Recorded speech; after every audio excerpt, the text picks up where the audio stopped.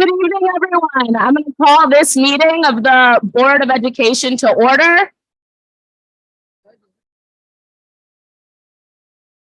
Hey, y'all. I want to swear Board Member Vandermeulen and Board Member Blair in this evening, and I greatly appreciate it. If folks can kind of, thank you.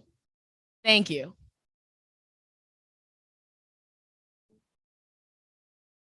Also, we have 27 speakers this evening. We have over 30 28. We have over 30 written comment. I am going to ask folks to hold their applause so that we can hear from everybody and keep the meeting moving. So thank you all in advance. Yes, let's do it.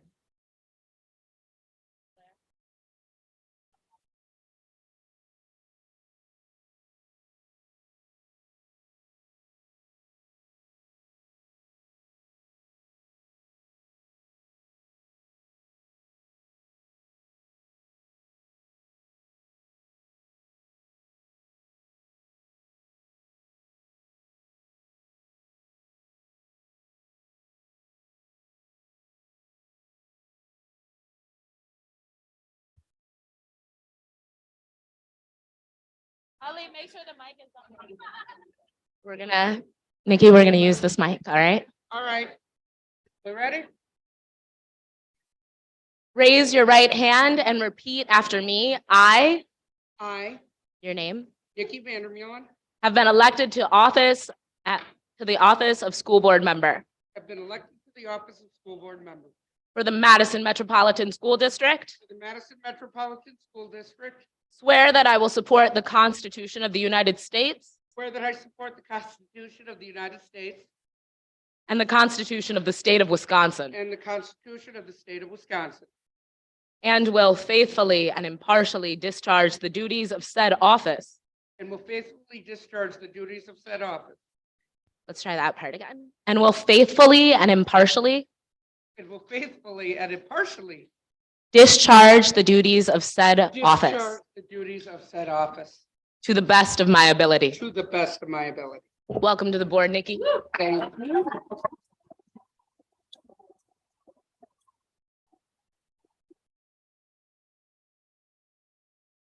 Blair,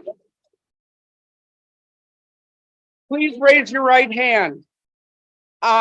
Please state your name, I, Blair Mosner-Feltham, have been elected to the office of school board member for the Madison Metropolitan School District. I swear that I will support the Constitution of the United States swear that I will support the Constitution of the United States and the Constitution of the State of Wisconsin, and will faithfully and impartially and impartially discharge the duties of said office to the best of my ability. to the best of my ability. Congratulations.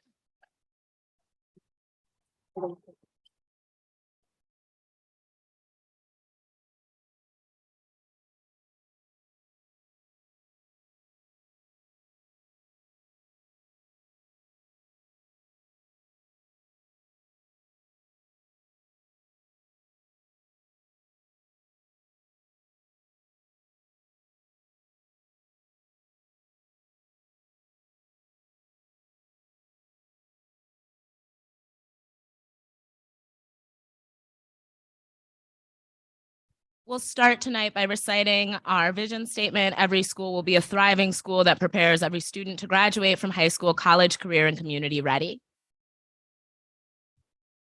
In the interest of community ready, I'd like to make a motion to move the National Library Week proclamation up to this point in our meeting. A second. All those in favor? Motion carries. I'm sorry, Joanna, your advisory vote? Yeah, I approve.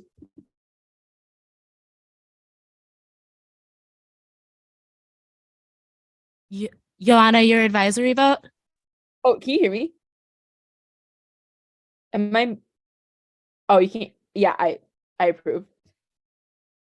Thank you, Joanna.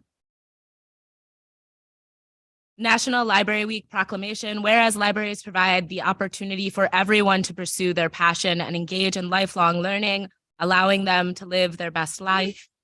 Whereas libraries have long served as trusted institutions for all members of the community, regardless of race, ethnicity, creed, ability, sexual orientation, gender identity, or socioeconomic status. Whereas libraries strive to develop and maintain programs and collections that are as diverse as the population they serve and ensure equity of access to all.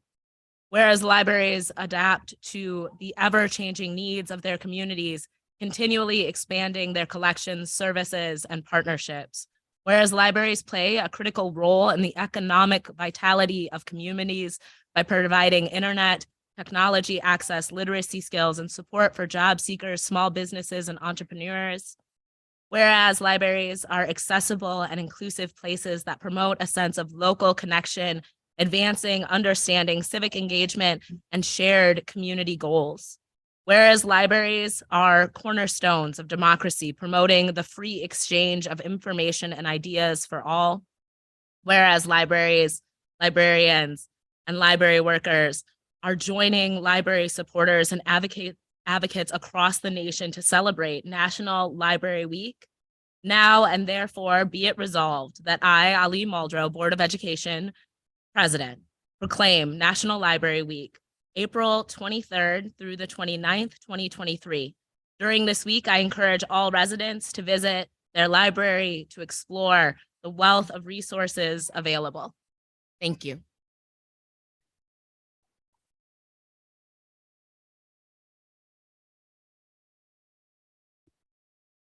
Feel like y'all are really testing that hold your applause thing by cheering for my incredible passion for libraries, but just a reminder, we want to hear from everybody tonight.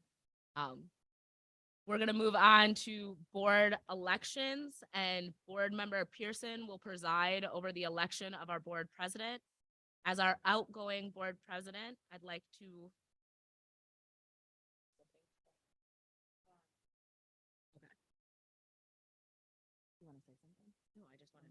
okay, got it.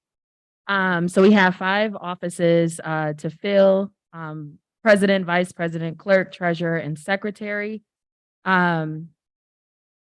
Okay, so we'll start by asking, are there any nominations for the office of president?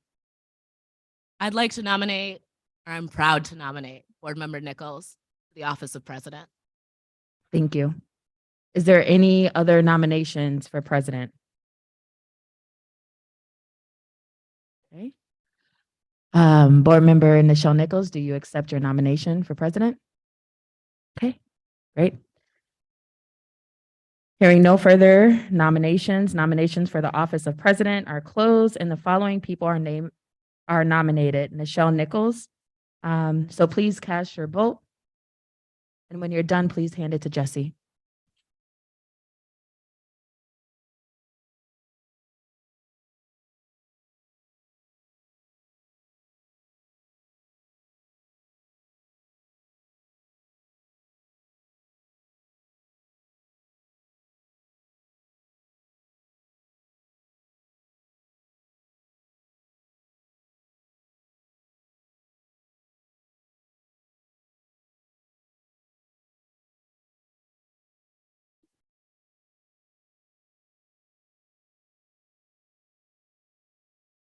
Nichelle Nichols has been elected president for the 23-24 school year.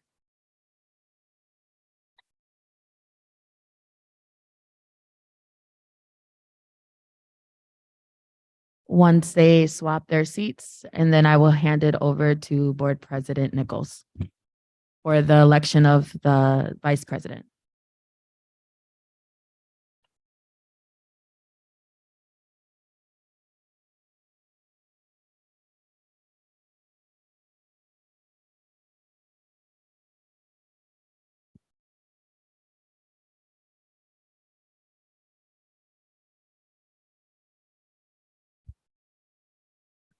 Okay. That's pass my paper to Sadie.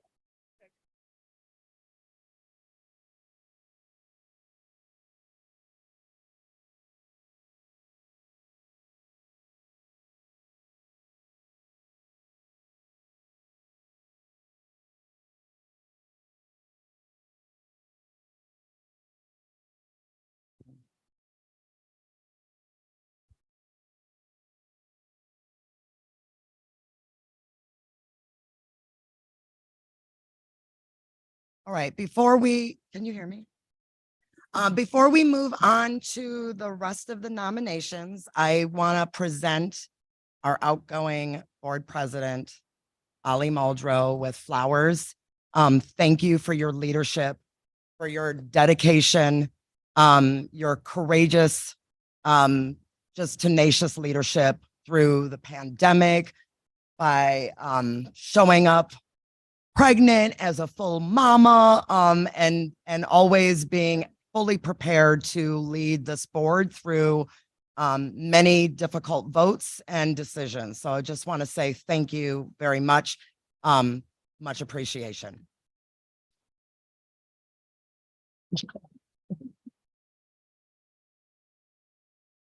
All right, we will move on to nominations for vice president. Are there nominations for the office of vice president? Thank you. I am proud to nominate Board Member Pearson for the office of Board Vice President. Are there any further nominations for the office of vice president? All right. Hearing no further nominations, nominations for the office of vice president are closed, and Maya Pearson is nominated. Please cast your vote. I accept it. Yes, thank you. I don't have any ballots.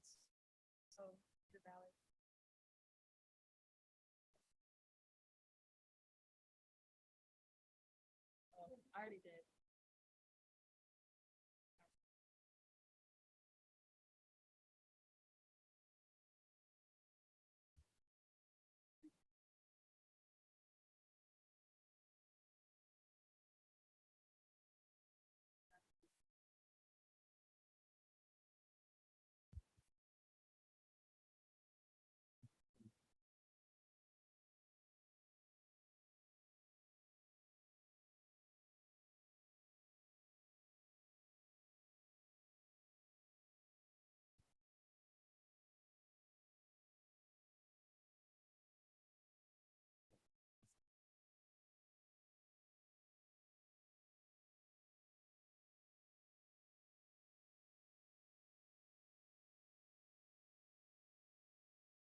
Maya Pearson has been elected vice president for the 2023-2024 school year.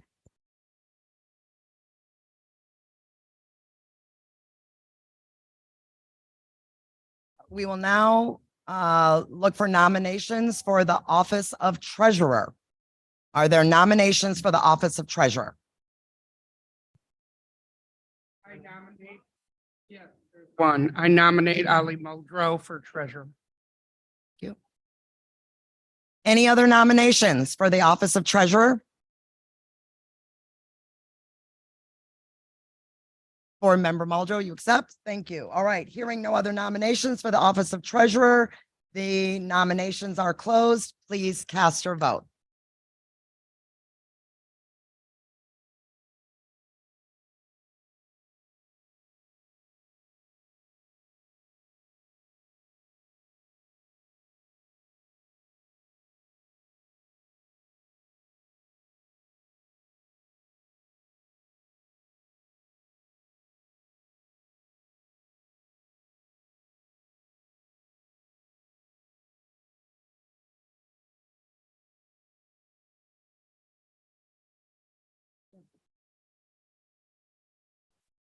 Ali Muldrow has been elected treasurer for the 2023-2024 school year.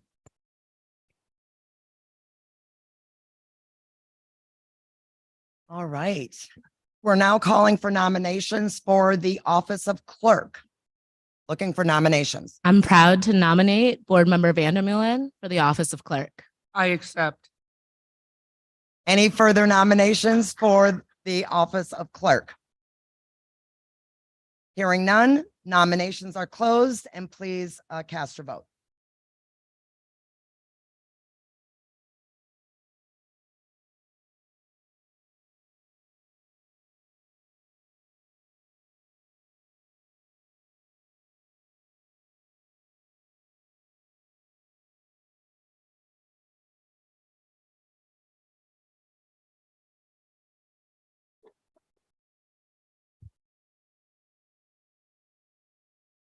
Nikki Vandermeulen has been elected clerk for the 2023-2024 school year.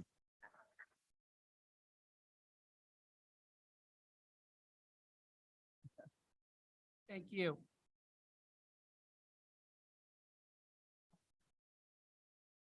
No, because I'm doing it as a motion to appoint. All right, I'm gonna make a motion to appoint our secretary, and the motion is to appoint Natalie Rue as secretary. Can I have a second? Second, Nikki Vandermeulen. All those in favor of appointing Secretary Natalie, appointing Natalie Rue as secretary, say aye. All right, thank you. Motion passes 7-0. Oh, sorry, Joanna, I didn't ask your advisory vote. Oh yeah, I approve. Can you guys hear me now? Okay, thank you.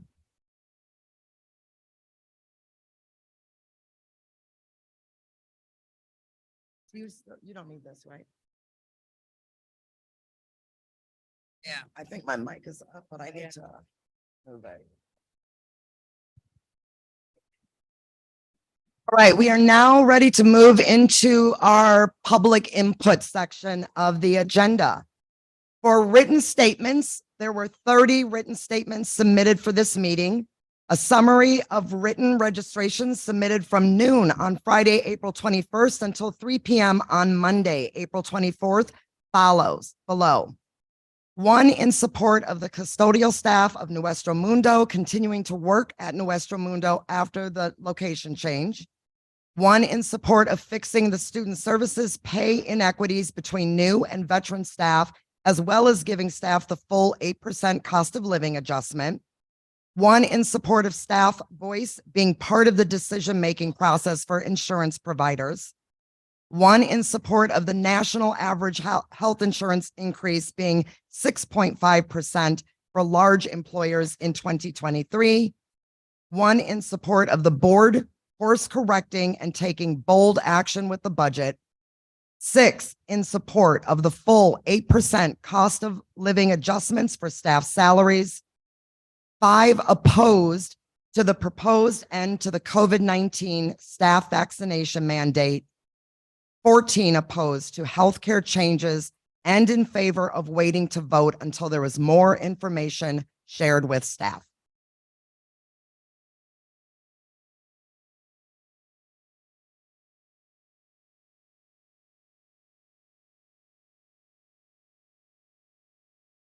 Can we now go to online speakers?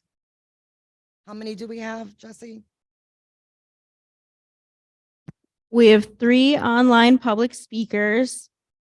First up is Caitlin Sunling. Thank you. Can you hear me okay? Do you hear me?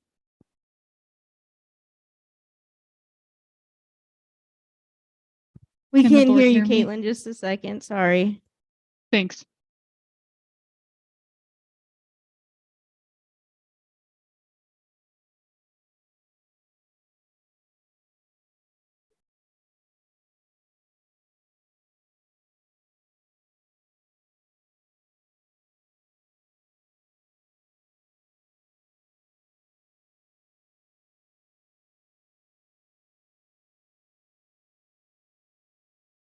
Okay, while we're working through some of the technical details, we'll start with in person.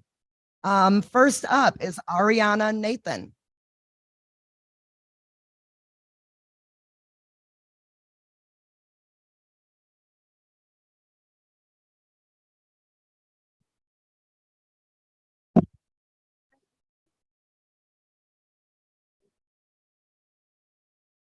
Ariana, can you make sure the mic is turned on? Hello. All right.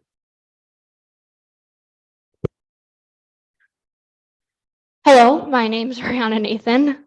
I'm a disabled student at East, and I am proposing a MMSD staff training idea. It was written by me and my friend Anna, and I then collected a bunch of data from MMSD students to integrate into it. So like I said, I'm a disabled student at East and I use a walker and I've had to deal with MMSD's kind of crappy accessibility for my entire life. Even with my IEP. My friend Anna is a completely able-bodied person, but is a huge disability ally and is really fun to get fired up about the accessibility issues when I'm mad about them as well. So when I wrote this proposition out, I wrote it as a Melcon because that's been like shoved into my brain. So I have claim and reasoning. So my claim is that MMSD needs a big change in how disabled students are treated and how their needs are being met. My reasoning and my brief history / qualifications is that I'm autistic. I have POTS, which is a fainting condition and now causes possible seizures. I have hypermobile Ehlers-Danlos syndrome, so I can just start existing and then my joints will come out of place because I don't have any collagen, or the little bit that I do have does not work. I'm mentally ill, such as most teenagers, and that's just kind of scratching the surface of my issues. I've had an IEP since first grade. My first grade teacher is here. Thank you for putting up with us building that IEP. I've had it until now and I still use it. However, it's never been followed correctly. For the majority of my life, my parents were the ones that were in charge of it. But now that I'm 14, or now that I'm 15, and since I've been 14, I'm the one who's in charge of it due to I'm old enough and my needs have changed because Ehlers-Danlos syndrome is a progressive disease and it will get worse the older I get, and I'll just start to need more and more care. I'm the one that fights for my needs when I'm in an IEP meeting and when I'm at school. And in doing so, and in the little bit of research that I did, I found that disabled students in MMSD are set up to fail regardless. It could be because of SEA shortages, SPED teacher shortages, non-physical evacuation plans.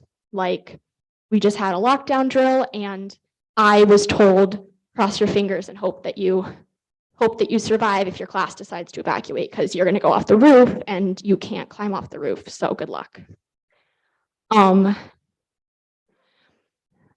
rules that are set in place, such as tardies and bathroom limits, that students without IEPs will just have to deal with getting the repercussions of. And so I realized that there needs to be a change, and that if I want a change to happen, I should be the one to make the change. So I can sit here and explain to you like 100 more reasons as to why this is stupid, but you're never going to actually understand it unless you live with it. So my idea is disability simulation training. It is an idea that me and my friends, along with a bunch of data, made where we would go through a mock school day and add in some common challenges that disabled students endure every day, kind of like a reality check in the form of an obstacle course. My dream for this would be to have a big range of MMSD staff members, like reg ed teachers, SPED teachers, SEAs, principals, admin, superintendent, school board members, whatever, so that it's not just one category like SPED who understands what the students are going through. Another main focus and very important part of this is that a lot of disabilities are represented. With that goal in mind, when I ran my anonymous survey, with a lot of different current MMSD disabled students. It essentially asked, what disability do you have and what accommodations do you get in order to help that disability? And whether or not you have an IEP 504 plan, do not want one or in the process of getting one, but do not think that it's worth it due to the challenges of getting it in this district. Data showed a pretty big array of disabilities, from physical disabilities like CRPS, cerebral palsy, POTS, etc., neurodivergencies like ADHD, autism, Tourette's, mental illnesses such as OCD, eating disorders, and depression. So I know it's kind of broad and you can ask more questions, but I first started answering the who, what, where, whens. So who would do this? Like I said, any MMSD staff member.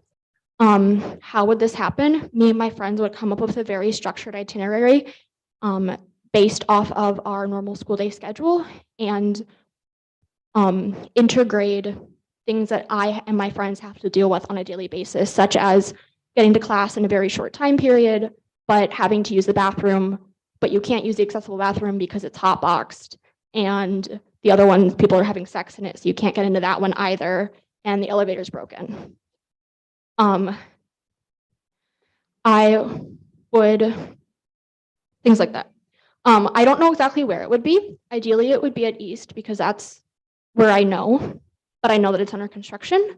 I don't know when, but I'd like it to be a time where teachers don't have to take time off and they still get training hours if they were to do it.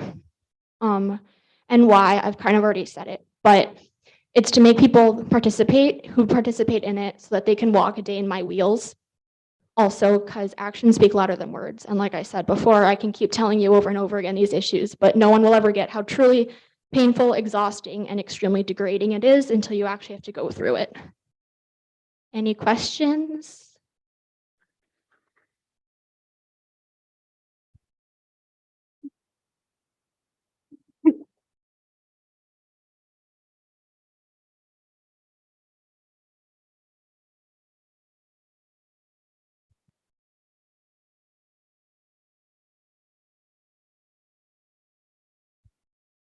Thank you, Ariana.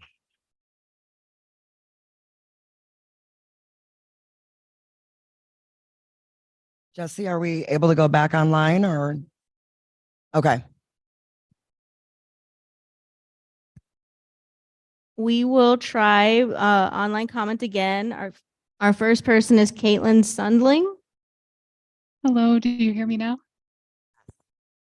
Great, thank you. So my name is Caitlin Sunling. I'm a physician, scientist, community member, and an aunt to 7 school-age nieces and nephews. I'm also a member of an informal group of UW employees and community members who are working to improve COVID protections. We have also submitted a more comprehensive written comment, so I'll keep my comments brief. I'm speaking today because I oppose the removal of the COVID vaccination requirement for school staff. The science is clear. COVID vaccinations save lives. I greatly appreciate the work that has been done previously to get vaccine access for our educators and school staff. Our school staff continue to be at high risk of exposure to COVID, and they deserve effective workplace protections. Vaccination requirements form an important part of a multi-layered plan to protect people from the harms of COVID infection. Vaccination should be free and conveniently available to all school staff as well as students, and staff should be allowed appropriate time off to receive vaccination and afterwards to recover from side effects, which are usually mild and brief, but may require additional rest. We know that COVID infection causes long-term damage to many parts of the body. An important example is damage to the heart. In previously healthy young adults, COVID infection increases the risk of myocarditis and heart attack. Vaccination reduces these risks, as well as reducing the risk of developing symptoms, and very importantly, reducing the risk of severe disease, hospitalization, and death, which reduces the demand on the healthcare system. I encourage everyone to get updated on vaccinations, including the bivalent mRNA boosters, and notably a second round of boosters just became available. Dropping the vaccination requirement now, as public health emergencies are ending prematurely, is following the politics. As leaders in the community, I'm calling on you to follow the science and maintain COVID vaccination requirements for school staff. In conclusion, I oppose the proposal to end COVID vaccination requirements for MMSD school staff. Thank you for your time.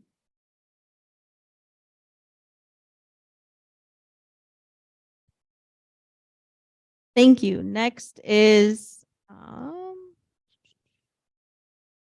Kevin Attaway. No worries, we'll do you in person then. Next is Beth Esser. Hello, can you hear me? Yes. Okay, great. Thank you. I'm here tonight to ask our board, HR department, and the union to ensure that our longtime Nuestro Mundo custodians, Jorge and Rainbow, are able to continue serving the Nuestro Mundo community when the school is relocated to the Frank Alice building.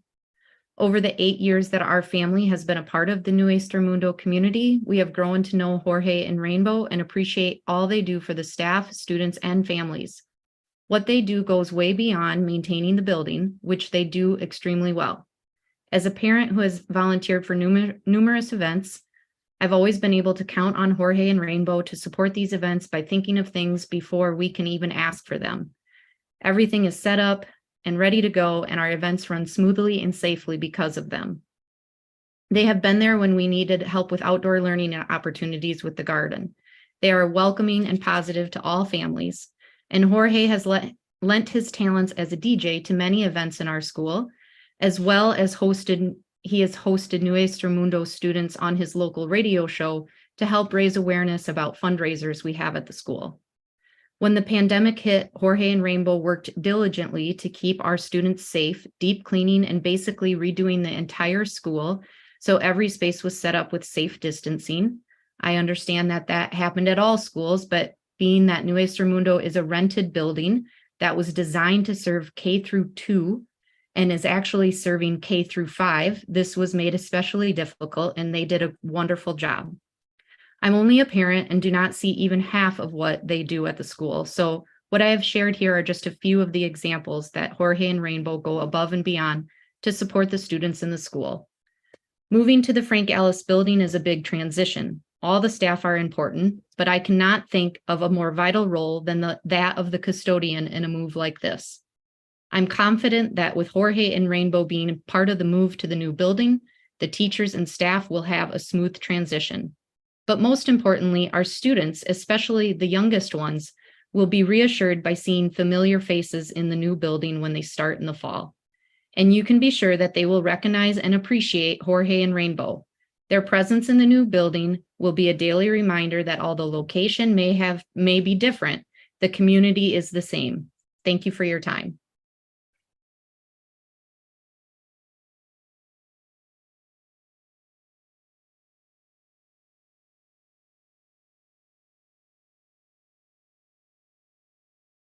All right, thank you. We are going to have up next Tanya, I think it's Novinska. And then after Tanya, Betty Jo Bradley.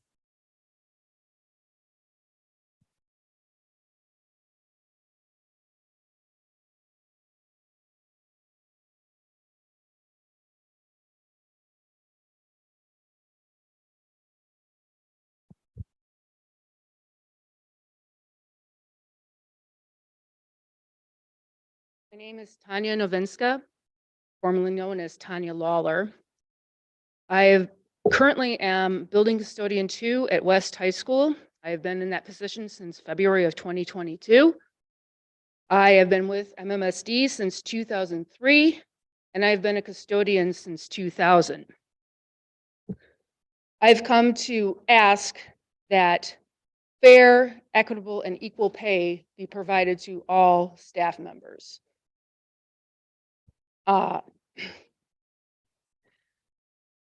We need to attract quality candidates for our custodial division.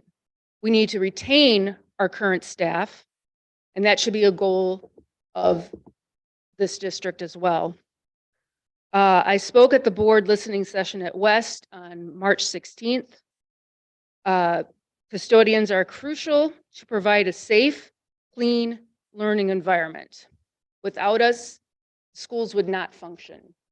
We need, what happens if we don't, say, remove snow? If we can't, if we're that short-staffed, the school doesn't open, the school doesn't function. We were left behind in the $5 an hour raise. West is currently sits at about 360,000 square feet. We are allotted currently for 106 hours of labor between second and third shifts. On the average, we have 53 hours per night. That's not enough for that size of a building to clean it correctly and keep it safe for our kids. They're adding 80 to 100,000 square feet with no plan, as far as I'm aware, to add more custodial staff. There are no subs for the high schools to cover our absences. In fact, our staff is often pulled last minute, leaving our already compromised staff without another empty area.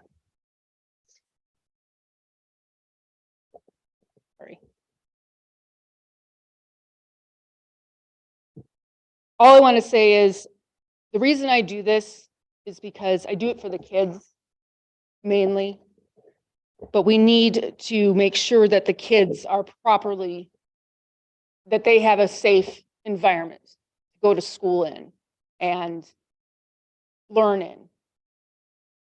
That can't happen at the staffing levels that we have. I was actually thanked by a student last week after an orchestra concert.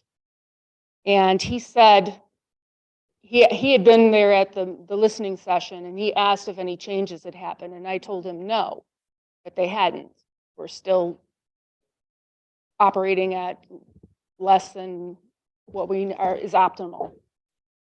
And that needs to change. And I don't think I just speak for West, I speak for all of the schools. So thank you.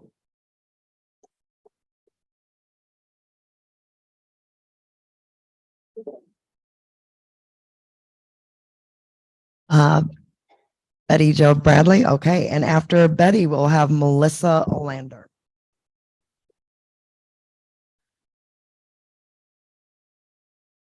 Hi, my name is Betty Jo Bradley, and I'm a 34-year member of this district. My parents both worked here. I am proud, or I was proud to say that I was an employee, and things are changing. It's sad. Our vision is that every school is a thriving school that prepares every student to graduate ready for college, career, and community. Every school is a thriving school. How?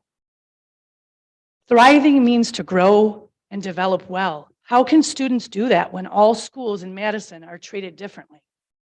At Chavez, we have 600 plus students, and because our poverty level is low, we do not get the allocation needed to have every student thrive.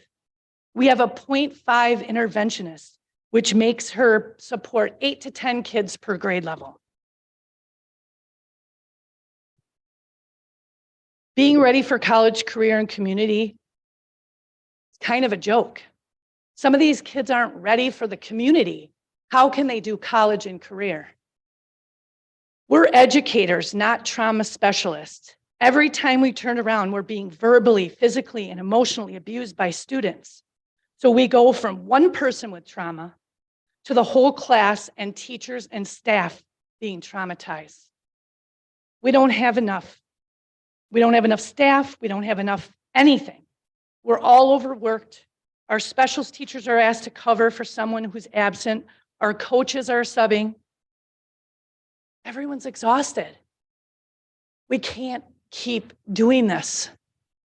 Please, please listen to us. We need more. We need people to care about us, to care about our kids. We need to care. Thank you.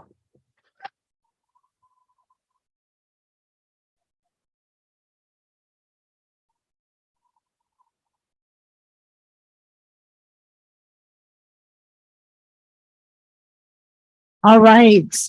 We have Melissa Olander come up, and then after Melissa, Rob Larson will be up.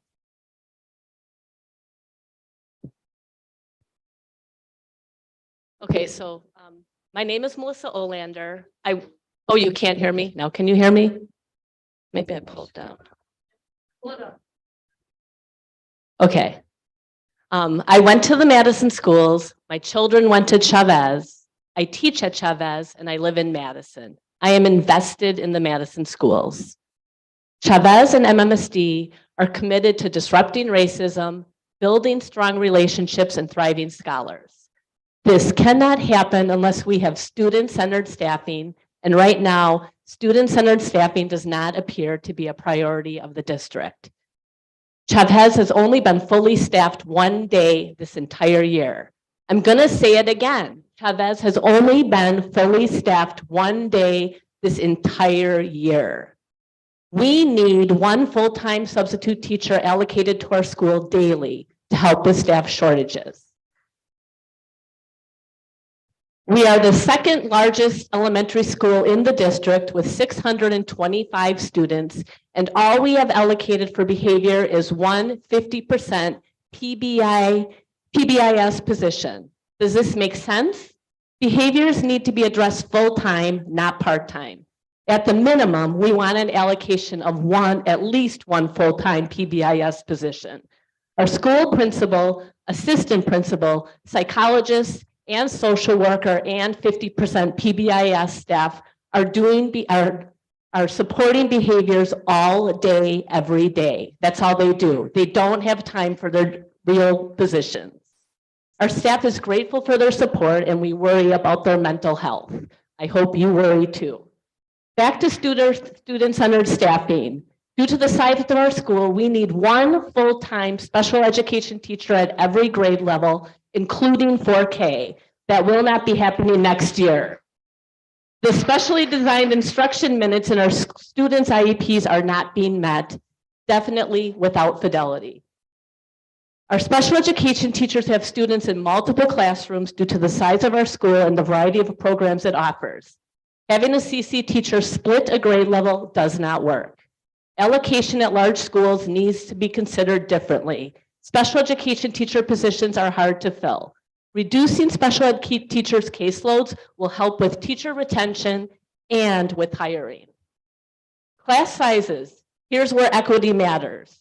The class sizes at Chavez are too big. The formula that is currently being used to determine class size is outdated. It doesn't make sense to increase class sizes or maintain them when the number of students with mental health needs and trauma is increasing significantly. MMSD needs to create traveling trauma-informed teaching teams to work in the schools to model and help support students with significant trauma. We need more staff to support these needs. That's the only real solution. Having a team of professionals observe students with significant trauma and then generating a report telling us what to do is useless.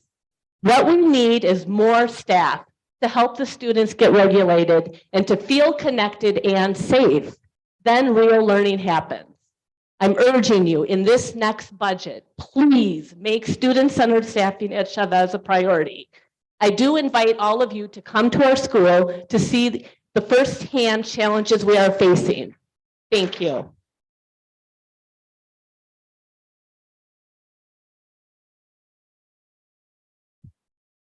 Rob Larson's up, and then after Rob, we will move to Eric Anderson.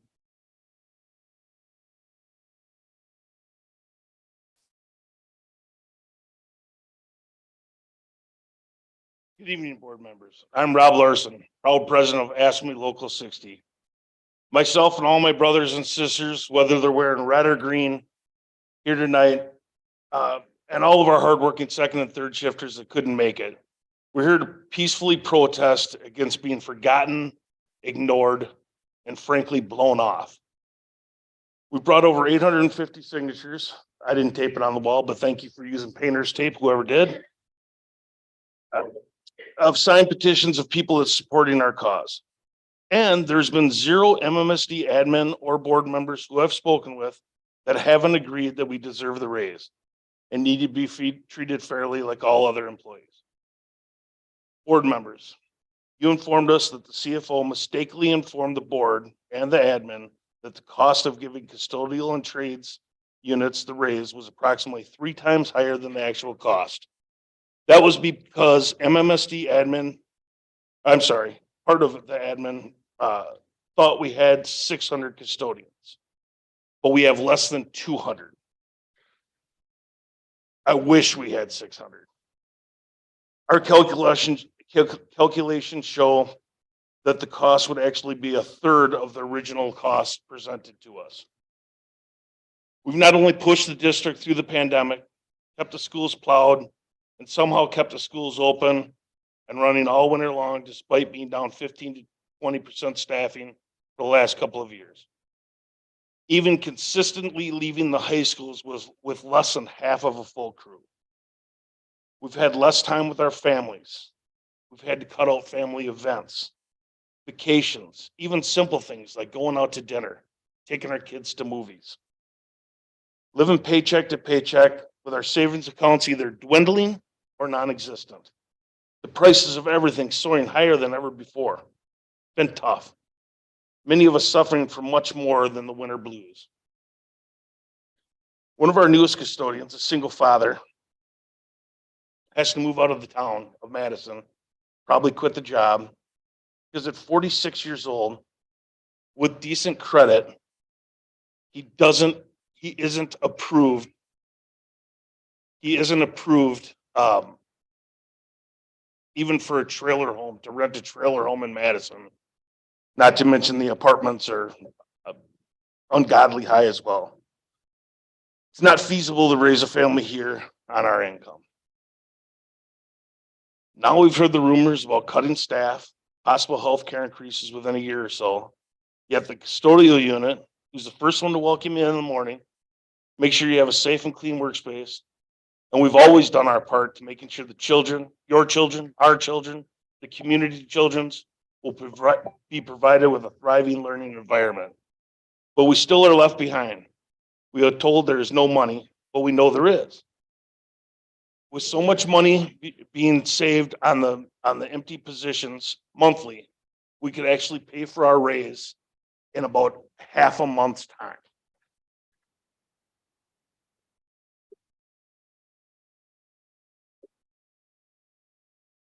We can make this happen tonight. Please do the right thing and compensate our group like you did all the other hourly employees in the district. Of course, if you really want to make us completely whole, you give us back pay when everybody else got the raise. Thank you for your time. Appreciate it.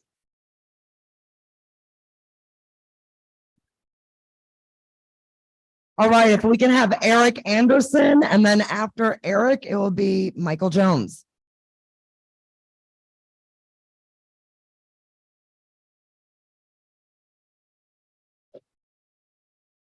I'm back and I'm mad as hell. I was here last year, October 31st. I remember because I saw Yoda up there. My name is Eric Anderson. I'm the president of the Dane County ASME Local 65. I sit on the executive board of ASME Council 32 and its Personnel and Finance Committee. I sit on various committees in Dane County, subcommittees, including the Insurance Advisory Committee, Safety and Working Conditions Committee, AFSCME's Meet and Confer, AFSCME's People, South Central Federation of Labor's Committee on Political Education, but most importantly, Dane County's Personnel and Finance Subcommittee on Equity, Recruitment, and Retention Committee. I'll repeat that, Equity, Recruitment, and Retention. Y'all must not have such a body here because I'm back and I'm fighting for the $5 increase that hourly employees received, except Local 60's custodians. I thought that this was Madison, Wisconsin, not Madison, Mississippi.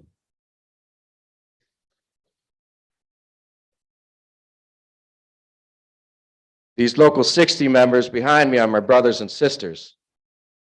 And I'm not pleased that I'm here tonight because I should be at the Labor Temple fighting for OPIU, Local 39 workers, and particularly Joe Avica, who's been fired in retaliation for his union leadership. Hands off, Joe. And pay these custodians their $5 increase that they so deserve. Thank you.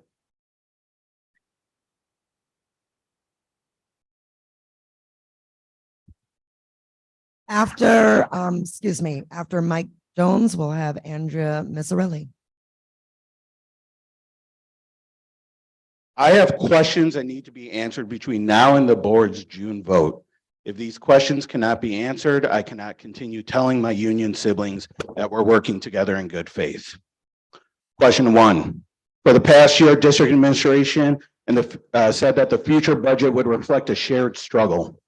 How can anyone look at this budget with a straight face and say that losing 82 teaching positions, including 27 special ed teachers, 66 educational support positions, 3 bilingual resource positions, yet only 2 administrative positions is sharing the struggle? How do you tell that to the children and families relying on this district to be a stable entity when the only piece staying stable is Doyle administration? In fact, between my hiring in 2014 and now, only Doyle administration and non-professionals in central office positions have grown. How is this continuing to be advantageous for our scholars, our staff, and our families in our buildings? Question 2.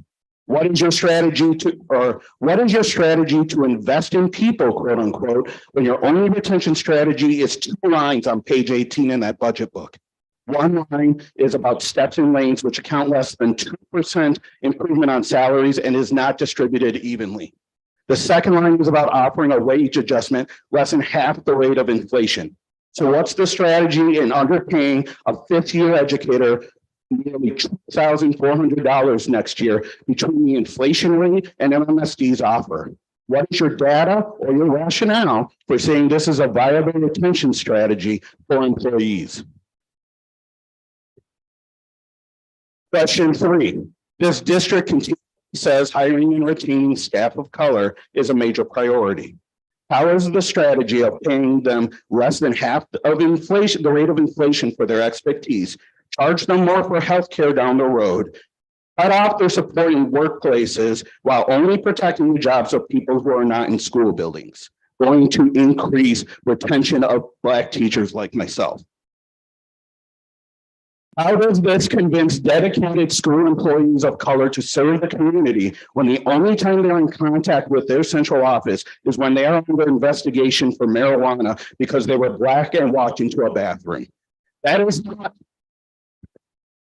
not hypothetical. That happened in one of your middle schools. In fact, the number and length of investigations on employees is the only thing that has skyrocketed in the past year. What is your retention strategy for employees in the district where an educator will be suspended for 2 weeks for starting a GoFundMe to help their scholar and family avoid eviction? Why would educators stay if that's what would happen to them when they try to help their families and their kids?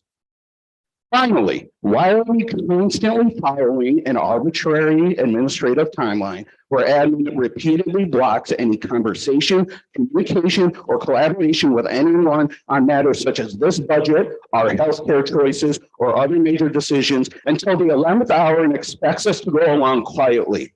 Where must this board, the staff, and this company constantly make last-minute decisions on incomplete and embargoed information, where some of the people proposing these changes won't even be here to see them through next year?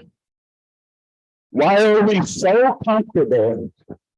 Why are we so comfortable ceding control to those whose only aim is not to help children, but to help, or not to help their schools, but to maintain their own power and position? Why is this considered a successful process and one we would consent to continue? I do not expect this body to have the answers to my 5 questions. The union does not have all the answers, and neither does this administration. But what I do expect is transparency, communication, and trust. This budget and the processes from the past year do not meet my or my community's expectations. And heading into a year where we'll be pushing for more funding from our community and our state, this union will be honest with all of our stakeholders. I suggest my district do the same and work with us on solutions instead of putting all of your energy trying to block and undermine those of us trying to do the right thing. Thank you.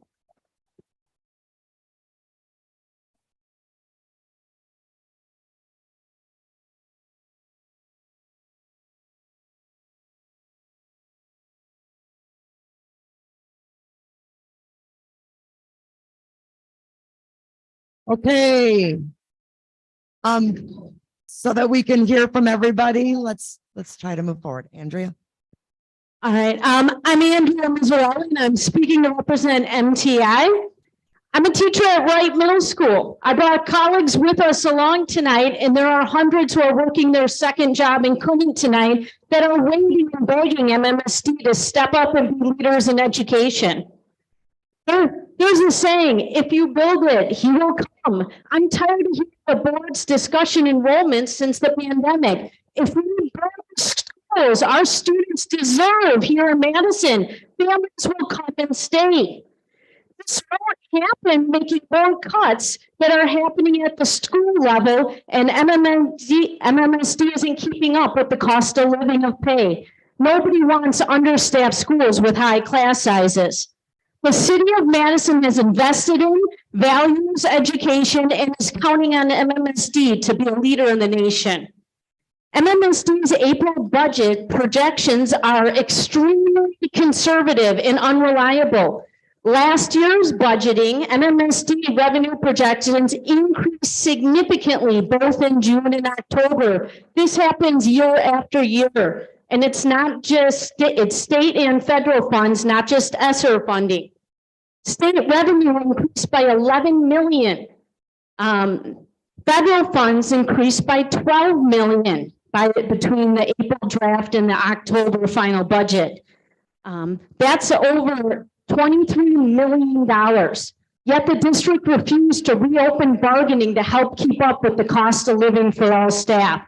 The amount in which MMSD predicted that would have been 10 million to fund the rest of the 4.7 cost of living increase that we begged for instead of the 3% that you imposed on us. The money is there. Every year, MMSD's we are asking, every year we are asking in April for staff to take cuts and not putting it back, take cuts with COLA and healthcare costs, and then when there's money there in the October budget, not putting it back towards them. MMSD needs to be more transparent with their budget. This year, MMSD is 10 million more from the referendum funds than last year. Where's only the 4 million saved every month from unfilled teaching jobs and staff positions?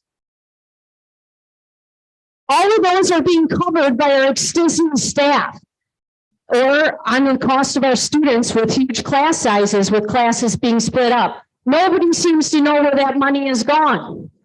The board has a robust Fund 10 year after year once the final budgets finally get in. Last week, after all the public hearings on the budget demanding our state funding of public education, Senator Markland, the Senate co-chair of the Joint Finance Committee, said, "We're definitely going to be funding K-12 education at a high level. It's our number one priority." There is good reason to believe that there will be an increase in per pupil spending that will be widely acknowledged by even the GOP on the Joint Finance Committee. I recommend everyone, there's still comments on the State Finance Committee. You can go to MTI's website and put in the Fund Public Education. Also, you can show up on May 20th at the Capitol at 2 p.m. with our brothers and sisters from around the state to rally to support public education. There will be a shortage of teachers across the country. We ask MMSD to be leaders and invest in our staff so our students are put in the best position to have a great school year. Invest in the staff that is directly working with our kids every day. Our kids deserve it. Thank you.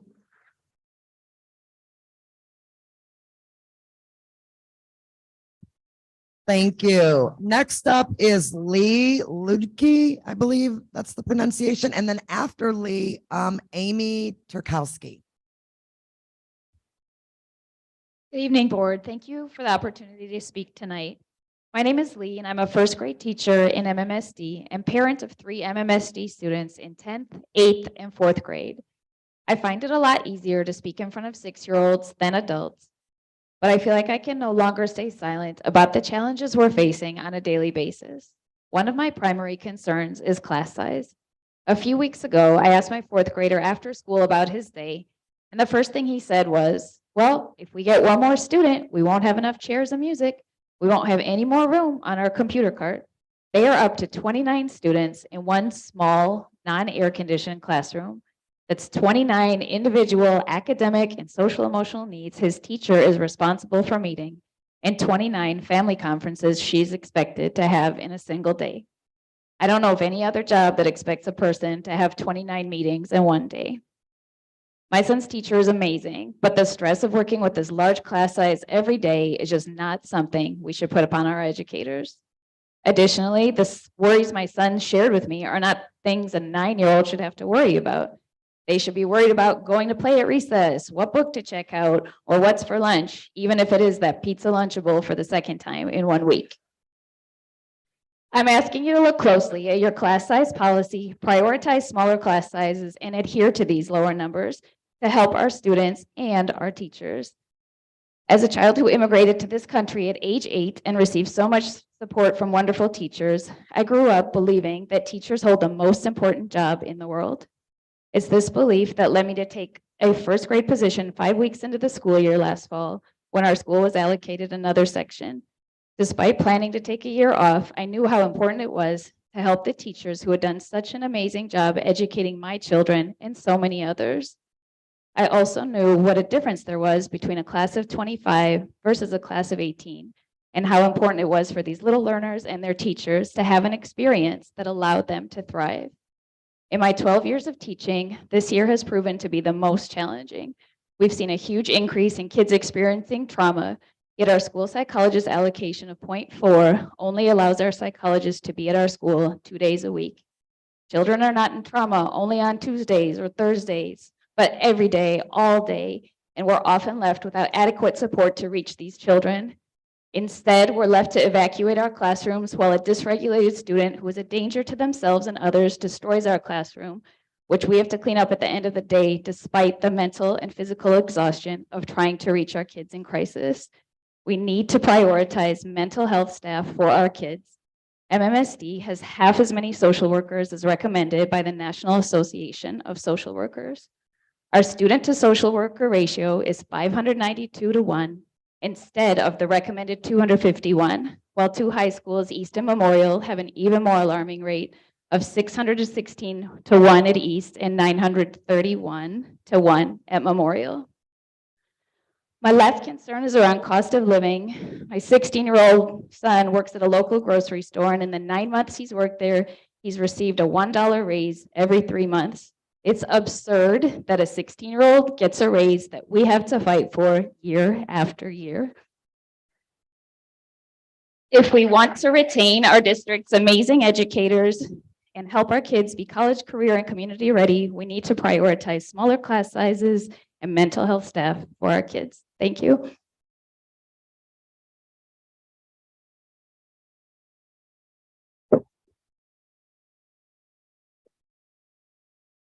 Thank you, Amy. And coming up, and then after Amy will be Maria Brown. My name is Amy Tchaikovsky, and like Lee, the speaker before me, I'm also a first grade teacher in MMSD. I'm here with my colleagues, Tanya, Ellen, Becca J, Beth, Angela, Kim, Nancy, Celine, Lexi, and Becca D online, as well as several family members from the Franklin Randall community, including Anne, Ashley, Rachel, Sunny, Mary, Ritesh, Ron, Lee and Jim, Sloan, Kian, Remy, Lauren, Theo, and Theo's mom, and the others that I've missed. It's important for me to name the folks that stand behind me and support me. I may be standing up here alone today, but I know that I have my colleagues in the Franklin Randall community with me. I also serve as an elected member of the MTI Board of Directors. I've been an educator for 18 years, and 16 have been in first grade.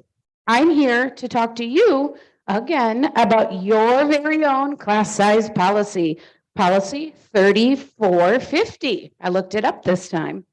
As you've heard me say before, your very own policy states that class size counts. Your policy makes a very clear distinction on grade level and your policy makes a very clear distinction based on grade level and school need. Achievement gap reduction, or AGR, schools have a max of 20 students in K and 1 and in second and third. This is from your actual policy.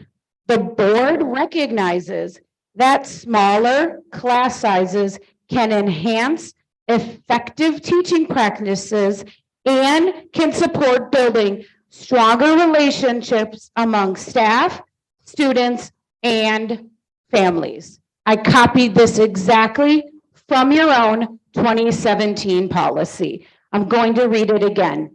The board recognizes that smaller class sizes can enhance effective teaching practices and can support building stronger relationships among staff, students, and families.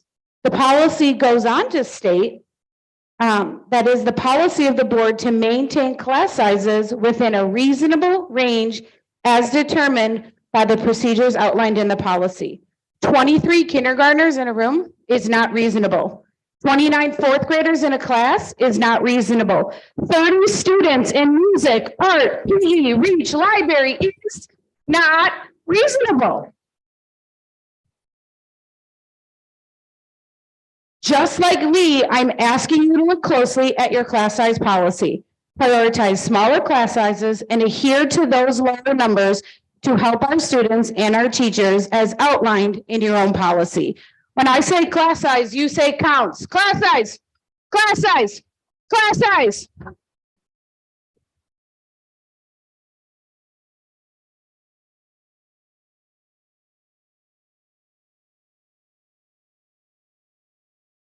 My name is Maria Brown. I'm a teacher at Velma Hamilton Middle School, a proud alum of MMSD, and the parent of 3 MMSD graduates.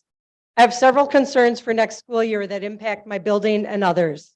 First, our principal was told by MMSD in his workbook for scheduling that for world language, no other content area in our building, just world language, full-time was now 6 classes a day. Our school operates on a 7-period plus lunch school, not an 8-period plus lunch schedule like some other schools. 6 classes per day puts us over our minutes and into teacher overload. Our principal was able to maintain our allocation of 3.6 teachers for our school of approximately 750 students, but had to borrow the 0.6 from the general allocation. Please clarify why only world languages is expected to teach 6 classes a day and how that would be possible on our school schedule. Other schools have also been impacted by reductions in this area based on this formula, being asked to teach the same amount of classes and students as this year for less allocation and less pay. Second, this is the 2nd year in a row that MMSD is basing our school's allocation for staffing on incoming student numbers that are much lower than our school data shows. Infinite Campus and our parent orientation meetings show 243 rising 5th to 6th graders for fall, plus a pending 15 internal transfer requests, a total of 258 students, yet MMSD is allocating only for 228 students. This is the difference between a full-time academic teacher and additional allocation for unified arts. Currently, these students would be sharing 9 academic teachers putting classes at the maximum size before school starts, before any international students arrive or any other families move into our school boundaries. When it comes to UA, PA, art, tech ed, computers, we would only have 8 teachers available for those students, which would give them classes of 32 students for 6th grade, which exceeds the Board of Ed's own policy. Last year's lowball allocation has currently led to 6th grade classes of 31 and 32 this year. Again, in violation of the Board of Ed policy. This is not student-centered staffing. Our students deserve better. You can't balance your budget by disappearing students. Please show us how you came up with these numbers and why they are so different from our accurate in-house projections. Third, like my many colleagues here, a cost of living allowance, COLA, is not a raise. It helps our wages keep up with inflation. When year after year you refuse to give your employees the full COLA, you are instead giving us a pay cut. When surrounding districts are finding ways to offer COLA to their employees, it makes it harder to stay working in MMSD. Show staff that they are valued and essential for our district by supporting a full COLA of 8%. Thank you.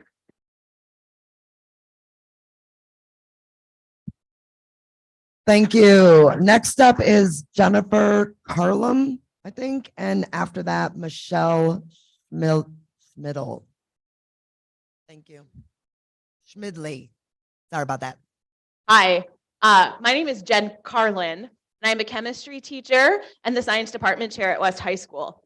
This June, I will wrap up my 14th year at West as a teacher in MMSD. I'm here tonight to ask you to really think about who and what really makes schools run. Who makes schools run? I'm gonna tell you, okay? The people sitting behind me in MTI red and AFSCME green are the people who make schools run. Not district administrators with six-figure salaries, not directors of made-up departments at central office, not costly search firms or consulting agencies. No, the people who make schools actually run, the people in schools or who directly support those of us in schools. However, year after year after year, the MMSD annual budget shows us that MMSD administration doesn't understand that, or worse, doesn't actually care or value the people who actually make schools run.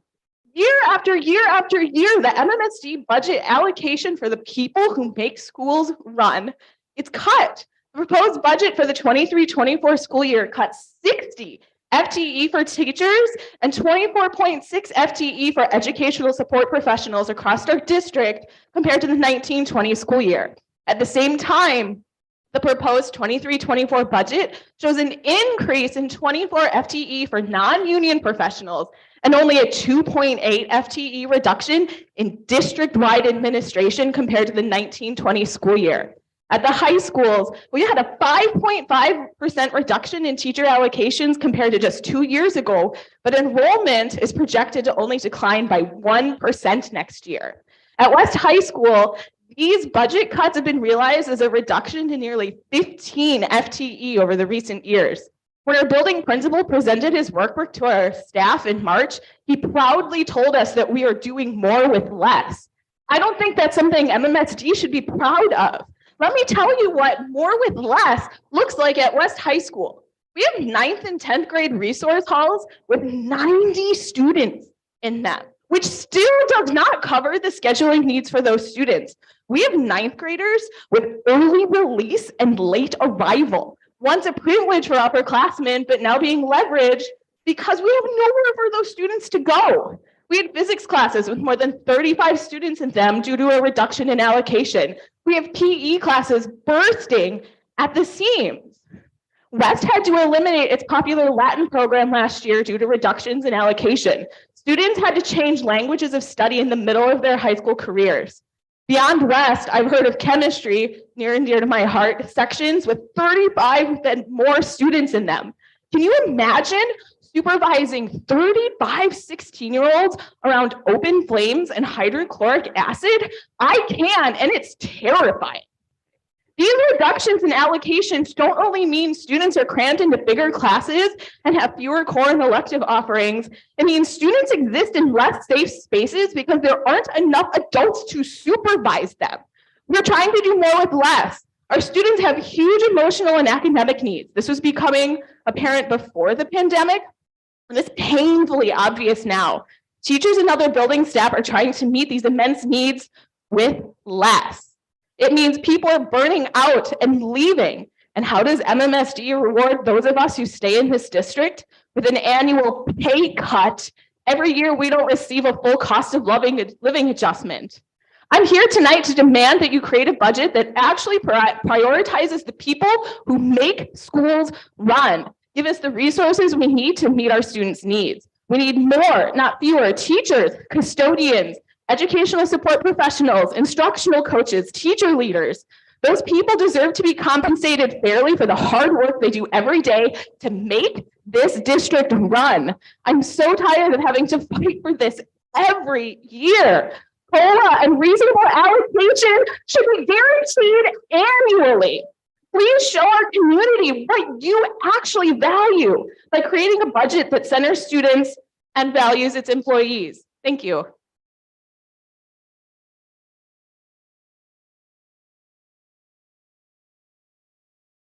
After Michelle Schmidley, it will be, excuse me, I think Shania Jabal-Hut. Sorry. Hi, can you hear me? Can you hear me? Okay. I'm here tonight to talk about investing in our teachers. Teachers are leaving for the private sector at an increasing rate as the pay for teachers has fallen compared to other professions, and the working conditions are often much more challenging. The teachers shortage is a direct result of low pay, difficult working conditions, and lack of support and resources. The pay gap between teachers and other college graduates is growing. In 2010, teachers' average weekly pay was $1,052, 22.9% less per week than other college graduates at $1,364. By 2021, the gap had increased, with teachers averaging $1,348 weekly compared to $2,009, or 32.9% less than what other college graduates made. MMSD professional staff with 7 years of experience or more have faced significant salary compression in addition to lower annual step increases, leading to more experienced teachers seeking higher pay outside of MMSD. Don't invest in programs and consultants, invest in staff. According to Dr. Jenkins and his associate superintendents and directors of curriculum and learning, student reading skills will improve with good teacher moves, not a particular curriculum. We need all of our teacher positions filled. We need the best teachers to seek out employment with MMSD. We couldn't fill Spanish instruction positions, so MMSD bought the Pearson online Spanish program, and it was a huge bust. Fund teachers, not programs. You don't need to pay for consultants to tell you what staff can tell you. Hiring an unnecessary HR consultant is $94,373 wasted.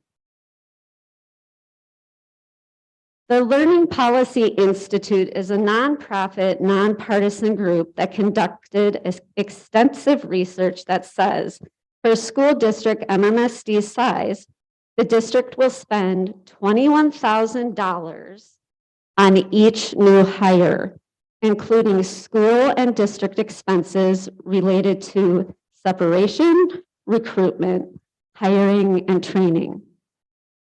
These investments don't pay their full dividend when teachers leave within 1 or 2 years after being hired.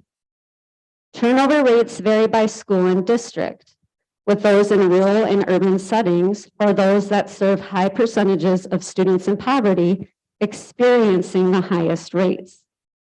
They created this tool to estimate the cost of teacher turnover in your school or district and to inform a local conversation about how to attract, support, and retain a high-quality teacher workforce. Sorry, my glasses are broken. I haven't been able to get them fixed, or healthcare, you know. Anyway, according to HR's monthly reports, MMSD had 897 positions that needed to be filled. 897 times $21,000 equals over $18.8 million our district will spend on hiring and training the nearly 900 new staff. We need to retain teachers. The Learning Policy Institute does recommend what policymakers can do. They can increase salaries to be competitive with other occupations and across districts. They can retain expert veterans by offering additional compensation to teachers who assume leadership roles. There are also other recommendations that the board should check out. Please retain our staff by giving the full cost of living increase and self-directed planning time. Madison students deserve to have fully staffed schools. Thank you.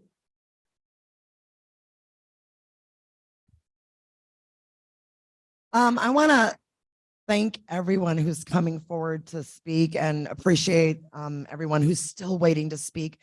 Just as a friendly reminder, if we could stick a little closer to the 3 minutes, we'll be able to hear from everybody in a little slightly faster pace. Thank you. Good evening, board. My name is Shania Shibble-Hutt. I'm 26 years old. I'm currently a third-year teacher in the Verona Area School District. However, I completed all of my practicum teaching, student teaching, and first 2 years of contracted teaching in MMSD at Henderson and Mendota Elementaries. This work with MMSD was important to me. I loved the district's mission, and I was especially proud of the equity work we worked towards at Mendota. I considered it a privilege to work with the students and the staff that I did. With this said, in the amount of work I was doing each day, my salary did not equate to the time that I was putting in. Beyond just the time, I was a brand new teacher. As a new teacher with salaries already being low and hard to live on, I was also riddled with student loans and battling the rise of inflation on gas and grocery prices. This spring, my rent was raised $200 per month. If I was still working for MMSD, I would not have been able to afford my rent. The cost of living in Madison is 10% higher than the state average and 6% higher than the national average. I did not feel valued as an employee in MMSD, rather just a body to fill a space. I now teach in Verona, where I'm making $8,000 more than what I was making in Madison. I now do not have to worry about how I can afford rent or food to eat or gas to fill my car to get to my job. I now feel like a valued employee instead of a body to fill a vacant space. I feel like my job as a professional educator is worth something. I'm here tonight to support my fellow teachers and former colleagues in saying, please give them the full cost of living so they can afford to continue to work for MMSD. You have great people working for you, and if you want them to stay, they need to at least be making a living wage. Madison students deserve to have great teachers and fully staffed schools. Thank you for your time.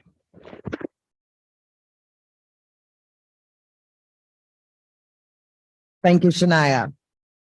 Carla Oppenheimer and then Elizabeth O'Leary. All right. Hello, everyone. I'm just going to pull this out. Okay. My name is Carla Oppenheimer. I am an MTI member. I'm speaking tonight on behalf of my MTI colleagues. I'm also an English and Avid teacher at East. And so it is ironic that the thing that I'm here to talk to you about is actually math. So just a little illustration of what this COLA debate actually looks like for us in our daily lives, right? My Avid freshmen are currently learning about exponents in their Avid class, and I know this because I have to help them with it, and it's terrifying. And so one of the things that we can think about when we're learning about exponents is compounding, right? How when you start multiplying things by other things, they compound on each other. It's not the same as just adding them up, right? And so here is a little history of our COLA, our cost of living adjustments in the last 4 years, right? So in the year 2020, 1.8% was the maximum allowable COLA. We received 0.5%, okay? In the year 2021, MMSD did fully fund our cost of living adjustment of 1.23%. Thank you for that. In 2022, the number allowable was 4.7%, and we received 3%. And now in this 2023-24 budget, the maximum allowable COLA is 8%, and we are being offered 3.5%. So what this looks like in practice, right, is if I were a teacher making a salary of $60,000 a year, right, and I want to calculate what my COLA is, right? So in 2020, I'm making $60,000 a year. Okay, I'm multiplying that by the COLA that I actually got each year, comes out to, if we had gotten the maximum allowable COLA each of those years, that teacher making $60,000 in 2020 would now be making $69,916 a year. Okay, and what actually happens when you put all those numbers together is that that teacher is making $65,073.50, right? So this is about $5,000 less dollars a year that somebody is looking at for next year. In a year when my rent personally is also going up by $200 a month. And the last thing I just want to say is that my AVID students are looking at careers, they're exploring, and it is very hard for me to look at them who are trying to overcome centuries of marginalization and tell them that this is a career that is viable for them to go into. Thank you.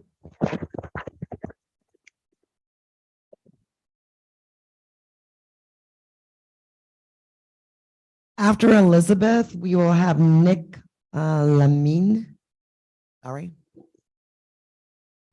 Hello, I'm Elizabeth O'Leary, pronouns she, hers. I'm a second grade teacher at Frank Alice Elementary, and I also serve as a secretary of MTI Board of Directors. I want to thank you for allowing me to speak tonight, and I appreciate everyone in this room who works in the education field. It's a difficult time to be in education. My question to you, to the board, is when is it going to get better? When will our schools, will my school feel like it's functioning? When will I be able to feel successful? I have worked here since 2017 and I'm still here. I brought this little piece of paper with me today and it's one of my students' works. And every day I think about how I'm going to send them to third grade being a reader or not being a reader. And we always talk about literacy scores. And that is what me and my colleagues do every single day. We are killing ourselves to make sure that our students are successful. And so we need you to make changes. Transparency is an attribute of an organization's culture that's revealed through the behavior of its leaders, employees, and stakeholders. I urge this board and the leaders in MMSD to focus on transparency. Transparency means to be open, to be clear, and to be responsible for your decisions and your process. This is the only way we're going to make changes. We just keep blaming each other, and yet nothing is changing.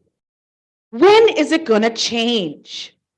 We all have work to do. I have work to do to be a better teacher. MTI has work to do to be a better union. And MMSD has a lot of work to do to be a better district. Staff that are staying here are trying to do the work to help our students thrive. And I ask you, as the board, to allow our staff to thrive. Our students and our staff and our community cannot wait anymore. I wonder if we had a budget that isn't conservative, but is actually transformative. What would that feel like? And what would that be like? Thank you.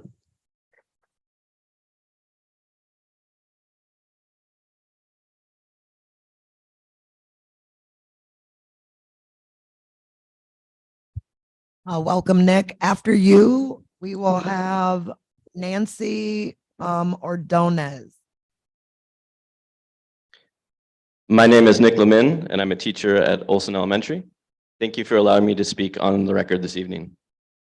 I'm here to encourage you to consider hard caps on MMSD class sizes based on my own experiences and the challenges that many teachers in our district face year to year. Last year, as a first grade teacher, I had 25 students in my class. It was my hardest year as a teacher, even harder than my first year in the district over 10 years ago. For the first time in my career, I questioned if this was sustainable for me as an educator. This year, I'm teaching second grade. Although we started this fall with the same class sizes we had last year, a new section was added 6 weeks into the school year. We even had a personal visit from Dr. Jenkins to observe our classrooms and see the challenges we were facing early in the year. Our class sizes now range from 16 to 18 kids. Thank you. This has truly made a huge impact on our students and has made this year one of my favorite years as a teacher. Unfortunately, our projections for next year show that we will once again lose a section. We'll be back to large classes between 24 and 26 students. No reason has been given for why next year's group of students doesn't get the same learning opportunity that our kids this year did. I know this issue affects many other teachers in this room and across the district, just like it has affected 2 of my 5th grade colleagues at Olson this year. One of them is leaving the profession after just 4 years. She has 29 students in her class this year. The other is a veteran teacher of 30 years. Her 35th graders are the most she's ever had in her career. Like many people here tonight, I have a family at home, a wife, a son, baby on the way in the fall. Our students deserve our best while we are at school, and our families deserve our best when we are at home. We can't achieve this as teachers when our class sizes are unmanageable. Please put a plan in place that puts hard caps on class sizes instead of arbitrary guidelines that are often ignored and do not serve our students. Thank you.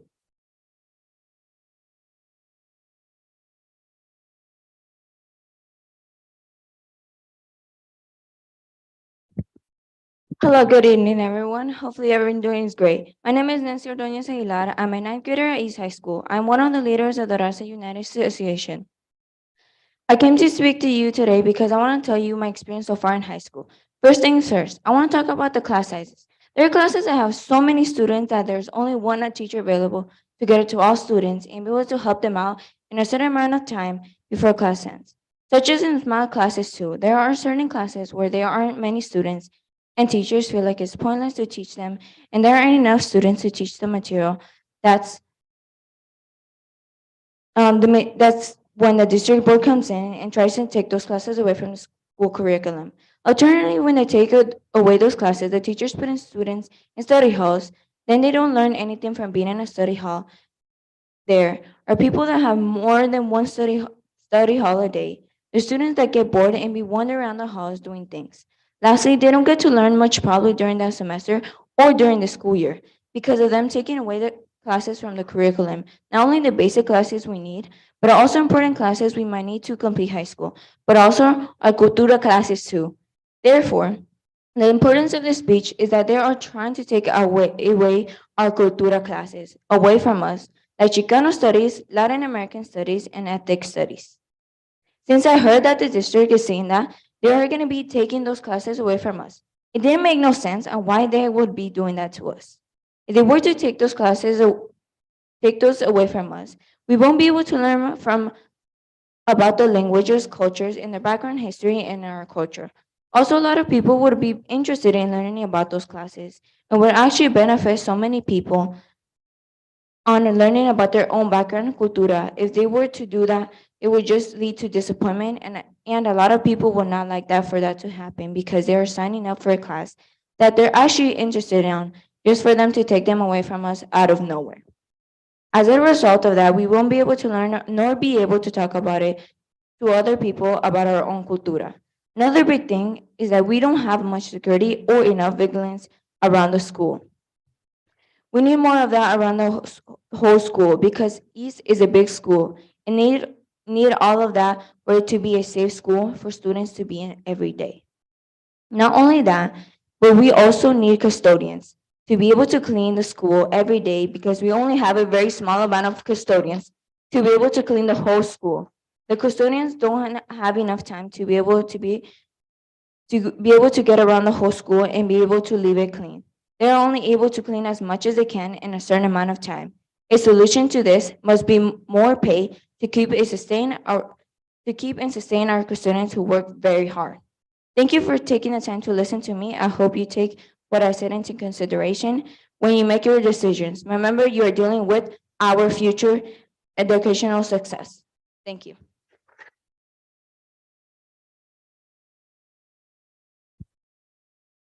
Thank you.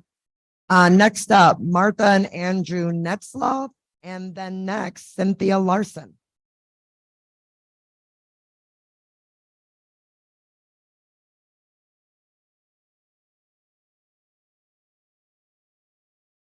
I'm sorry. Hi, I'm Martha and this is Andrew, and I'm going to be talking for both of us, so hopefully I'll get 6 minutes. He's my support professional.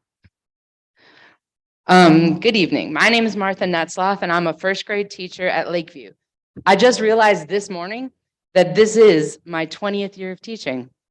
I've been in this district for 7 years, and so it is my 7th year of having to come down here to ask for a basic cost of living adjustment. I have a doctorate. My husband is also employed with the district as an SEA. We have a child who's only with us on weekends. So as a veteran teacher with 20 years of experience and a doctorate degree in a 2-income and essentially 2-person family, we should be doing fine financially. But since each year we have not gotten the cost of living increase, we live paycheck to paycheck. We work summers. We are each looking for second jobs because we barely make it from one month to the next because our rent goes up, our grocery bill goes up, all of our costs of living go up, but our wages do not. I typically work 2 to 3 extra hours every day. My planning time is used transitioning kids, filling in for colleagues, and/or communicating with families and coworkers. In addition, the district dictates that I have to use planning time for team meetings to go over the 2 new curricula that were introduced in 1 year. On PD days, we sit and listen to someone from outside the district read us a PowerPoint. And on top of all of that, we are also supposed to be doing letters training. This is information I would really like to learn, digest, and use, but since it is one of 100 things I have going on, I learn enough to pass the quiz and then pretty quickly forget it. If I have to start leaving work at contract time to get to my other job, when will I do the actual classroom planning? So I'm doing as much as I have to get by in my own professional learning, as much as I can to educate my students. I'm giving my time to planning, learning, teaching, counseling, advising, helping at school, then go to a second job so I can pay bills, stay housed, buy food, pay back student loans. And on top of all that, I have to come down here once a year to beg you to literally do the bare minimum. So, Martha, use your doctorate, get out of teaching. The problem is, I love my school. I love my principal. I love the families and community, and I love my students. And that's what you're banking on. You know that teachers are some of the most emotionally involved workers there are. They won't leave because of the children. They won't work to contract because of the children. They won't make a fuss about things. They'll take whatever you say and do to them because of the children. The people who are emotionally involved in their work are also already emotionally overwhelmed. When you add diminished resources, increased responsibilities, decreased time, and then offer what is essentially a pay cut, something is going to give. The first thing to go for me will be my physical and mental health. Add to that the guilt of knowing my colleagues will be the ones who have to cover my class if I'm out, usually to the detriment of the jobs they are supposed to be doing. And who suffers the most? The children that we love. So if we are causing more suffering to the ones we love the most, will we really stay and just do things halfway? Or will we go until we can go no more and then leave this calling? Because that's what it is. It's a calling. I teach because I have to. It's not a job, it's who I am. So what do we do about the budget? Well, I recommend you start thinking about what you will do because of the children. What can you cut because of the children? How about you start your budget processes at the school level and work up? So instead of multiple leaders and assistants to the assistant leaders who never see children aren't making 6 figures. How about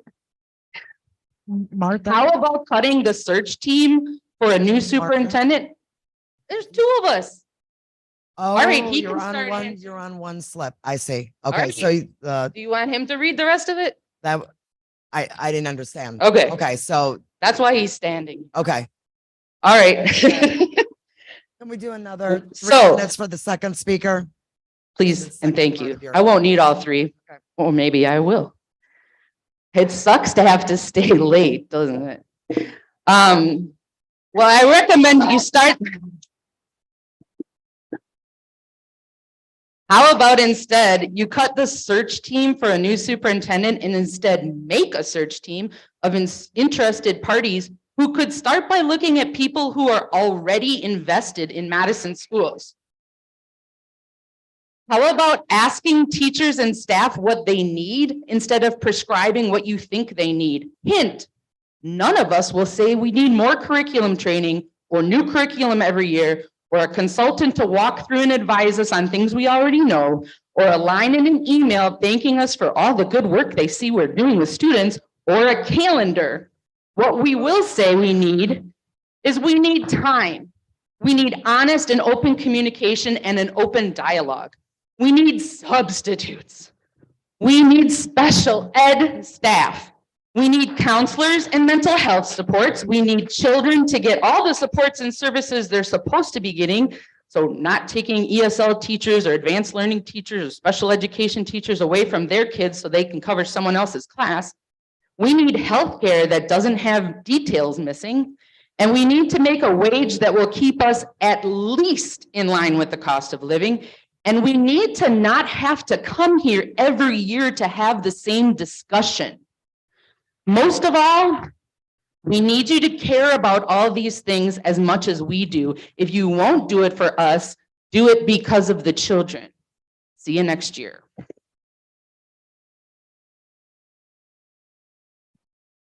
Okay, I want to go back to one speaker that I had inadvertently missed before. So Sylvia Gomez de Soriano, and then Svetlin Borison.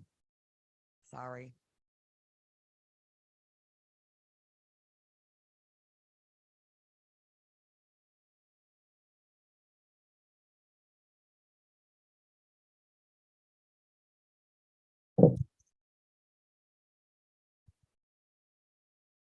Y'all ready for me? Okay. Buenas tardes. Mi nombre es Silvia Gómez de Soriano.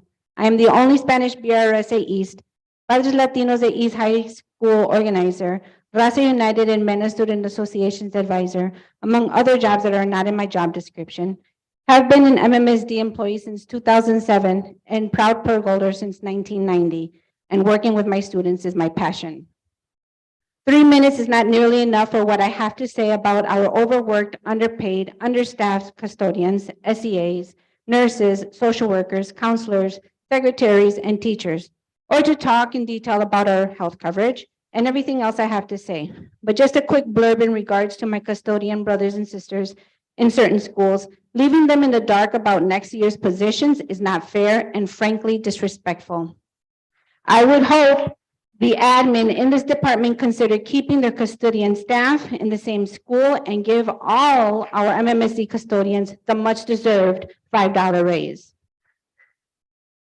On MMSD's website, there is a vision. Every school is a thriving school that prepares every student to graduate ready for college, career, and community. I think this vision got lost in translation in the last couple of years. I'm here today to express my anger in regards to the lack of respect to our staff, the failed promises to our students, and the apparent cleansing of our culture in our schools.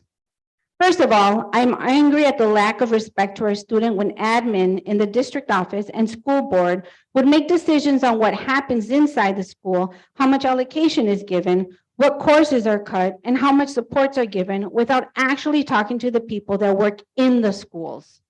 I have not seen any of you spend multiple days or even one day in a classroom, much less talk to staff or students to figure out best strategies for support for teachers and students nowadays. It is a slap in the face when decisions are made that go against what is needed in the school. I'm angry at the tactic of how the cutting of our courses are being handled. Angry that you would send a directive to all schools to cut classes if they have less than 30 students enrolled in them. Angry that because of this, Chicano Latino studies and ethnic studies are now cut for next year. East High School Raza United students fought for Chicano Latino students, and only for it to be taken away after just 2 years. Angry that in my eyes, this is another way of cultural cleansing, making us invisible, and y'all are just repeating history. Angry that y'all do not even consult with the people that can work out a plan, the teachers, or consult with those who this affects the most, the students. I'm angry at the failed promises to our students to be college, career, and community ready. How are we getting our students ready for college if important courses are being cut, such as AP Economics, AP Government, or an Ethnic Studies course? Taking electives away in departments such as in the arts, music, and English departments is not giving the students options to explore and use their brain. Where are we putting all these students? Into classroom that they do not want. What it is also creating is for our students to be jammed into already overcrowded classrooms or put into study halls with no actual support for homework, leaving many to just decide to skip, walk the hallways, or worse. Creating not only overstressed teachers, but students as well, creating more anxiety and depression with our students and staff. How are we getting our students career and community ready when we are so short on staff in trades classes, or not even have certain classes like autos, or when our SEA staff is so overwhelmed and not able to help our special ed students get to job sites? MMSD needs to flip the upside down pyramid to its original position. Put money, allocation, and power where it's supposed to go, into the classrooms, into teacher salaries and staff pay, the ones that actually work with students, so that teachers stay and or are attracted to come to work for our schools, to programs that are actually working for most students, not just to pick of the litter. I'm almost done. Cut district admin pay, not teacher staff pay. Be transparent and answer when we ask. Teachers, students, and families need to feel respected, and we all need to be heard, something that lately has fallen on deaf ears. Now that we have shifted to new board members, I challenge you to appear in more parent and student meetings, listening and taking into consideration their thoughts, ideas, and concerns, and really consider where you are allocating the budget money. We do not need so many deputy assistant superintendent positions or consulting agencies or research agencies. What do they do anyways? Nothing in our schools but collect more than us overworked, underpaid, and burned out staff. Talk to us and we can tell you what you need. Thank you. Y'all, can I ask you a favor? Some of the clapping is a little loud to the point that I can't always hear the speaker. So I don't mind your clapping at the end. I just can't hear completely. So can you just not do it as much? I'm not trying to be rude. I just can't hear. Yes, hands are appreciated. Okay, after Svetlin, sorry, Derek Wallace, and then Sandra Rivera with Lucia. Good evening, members of Board of Education, Dr. Jenkins, and MSD community. My name is Svetlin Borisov, and I'm Director of Building Services. But tonight I'm here as a community member, as well as the leader of the trades and custodial operations in the school district. We have heard statements from our hardworking staff on the value that they bring in the district, specifically the custodial and trade staff, especially being essential workers and supporting the school district through the pandemic. I'm here to express a concern that the district has left behind to realize that the current wage structure, specifically for the trades, is inadequate to meet the current market rates, specifically in the rest of the public sector. I joined the school district in 21, and ever since I've been working towards increasing the wages for our staff. I am comparing our trades wages and custodial wages to the other public institutions such as DOA, Department of Public Health and Safety, and the Dane County. And tonight I'd like to share some of the numbers with our board that will help understand the problem. We are not looking for a solution for this problem today, but we need to discuss this as a group at the senior leadership level so that we can find a sustainable solution for the wage gap. the wage gap in the last couple of years has increased significantly on a couple of the trades groups specifically. On average, we are paying more, less than $11 for our carpenters group compared to the average of our public sector institutions. For the electricians, that's more than $11 as well. Our painters, steam fitter, and plumbers groups are also behind more than $8 in these groups. We are not looking for a solution, but we are looking for a sustainable path to solve this problem in the long run, because we are here to help and support the school district. But currently, our trade shops are halfway staffed because we are losing staff left and right to other public institutions. And I'm very concerned that this will have a negative impact on our operations, because without the hardworking staff, we can support the school district efficiently, cost-wise, and also our staff is a very valued member of our community as well. So I want to make sure that we need to look at it and come up with a solution in the long run.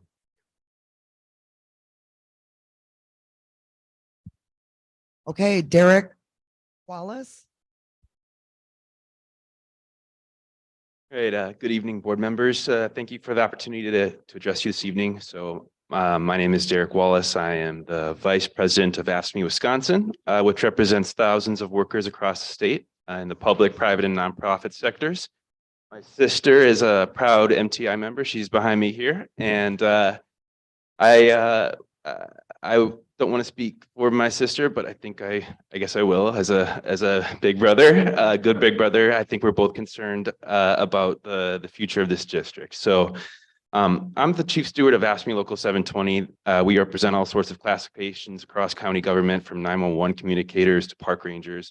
We also represent the amazing janitors who work tirelessly to maintain the facilities in county government, from the courthouse down to the job center, which is where I work. And I want to share with you all a conversation that I had with one of those dedicated janitors at my place of work, Mr. Charles Jackson. He couldn't be here tonight, but I think this is symbolic of the conversations that are happening around this community and in our workplaces. So this morning we talked about how the custodians at the school district are about $5 an hour behind, like they're and behind all the other employees, the other hourly fellow employees. And this happened 6 months ago. And Mr. Jackson couldn't be here tonight, but he wanted me to share his thoughts with this board. So I'll start with the bad news first. The word Mr. Jackson kept repeating was the word shameful. He was dismayed that his union siblings here were earning $10 an hour less than he is right now. That's $20,000 a year. He was appalled that they were doing extra work on top of their regular jobs due to all the vacant positions.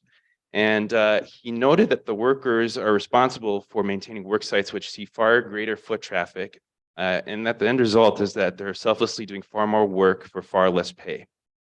He repeated multiple times that any public servant, no matter their job title, deserves dignity and respect. Here's the good news. I asked Mr. Jackson if he was in the same situation, would he, after over 20 years of serving the public, consider finding work elsewhere? He said that depends. It depends if the people who have the power to make this right are willing to do so. And so I got 2 easy steps for you. 1, give our custodians their $5 raise. 2, give everyone 8% increase. So thanks and appreciate your time.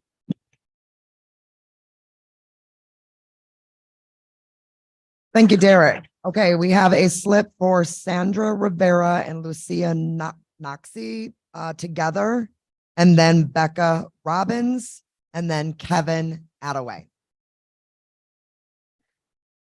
How are you, Dr. Jenkins? Nice to see you. My name is Sandra Rivera. I'm social worker at Nuestro Mundo Elementary School, and this is my colega Lucia Noxie. And I'm also here with all my MMSD colleagues and Nuestro Mundo staff. We're here to talk to you again about our precious custodians, Rainbow and Jorge. Rainbow and Jorge, they've been with us for a long time. We're waiting to hear if they're going to go to our new school. We're moving to a new building, and we have a petition. We, the parents, guardians, staff, and community members from the Nuestro Mundo Community School, would like to take this opportunity to express our support of our beloved custodians, Jorge and Rainbow. Jorge and Rainbow are ingrained in our community and provide care and support to our students, staff, dedication that goes above and beyond their regular paid requirements, and they need a pay raise. We, the parents and guardians, staff and community members from the Nuestro Mundo community, would like Jorge and Rainbow to move with us. They're part of our community. We want them, we assumed that they were going to come with us because they're part of our community.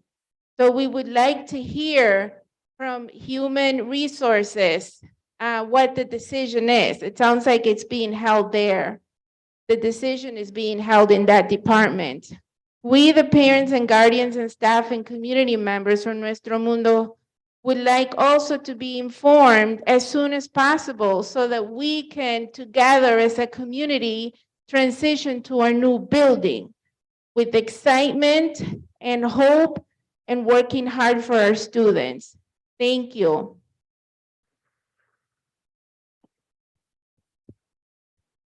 And because Nuestro Mundo School is a bilingual school, I'm going to read in Spanish just for you. Nosotros, los padres de familia, tutores legales, el personal y los miembros de la comunidad de la escuela comunitaria Nuestro Mundo, nos gustaría aprovechar la oportunidad para expresar nuestro apoyo a nuestros queridos conserjes, Jorge y Rainbow. Jorge y Rainbow están arraigados a nuestra comunidad y brindan atención y apoyo a nuestros estudiantes y personal. Una dedicación que va más allá de sus requisitos regulares de pago. Nosotros, los padres de familia, tutores legales y el personal y los miembros de la comunidad de la escuela comunitaria Nuestro Mundo, deseamos que Jorge y Rainbow se vayan juntos con nosotros a nuestra ubicación actual en Monona, a nuestro edificio de Frank Alice para el año escolar 2023-2024. Nosotros, los padres de familia, tutores legales, el personal y los miembros de la comunidad de la escuela comunitaria Nuestro Mundo, también deseamos que se nos informe si ellos se irán con nosotros a más tardar del 5 de mayo del 2023.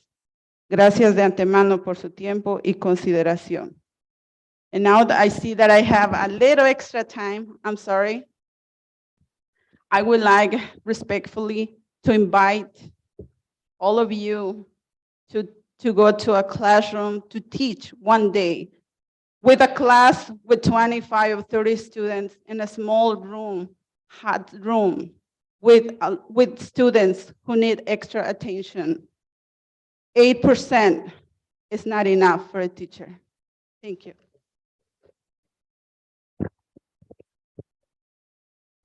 Thank you, Lucia. Also, with a little bit of time that we have left, we want you to meet Jorge. Rainbow's not here because she's getting our school ready for tomorrow. Jorge, stand up. This is Jorge. He's an important.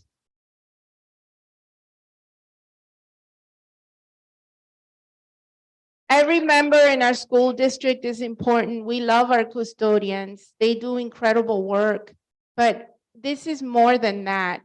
This is more than a position. This is a human being who's part of our community, and we're asking that you help our community move as a whole, because that's what's important to us, and that's who we are at Nuestro Mundo Elementary School. Thank you.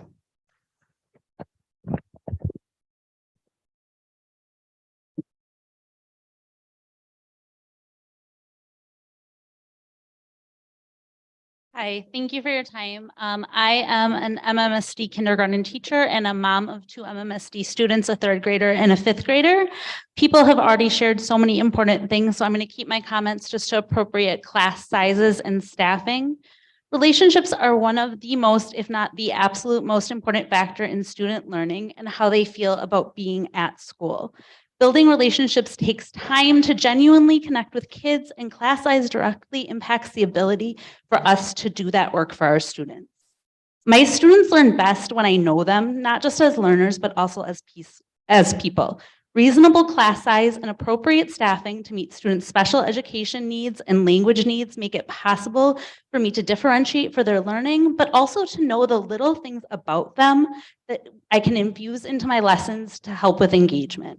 Appropriate staffing means I know which kid didn't sleep well because their new baby sibling was up crying all night, and who will engage in a tricky math lesson if I can get their favorite Pokemon into the story problem, or who is much more capable in writing than they show. They just need a little pep talk before they get going so they can do what they are capable of doing. My own children learn better once they know that they are loved and known and seen by their teachers. And my own students in my classroom learn better when they know they are loved and known and seen by me. It is impossible to do that when you cram as many students as humanly possible into a classroom. And sorry, I'm not used to talking to big groups of grownups. I'm much better with a large group of 5-year-olds. And I really care about this because these are my students. So because most of you are not as lucky as I am and you don't get to spend your day with wonderful 5- and 6-year-old people, let me give you a little vision of my day today in kindergarten. It wasn't just teaching my EL skills block or my EL mod block or my Bridges math lesson. I also spent time with a student who is about to lose her first tooth and is terrified. She is working on her medial vowel sounds, but she is not going to be available to do that until there is a grown-up who cares about her, who can hear her out, as silly as it might sound. I also had to take time when my special education co-teacher was teaching the whole lesson with 2 students who got into a conflict at recess. One of those students is working on appropriate punctuation and spacing. Another one is really working on his letter formation. He is not available to do that until he has heard out about the problem he had with his friend. And a lot of time went into helping support a student who's going through major family changes in her life. She is brilliant and she is not available to learn until she feels safe. It takes appropriate class size and staffing to do that for her, and she deserves it. So all of this to say, you have many difficult choices to make when it comes to your budget. I understand that, but when you sorry, I'm almost done. When you look at where you're going to do your cuts, please look as far away from the classroom as you can, because it's not just a few dollars in a line item, it's our ability to meet our kids' needs. And we're capable of doing that. We want to do that, but we need to have appropriate staffing so that we can give our kids what they deserve. Thanks so much for your time.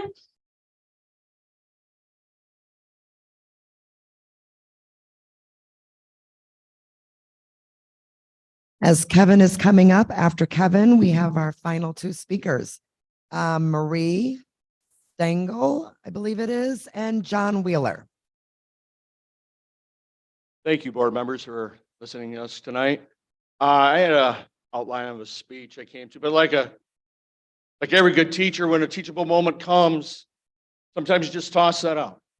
My name is Kevin Attaway. I am a proud alumnus of the Madison Metropolitan School District. I am finishing up my 26th year teaching full-time in Madison School District, and I am the Social Studies Department Chair at East Side High School, the oldest high school in our city, celebrating its 100th anniversary. And what as I see are all these great speakers that have spoken, including our great students from East, my fellow colleagues from East. I'm not going to specify something specific like East, but one thing I just would like to pass along to all of you. My brothers and sisters in green, pay them their money, please, and get them staffing they need. When I first started teaching in East 22 years ago, we had 2 custodians on the overnight shift every night. About 15 years ago, we went down to 1 per floor in the 2nd largest high school in the state of Wisconsin. We have had times this year where we've had 1 to 2 custodial staff members in the entire building. And just remember 3 years ago when the pandemic hit and where we all got sent home to stay and protect ourselves. These brothers and sisters had to work. They came and put their bums on the line, moved all that furniture in days, cleaned the entire building every day. And then when it came time to move us back, what, you all had what, 3 days to do it? Pay them their money. Hire more of them. Please.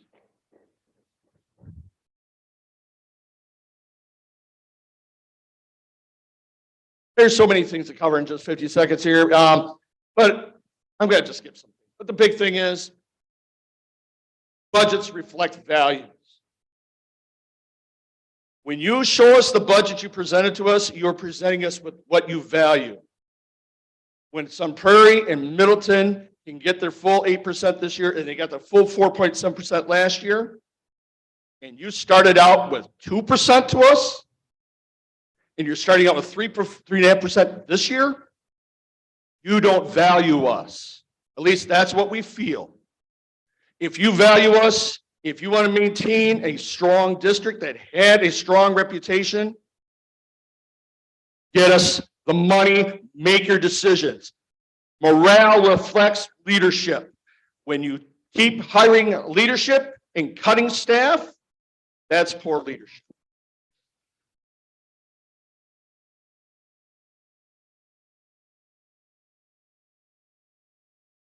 Hi, board members, I want to thank you for listening to us. And I know I'm towards the end and I know you're tired, but we are freaking tired. We are so tired to our bones. And so I want you to hear me too. And I want to tell you what I'm carrying on my bag tonight and in my heart. I have a 15-year-old who attends Memorial High School where I've worked for, I think it's 26 years.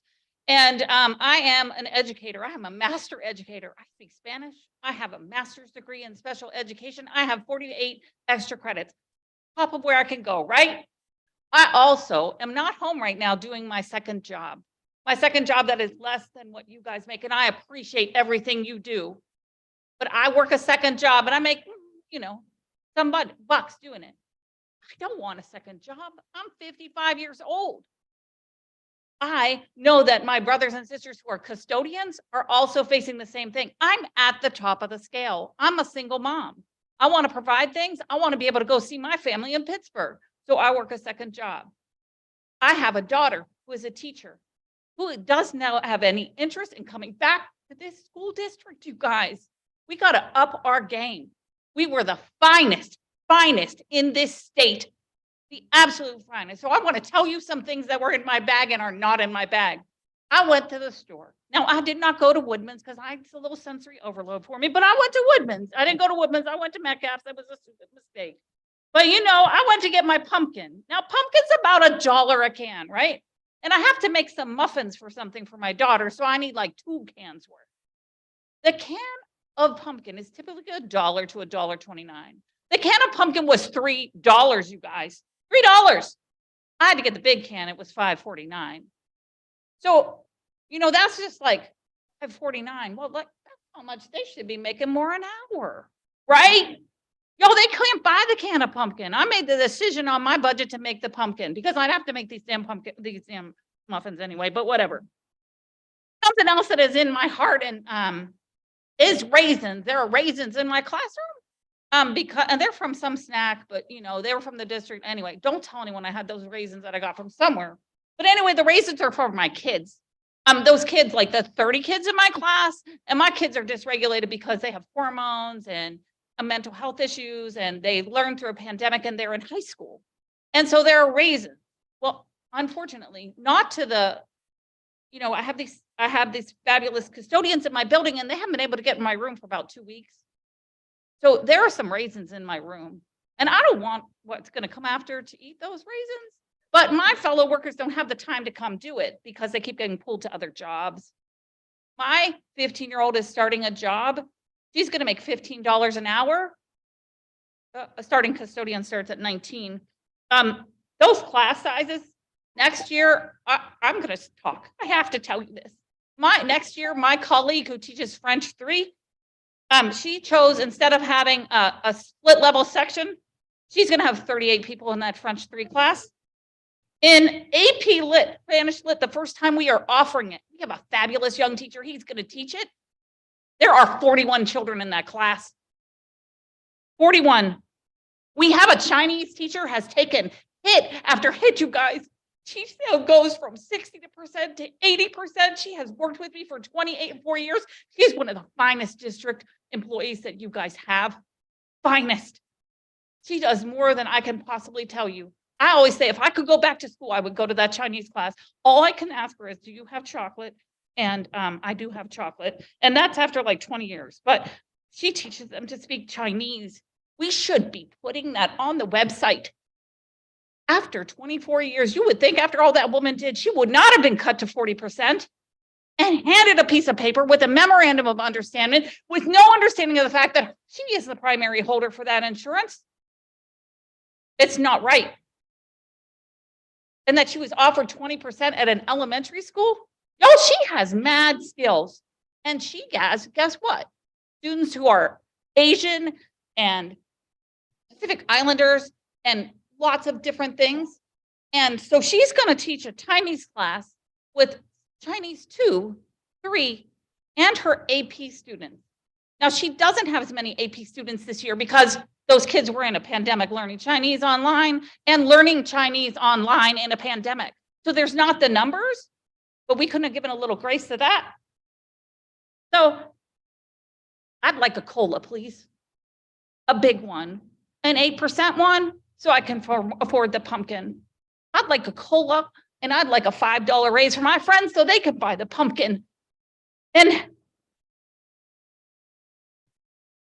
one of my favorite people that I've ever worked with is a second-year teacher. And she's leaving us to go to Chicago because I know I'm over. Marie. Yes. I want to tell you one more thing. Okay, if you can just wrap up. It's been a couple Well, extra I minutes. know, darling. Thank you. I'm sorry. I'm sorry. But I just want to tell you that she is a second-year teacher and I bring fruit in my bag. I bring fruit for her because she can't afford to buy the fruit. She's a second-year teacher and we're losing her. And so I also hope to keep my GHC card in my bag as well. Thank you.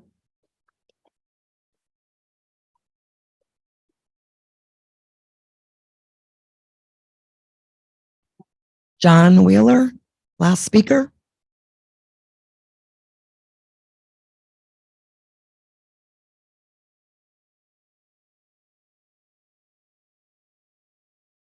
Anybody know if John Wheeler's still in the building? Okay, well, I can tell you that John Wheeler did indicate on the appearance form that he was here with Nuestro Mundo and wanted to support custodians.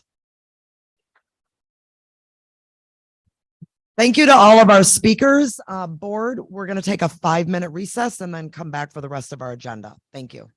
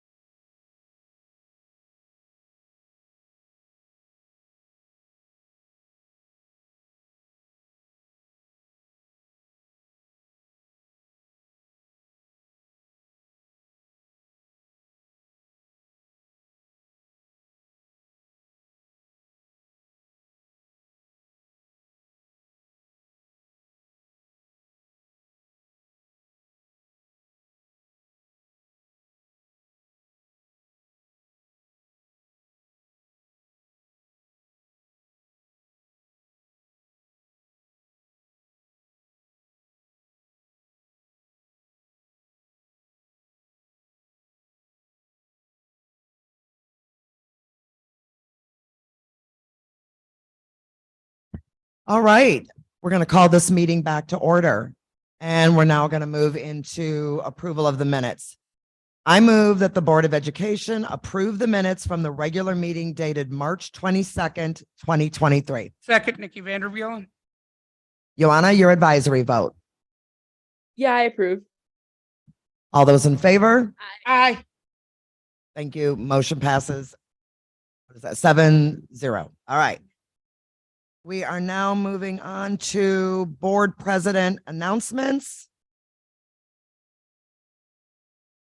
And I will start with celebrating our students and staff. Congratulations to 4 of our scholars and 2 of our teachers on being named 2023 Herb Cole Educational Foundation Award recipients. 2023 Herb Cole Educational Foundation Student Excellence Scholars are Charlotte Chen from Madison West High School and Tomas Gonzalez from Bell Phillips Memorial High School. The 2023 Herb Cole Educational Foundation Student Initiative Scholars is Azweni Silvestre, Shabazz City High School, and Tavis Thurman, Madison Metro School. The 2023 Herb Cole Educational Foundation Teacher Fellows are Eliev Goldman, Toki Middle School, and Amy Kazda, Madison Metro School. Congratulations.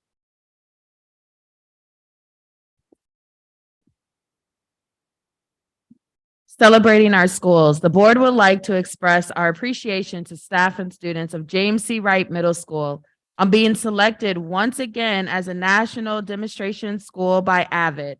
Across the United States, fewer than 200 schools have earned this distinction. Congratulations.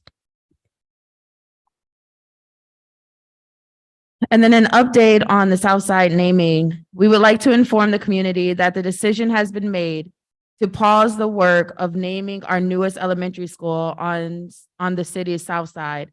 With the recent news of our superintendent retiring, the onboarding of an interim superintendent, and beginning the process to find a new superintendent, the board has decided that it must focus on their work, on our work, on these areas, as well as keeping the budget process moving along smoothly. We want to thank all those who have submitted a proposal. We received a total of 67 responses. These proposals will be secure until we can open up the process again. Thank you for your patience as we work to make the upcoming transition as smooth as possible. And now we will move over to superintendent's announcements and reports. Dr. Jenkins. Thank you so much, Chair Nichols. Okay, that's the first time I had an opportunity to say that. I just want to say, first of all, just acknowledge the board in such a smooth transition that we had here in MMSD in terms of to our board officers. And I'm looking forward to our work, but much needed work that we have on this budget that we have coming up, trying to finish it out. And in this, I would also like to take the opportunity to first just mention something about the budget before I do the other presentations and say it's a very challenging budget. And I know that our CFO, you know, hear me? Wow. Okay. Do you want me to start over? No. So I'll just tell you again, I was just saying, thanking the board for the smooth transition here and looking forward to the work that we have to finish doing in the budget, even right now, knowing that we don't have all of the information relative to the state's position in terms of the budget. But we've had an opportunity with our CFO, Assistant Superintendent, Mr. Ross McPherson. I just want to publicly say thank you.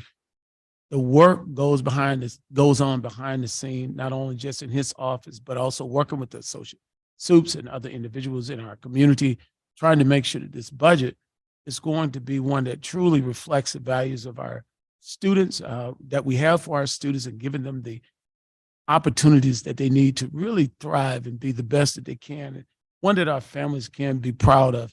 But I have to tell you, honestly, it's challenging knowing that we don't have all the resources to do everything that we want to do. And when I began to think about what's going on locally, where we are, and trying to be fiscally responsible, I think, and I I look at it at a state level, the support that we get to. I continue to wrestle with this, and everyone knows I'm going to make this statement. You're making a choice. You heard our staff tonight. You heard the students tonight. Our budget, we're making a tough decision between doing what's right and what's right, and that's not right. We have a surplus in our state. We're coming out of a pandemic when you need more social, emotional, and mental health support, and we've made those types of investments, still not enough. When we want to support our staff and retain them, not just even recruit them, we know it's not enough. We have to be fiscally responsible. And I don't know if it's fiscally responsible to make a choice between what's right and what's right. But we continue on and we push. And I ask everyone to continue to push and to continue to advocate. May 20th at the Capitol, there's a conversation about how we advocate for our schools, for our children. Ask everyone to take part. Just a conversation so everyone can know. Now, that got me off a little bit because, to be honest, it did touch me.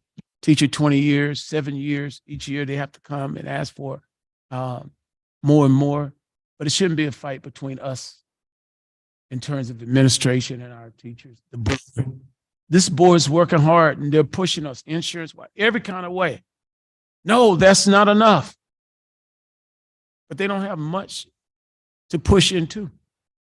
And we cannot be irresponsible and send our district into a state of a structural deficit that makes everything else cost more from that. And it's a downhill spiral. So yes, I say this, and Scott Gerard, you over there cover it. The state needs to do more. And I don't give a flip wagon if it's Democrats or Republicans or independents.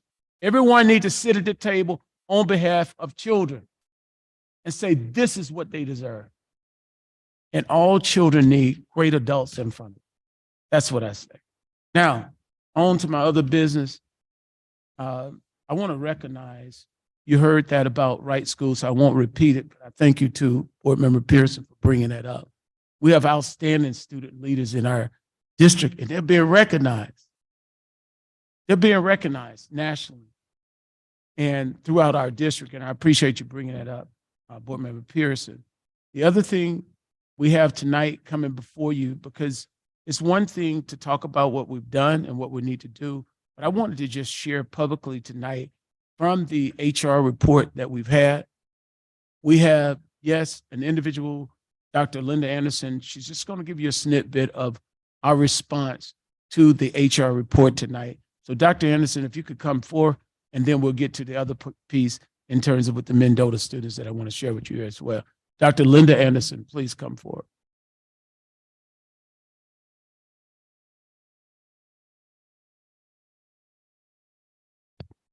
Good evening, everyone. Thank you, board members and Dr. Jenkins, for inviting me here this evening, and thank you for the opportunity to serve in this capacity. Can you hear me okay?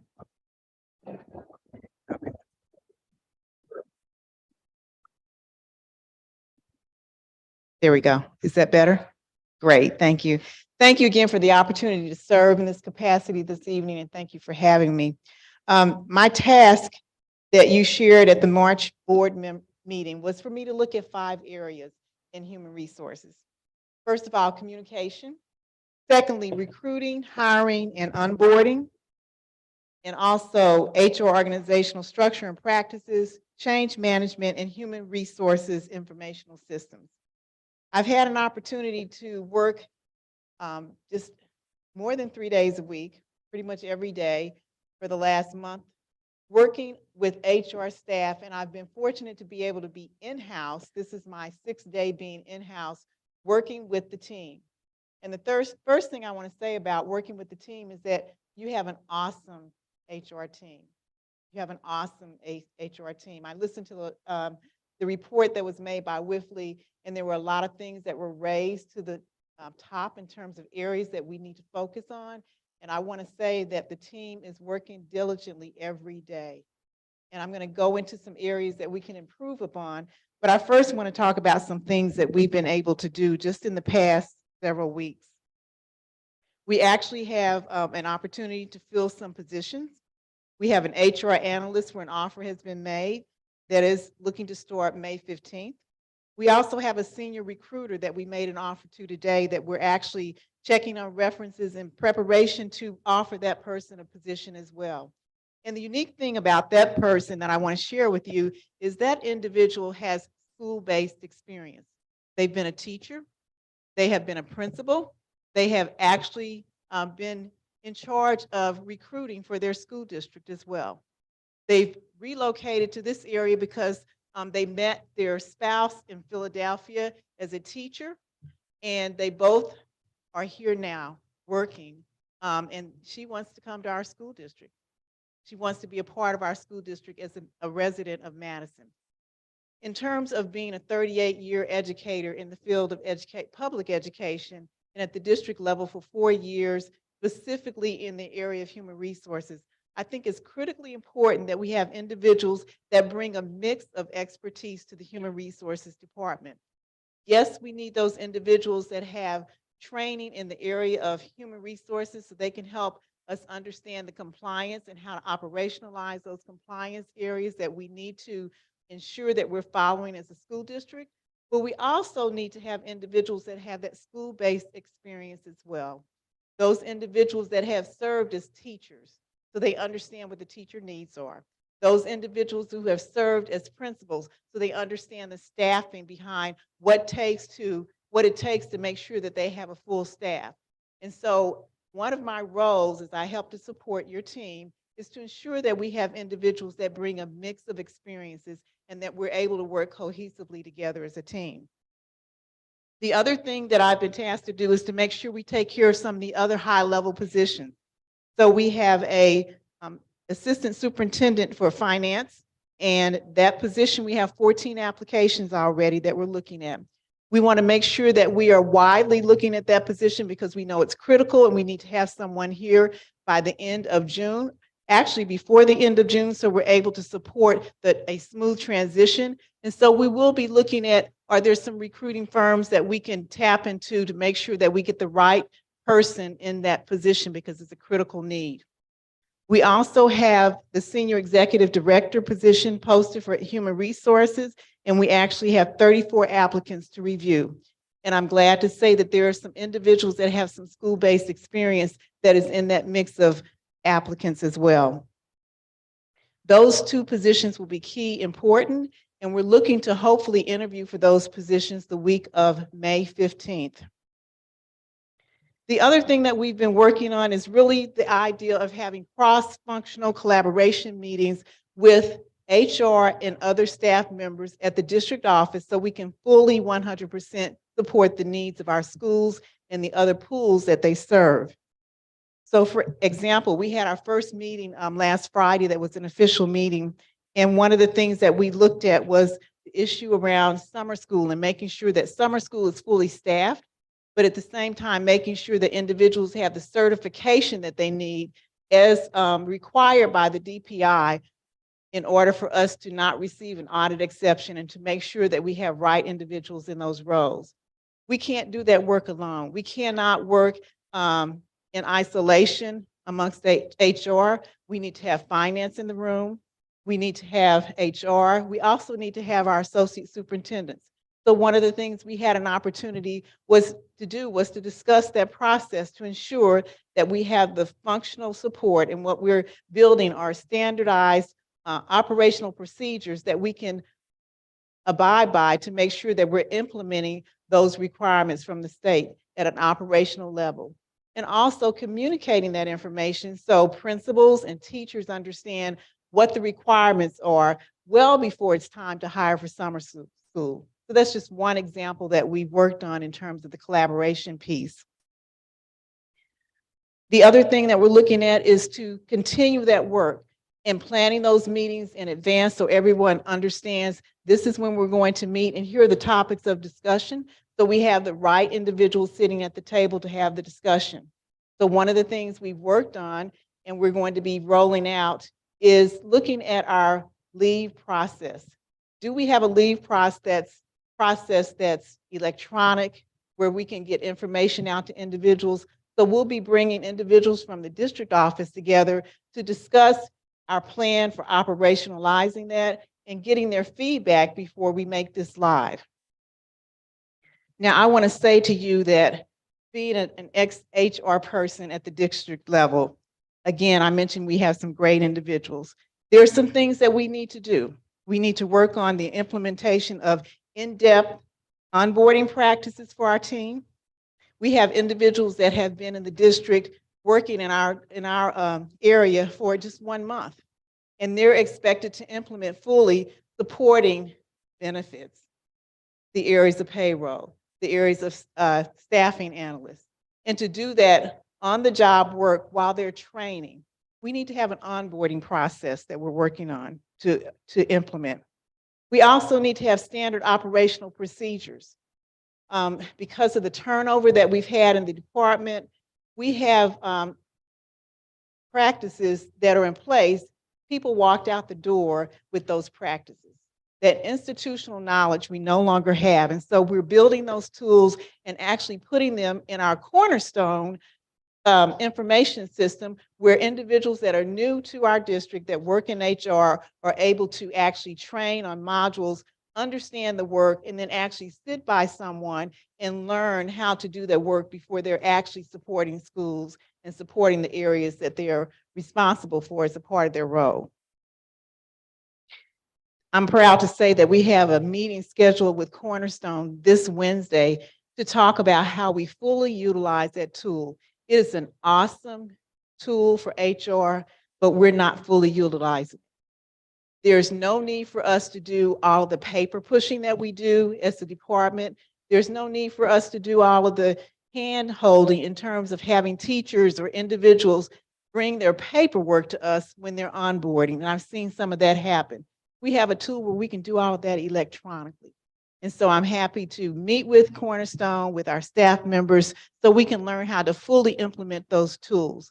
I do believe that we promised a date of May 1st that will be fully functional.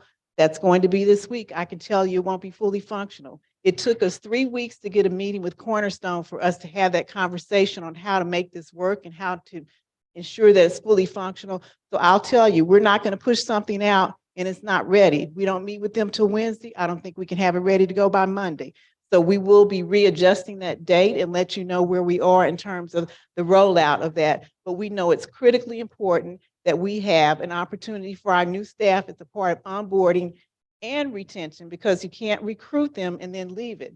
We want people to stay, and we don't want the flavor in their mouth to be when they first walk in the door that they've got to hand carry everything over to us to get them onboarded. So that's an area that's critical. We need to use our technology. We need to look at our full implementation of our informational systems. We need to collaborate. But I will say to you that we're working in a deficit model. And that's something that's been shared with us in the 2017 audit, in the recent Wifley audit. And we have to look at that. We truly have to look at that. I've looked at my staff members that I'm supporting and the fact that some of them are receiving over 100 emails a day and phone calls. They cannot respond to all of them. They're feeling this pressure of not being successful in their role. We have individuals that are working nights and weekends, Saturdays and Sundays. So how do we keep them on board? We're looking at our turnover process in our department and looking at the number of individuals that we've lost. And you talk about retraining, you talk about working overtime, and those are monies that we can utilize in a better way. So I just want to thank you for giving me the opportunity to work with the HR team. And I also want to just leave you with this visual. Think about a wooden wheel. Think about the old wagon train, or wagon, yes, wagon. And there's these big wooden wheels, and there's this hub right in the middle. And then there's spokes that extend out from the hub. And then there's the round circular part of the wheel. I see HR as the hub. Well, what happens if that hub breaks? All of those spokes, which I see as all of the departments, everyone supporting our teachers, supporting our students, those pieces will fall apart. And that outer part of the wheel, those are our students. Our students cannot be successful if that hub in the middle breaks. And so it's important for us to keep focusing on this area. And I do applaud you as a school district for focusing on human resources. We used to say where I worked before, our human resources is our greatest resource. And we have to keep that in mind because as I heard all of the comments made this evening, our teachers are important. Our staff members are important. We cannot support our students and their growth if we don't, as an HR team, make sure that we have all the conduits in place where we not only recruit, but we onboard, we hire, we train, and we retain our staff. So thank you so much, Dr. Jenkins, and to the board for allowing me to be here and to support you in this effort. Thank you so much, Dr. Anderson. And that's just a report back to the board and to the community. And can you hear me now? Yeah. And then I want, oh, did you want to address her? Yeah, we have a board Okay, member. go ahead. I'm with a hand sorry. up. And I want to say thank you. Our HR department has needed to work and rebuilding for a long time, since before I was on the board in 2017 when I started. I know this will not happen overnight. I do not expect you to be immediately successful overnight. I don't think anyone can be. What I want to see is what you're saying is the fact that we're limiting the paperwork. We're trying to make the system more efficient so we can support our teachers and staff. I know it's a Herculean task, but I appreciate it. Thank you. Yeah, just once again, thank you, Dr. Anderson. But I also want to make sure that everyone knows this is a joint thing happened between the administration and the board. This is something we talked about that we will work on throughout this year. So I'm very thankful for the board approving the support that we very much needed, as Board Member Vandermiller said, in our department, okay? And they just want to close out with the students, remind us this budget we're talking about, this HR work, everything that we do in our district comes back to our students. Okay, so at this time, we'll go ahead, Jesse. Mendota Elementary. Thank you. thank you, Dr. Anderson.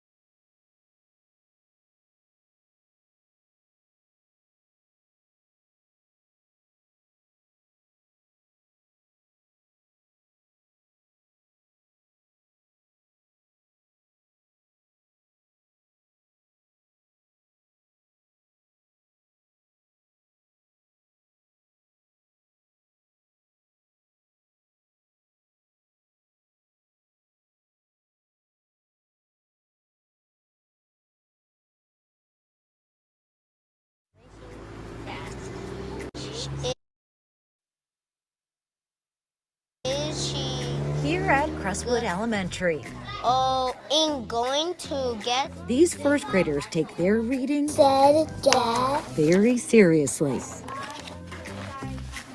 And you don't have to take my word for it.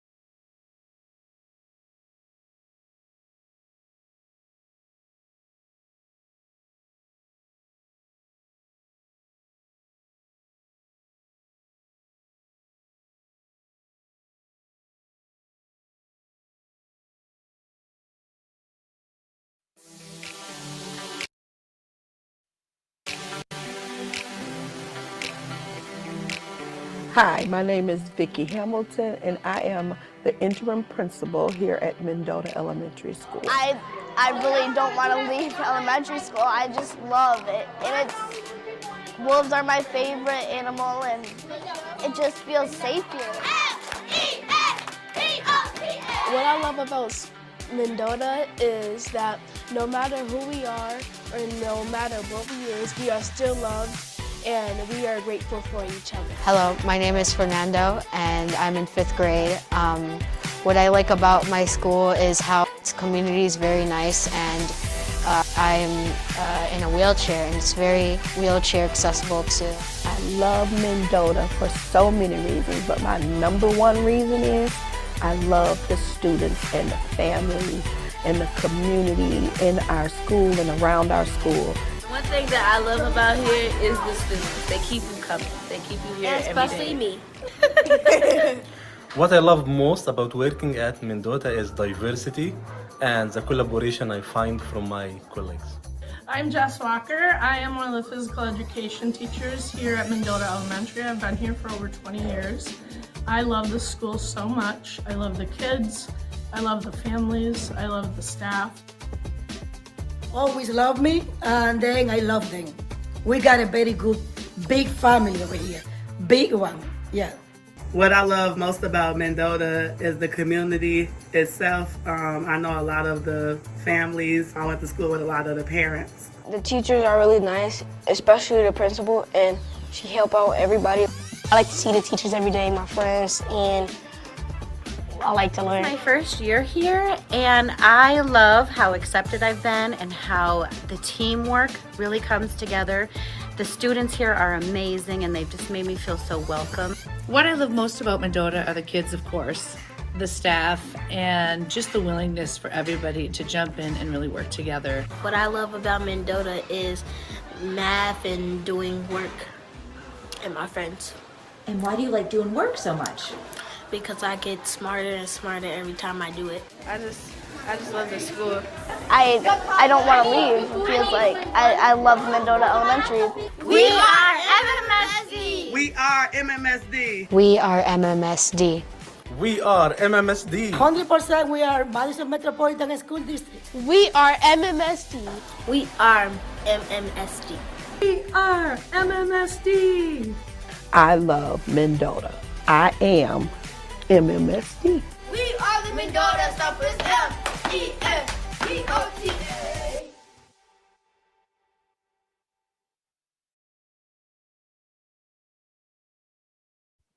Thank you so much, Board Chair Nichols and the other board members. I'm going with the rest of the meeting. Thank you.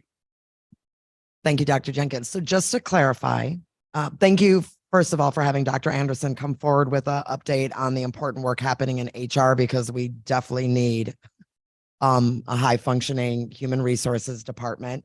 And thank you for the video. In our public agenda, the draft preliminary budget is under the superintendent's announcements and reports. I'm just wondering, are there any comments tonight around the budget, or are we moving forward? Well, I think Assistant Superintendent McPherson has made his comments pretty much. Most in my comments of what I made, that's what I want to say about the budget. And I just remind everyone, it's a challenging budget. We're going to get through it. We're looking forward to continue to work in collaboration with our staff and with the community. And that's what I'll say about the budget for right now. That'll end it. Thank you. Okay, thank you. Board Member Muldrow. Sorry. I want to ask Ross, is the changes that we're going to speak to in terms of insurance reflected in the preliminary budget this evening?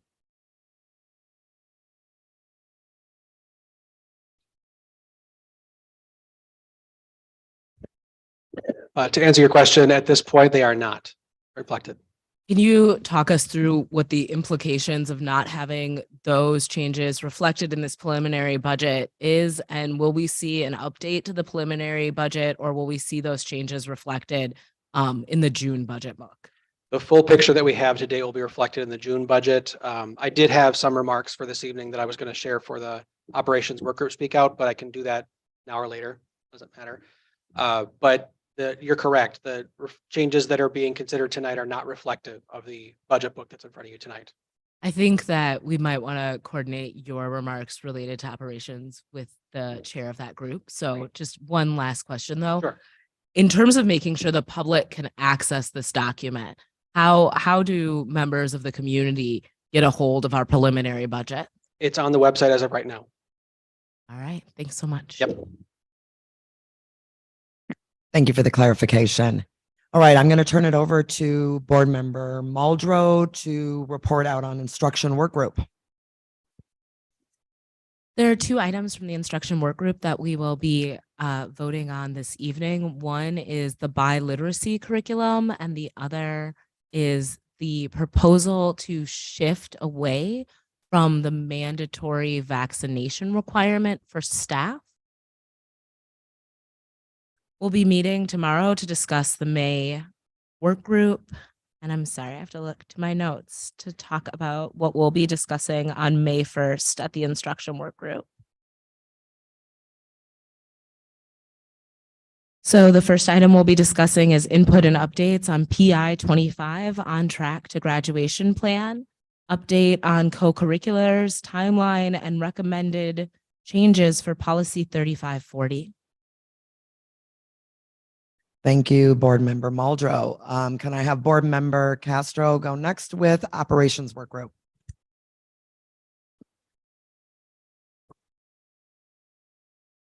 Thank you.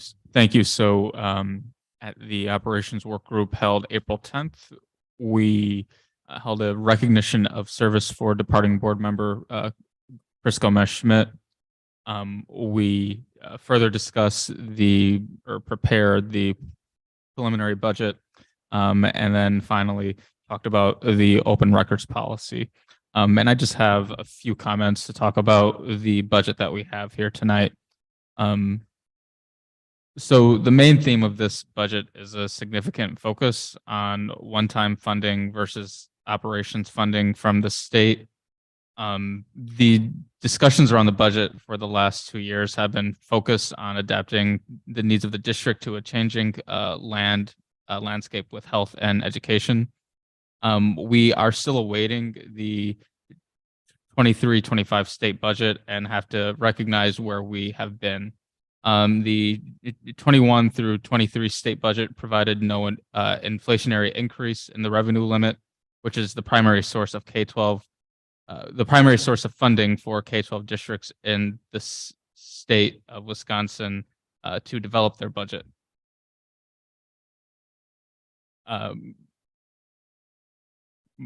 Going further, this is compounded by declining enrollment within MMSD, which applies additional downward pressure on our revenue limit.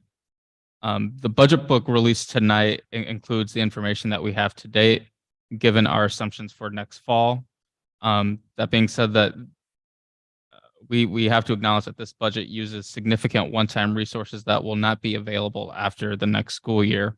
We are experiencing record inflation across the country, but are restricted by the revenue limit to less than a 1% increase in this preliminary budget.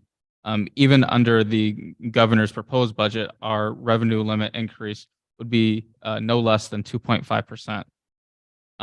Finally, or even more so, the budget that we have tonight is not yet a balanced budget. We are approximately 16 million in the hole.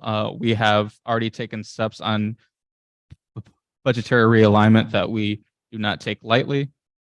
These steps also include 2.7 million in central office reduction, accompanied with a 22 central office FTE reducted.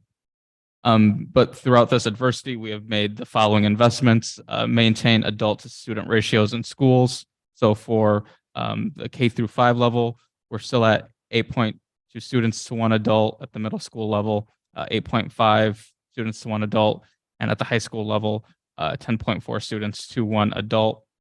We've expanded our full day 4K sections from 25 to 29. We've maintained investments in world language at the middle school level and maintained supports for arts, music, science, and technology. And it is worth noting that the current proposed COLA increase at 3.5 is still the largest in district history, just to give context to how high inflation is.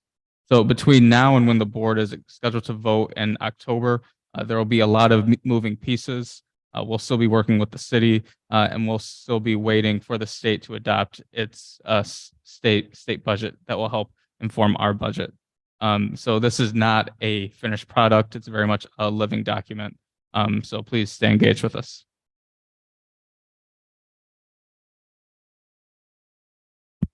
Board Member Vandermeulen. Commend Sabian, as this is not a finished budget, and I will openly state that. The only thing that I will state is that I think we need to meet again, one, with the district, and two, to be able, using the feedback that we have learned tonight from our teachers and our staff, to fully incorporate their concerns into this budget and this budget's planning. Currently, this budget doesn't speak for me yet. I hope it will, and I think it can. And I'm very optimistic. Thank you. Thank you, Board Member Vandermeulen. All right, I'm not seeing any other raised hands for questions or comments related to the preliminary budget and operations work group, so I'm going to move us forward. At this point, we're going to move on to action items that did proceed through the instruction work group earlier this month on April 3rd. The first one is the item of the proposal to end the COVID-19 staff vaccination mandate. I move that the Board of Education approve the end of the COVID-19 employee vaccination mandate and related mandatory testing as approved by the Board of Education on September 27th, 2021, effective following a vote at the April 24th, 2023 regular Board of Education meeting. I'll open it up for any discussion. Board Member Vandermeulen. Sorry, I thought my mic was on. Yes, vaccine mandate. I've read some of the emails. I've talked to several of the people of the staff. I've talked to the disability community as well. And I've come to this conclusion: vaccine mandates should not be politicized. In my opinion, getting rid of it would be to fall prey to political pressure. Currently, we have a mandate for TB. We haven't had TB in a very long time. We have mandates for polio. Again, we haven't had a case of polio in maybe 20 years. It may be coming back. I am not a public health nurse. What I do know is that our students deserve to feel safe at school. And one of those, if you have health concerns, it is an expectation that your teacher be vaccinated. Additionally, this pandemic has shown to have been shown to shift over the years with various variants. I don't think, with the size of MMSD, I think it would be medically dangerous, although I'm not a doctor, but I can tell you it'll be legally dangerous to be able, because I can say that, to be able to get rid of a mandate for vaccines when we don't know what the next variant will be. Thank you. Board Member Muldrow, followed by Board Member Simkin. Thanks, Board Chair Nichols. I've had the opportunity to talk to a wide swath of both our educators, our families, and medical professionals in our community, including folks who are working directly with members of our community who have severe expressions of COVID at this point. When we talked about eliminating this mandate, we heard in that same breath that we see on average 60 to 80 cases of COVID in our schools a week. And I can't imagine us getting rid of a vaccination mandate around another area of illness were we to see that rate of spread throughout the community. I'm not in support of ending this mandate. I think that we have put our children and our community through a lot throughout this pandemic. We expected people to make their kids mask every single day of school last year. We kept our schools closed for a very significant chunk of time and asked all of our scholars to participate in virtual learning. And part of our ability to return safely to school was the availability of a vaccination. I'm not advocating that we impose a greater mandate around boosting, although I do encourage people to boost. But I do think our initial mandate that folks be vaccinated in order to be employed by the district is a standard that I still believe in and think is a basic step towards preventing the spread of COVID and also offering a layer of protection to folks who are exposed to COVID regularly.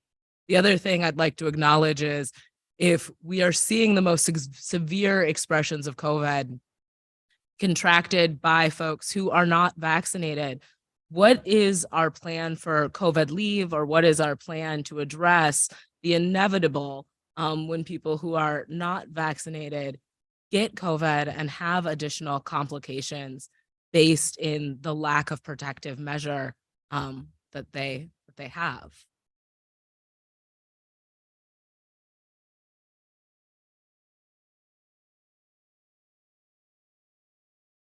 Is there anybody who can speak to our plan around getting rid of our vaccination mandate, and then what happens if people need to take extended periods of time off of work because they've contracted COVID or have complications related to COVID?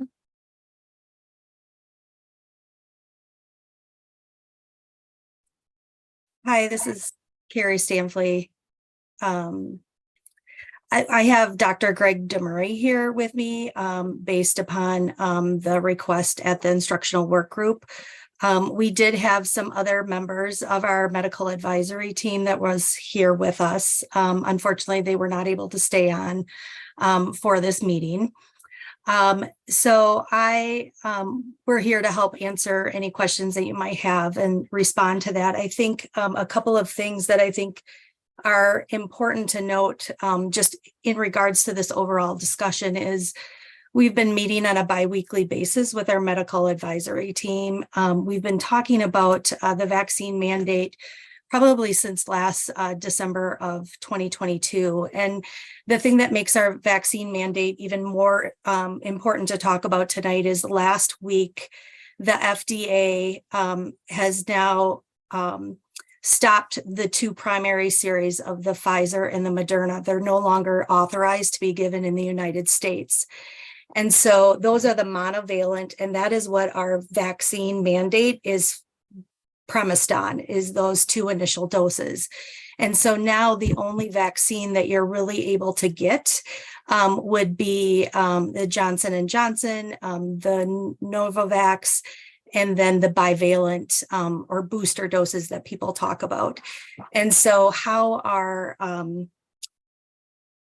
that is one of the first things. So how it is written, our staff wouldn't even be able to get 2/3 of the vaccines that we're requiring in that vaccine mandate. And I think, there's two overarching things with this, is that there just have been many changes in our COVID transmission and our understanding of it since we initially started the vaccine mandate. And we believe that the changes reduce the need for us to mandate the vaccination. And when I say we, this is part of our entire medical advisory team that meets on a biweekly basis for staff and volunteers. And then, the other piece of this is the administrative side of things. The implementing and the enforcing of this requires pretty substantial investments of money and staff time. We've been able to support these efforts through special pandemic funding. And unfortunately, now that the public health emergency is ending, some of those sources of funding are ending, specifically those around testing and vaccine availability. So it makes it to the point where it's really, really hard to enforce all of the policies that are with that. But in regards to the COVID leave, that would have to be answered by our Human Resources Department.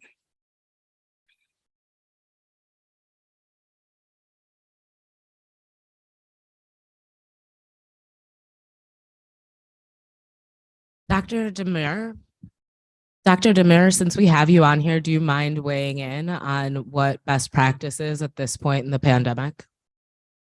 Sure, I'm happy to. And I was certainly part of a lot of this discussions when the vaccine mandate was first implemented.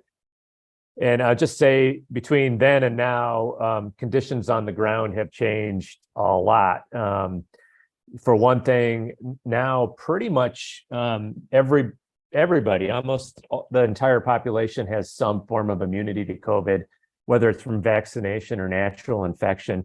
And when you look at a county like Dane County, where about 94% of the people are immunized with the first dose, 44% are boosted, and still a lot of other people have had natural infection. The population immunity, or the immunity in the entire population, is robust. And that provides a bit of a safety net, if you will, or a safety margin for other people who are not vaccinated and did not get vaccines. So that looks a lot different than when we implemented this. The second thing I'll just comment on a couple more things maybe. One is the number of hospitalizations we're seeing at American Family Children's Hospital is very, very low. Complications are very rare. We were all very worried at the start of this that the most vulnerable children, those with underlying medical conditions, were going to be the ones who suffered the worst, and that didn't come to fruition. Now, that's less true for adults, and this is a policy that would affect adults as well as children, of course, since they're employees. But children have been relatively scathed, particularly since I would say maybe about a year ago, where the number of hospitalizations have gone down. Second thing I'll just mention in terms of other vaccines, I believe the school district only mandates hepatitis B in a very few particular situations, mostly healthcare workers, custodians, those who might have exposure to blood and body fluids, and not other vaccines. And that's a policy issue more than a medical issue. Influenza, for instance, is not mandated. And, influenza still is endemic in our community, and we certainly had a severe outbreak of it in the fall. So those are just parallels for you to consider when implementing this policy. And I think I'll stop there and happy to Dr. answer any Demir, questions. can I ask just a really quick follow-up question? Are the people that are hospitalized at this current juncture within the pandemic more likely to be unvaccinated? It's about 50-50. So it's both unvaccinated and vaccinated, just overall much lower numbers than we saw early on. Early on, it was much more unvaccinated people. At UW Hospital, most of who we're seeing in the adult side of things are immunocompromised patients rather than children. Tracy, did you want to speak to our plan for COVID leave at this time? Yes, so right now we still have COVID leave, and it goes until June 30th per the board vote. And then after that, we'd have to look at it again or bring it back to the board. Currently, any other questions that you have, I have Brad Whedon here, but right now we have almost 800 that have applied for our COVID leave to date. And I'm sorry, can you tell me what percentage of folks who apply with the district are ineligible to work for us because they are not vaccinated? That number that I have to look up to give you a specific number, but I can get that to you. That's it for my questions. Thank you. Board Member Simkin, and then Board Member Pearson.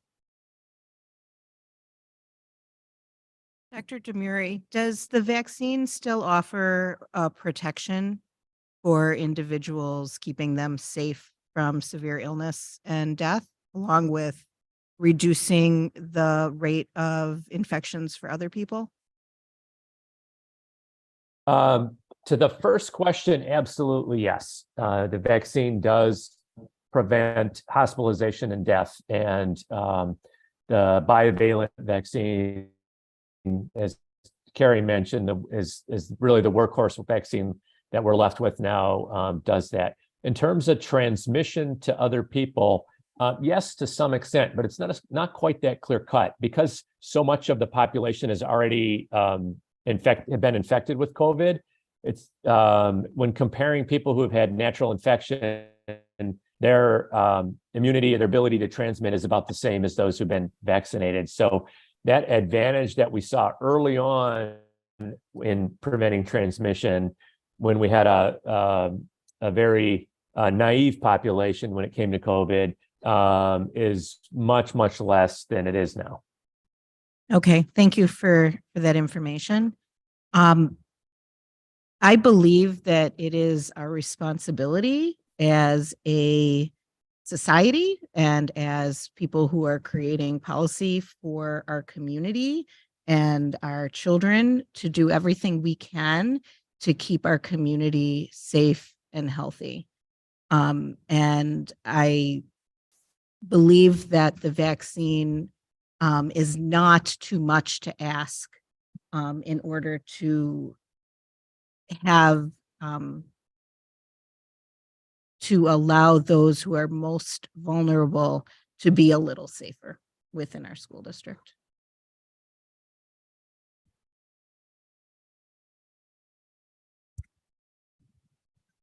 Yeah, thank you. So my questions were very similar to some of the board members that have already spoken. And some of my questions also got answered just around what it meant with some of the ending of the federal funding, as well as what it meant for folks not having access to the vaccine, and what that would put onto our staff and other staff that might want to come here, and some of our families.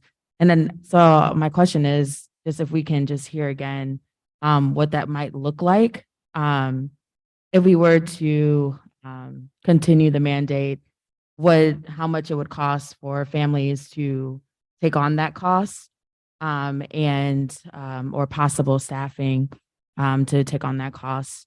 And then how much would it cost us once the funding is over, the ESSER funding is over, what that would cost us to supplement the vaccination requirement?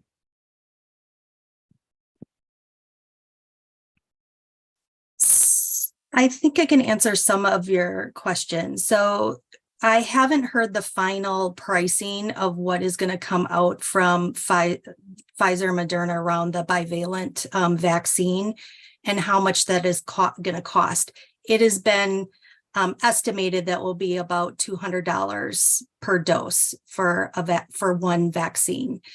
Right now, I just was looking on the public health website before this meeting, and they do still have some availability of free vaccines that they're able to administer. I just don't know for how long that will, those would be available for.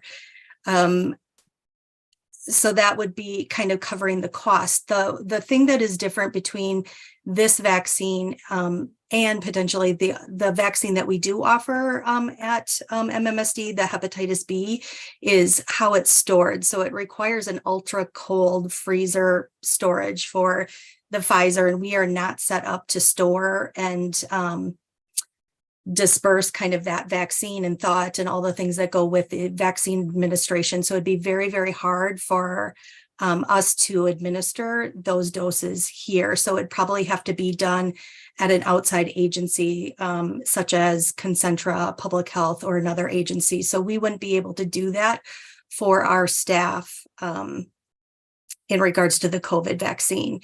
The other thing, a lot of people have been asking about the vaccine clinics. All of the federal funding that we have used for all of the vaccine clinics that we've had to date will be ending as of May 11th. So our last vaccine clinic that we'll be holding will be at Leopold, I believe the first week of May. And so we do not have that funding anymore to hold vaccine clinics with our partners at this time. That could change, but right now there's no future funding established for that.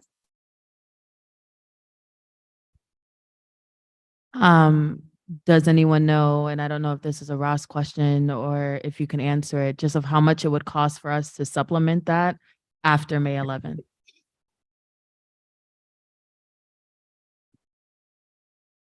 I'm estimating it would be $200 a dose. That's kind of the estimate that I got, and that includes an administration fee that goes with it. So there's the cost of the vaccine and then the cost that would go with that. And so it would be coming from an outside vendor.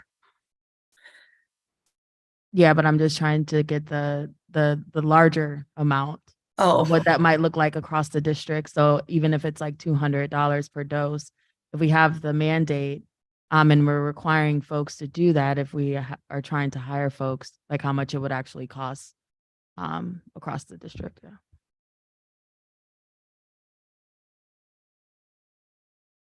So I know if you did 200 doses, I mean, Ross can speak to that, but 200 doses for 5,000 employees is $1 million.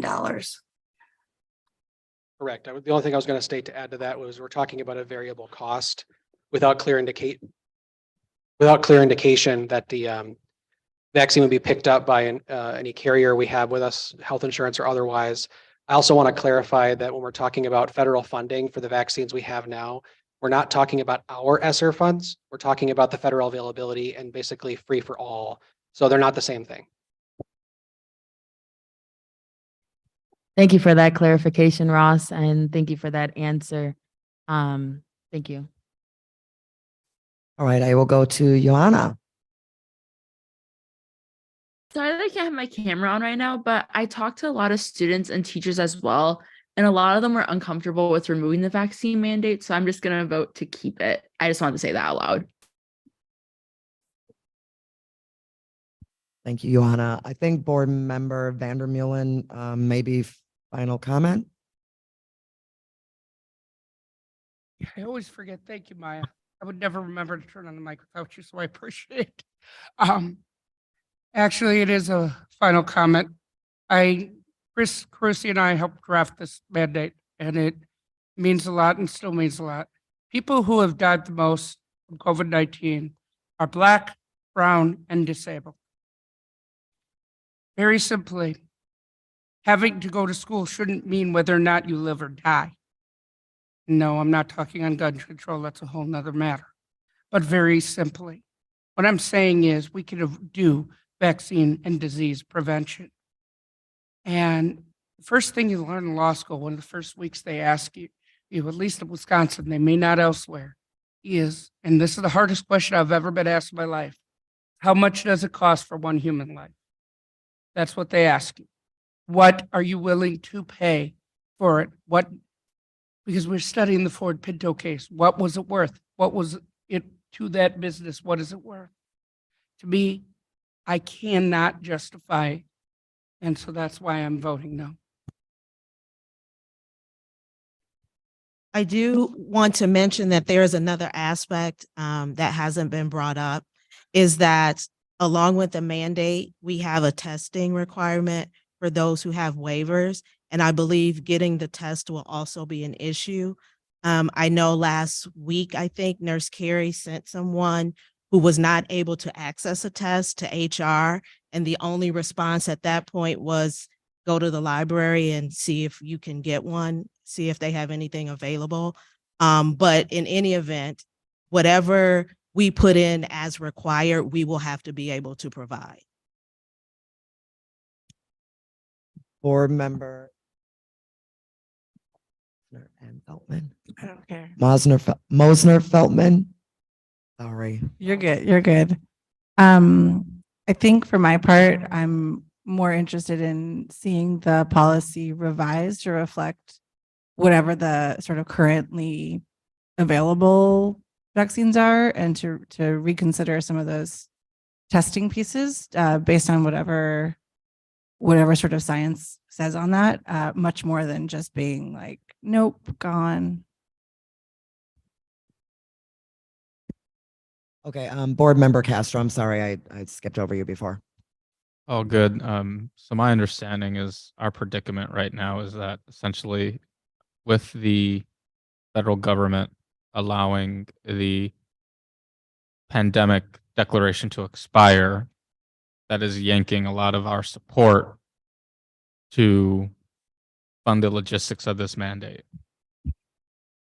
So just for reference, there are other vaccinations mandated for schools. How are those supported by other government agencies or what have you, versus how we may not be supported?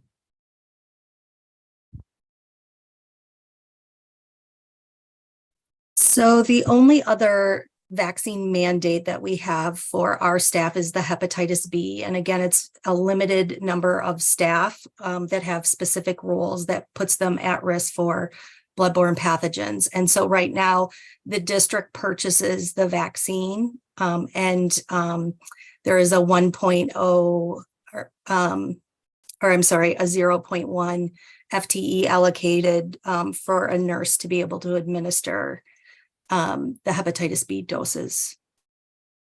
So that's what we have currently.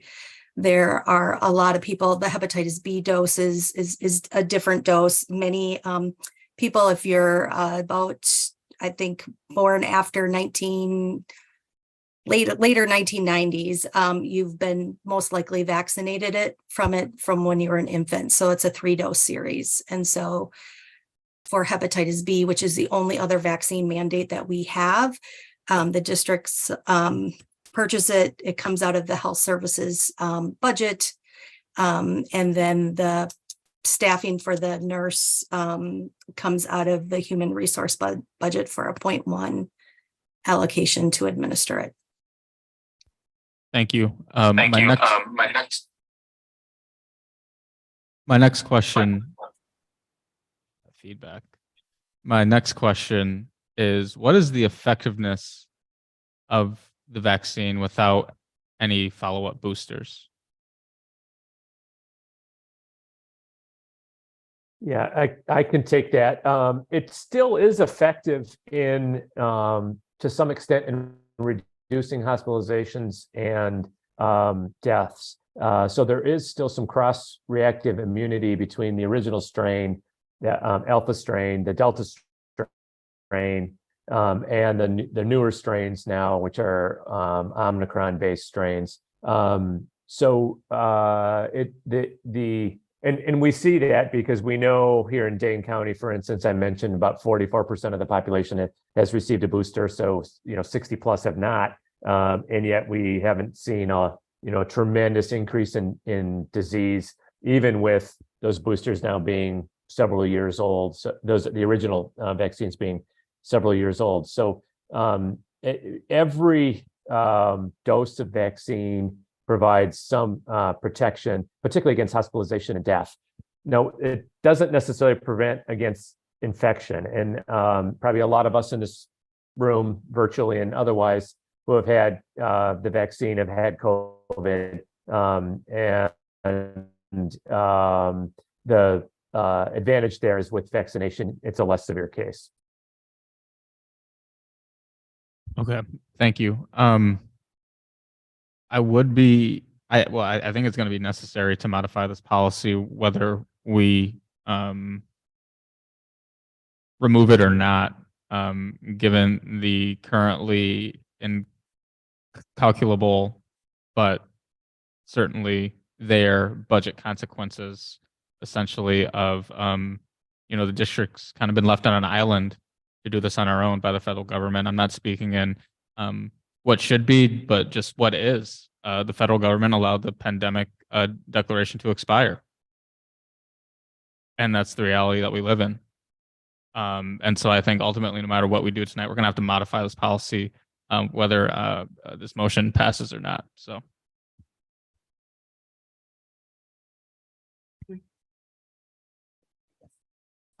Board members, I just want to say I deeply respect many of the perspectives that have been shared tonight. I'm feeling like the oddball on this board, because for me, I guess when I look at Nurse Carey, I look at Dr. DeMurray, like these are some of the same people we turned to at the beginning of the pandemic when we were getting advice about trying to figure out with our school communities and our community at large, like, are vaccines safe? And like, what will happen? And like, what would it look like to make it a requirement to work here? And we worked together, and we made that happen. And there have been a ton of financial resources to support this. And I mean, when you look at some of the work that our nurses have done, running clinics, making this vaccine as accessible as possible, you know, I guess I go back to what was listed in their memo around some of the rationale around kind of where we are at this point. And I feel like as a district, we always had turned to like having a strong medical and science-based rationale for some of the decisions we were making. And so I'm not in disagreement about like what board member Vandermeulen is saying, or board member Simkin, like board member Muldrow. Like, I also can agree with what you're saying. I just think for me, when I think of it being a mandate without having the adequate resources, that makes me feel a little uneasy for our employees. So I'm going to be voting in support of approving the end of the mandate. And with that, y'all, I'm going to call the question. Mind if we hear from Dr. DeMurray? He's got his hand up. Oh, okay, Dr. DeMurray. Thank you. I'm sorry. I just wanted to amplify one thing President Nichols said, and that was the testing component of this is probably the most dubious medically in terms of its ability to really kind of prevent anybody who's infected from coming on site. The idea was early on, and we all thought this, that if we tested people twice a week, we would pick up those who are incubating early infection. Absolutely, if somebody's symptomatic, they should have a test, but routine testing on a surveillance basis, as we would call it, really turned out to not be very effective. And I can tell you at UW Hospital, where we have a similar policy, it's been almost impossible to implement. Dr. DeMurray, is UW Hospital moving away from their policy? Not yet. They're pretty slow to move. We are just struggling with right now masking policies and testing policies, but we're in a really different situation where we have sick people, by definition. Thank you. All right, all those in favor of this motion to approve the end of the COVID-19 employee vaccination mandate and related mandatory testing, say aye. Those opposed? All right, motion fails 4-3. Oh, Joanna, I didn't ask your advisory vote. I'm so sorry. No, you're fine. No worries. Nay. All right, thank you. Have grace with me. I'm gonna get it.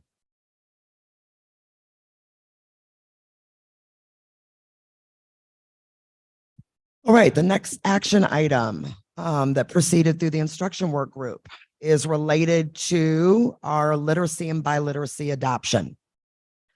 I move that the Board of Education approve an expenditure in the amount of $1,418,371 for the purchase of core instructional resources for literacy and biliteracy in support of our middle schools from curriculum and instruction ESSER funds. That is $212,520 for SAVAS and $1,205,851 for Open Up resources, and $501,000 for professional development from the curriculum and instruction ESSER funds, which is $64,200 for SAVAS and $436,800 for Open Up resources, for a total expenditure of $1,919,371. Can I get a second? Second. Discussion? Board Member Vandermeulen. Yes, I've read the memo. I've read a lot of things, talked to a lot of teachers. As much as I like Open Up and we've used it, to be honest, I just think Savas has more choices when it comes to the books. And that's what it came down to me when I was in middle school. There were the most important thing were the books that were put in front of me and authors I'd never heard of. And to me, that's the most important. So that's what drove me to go with Savas on both.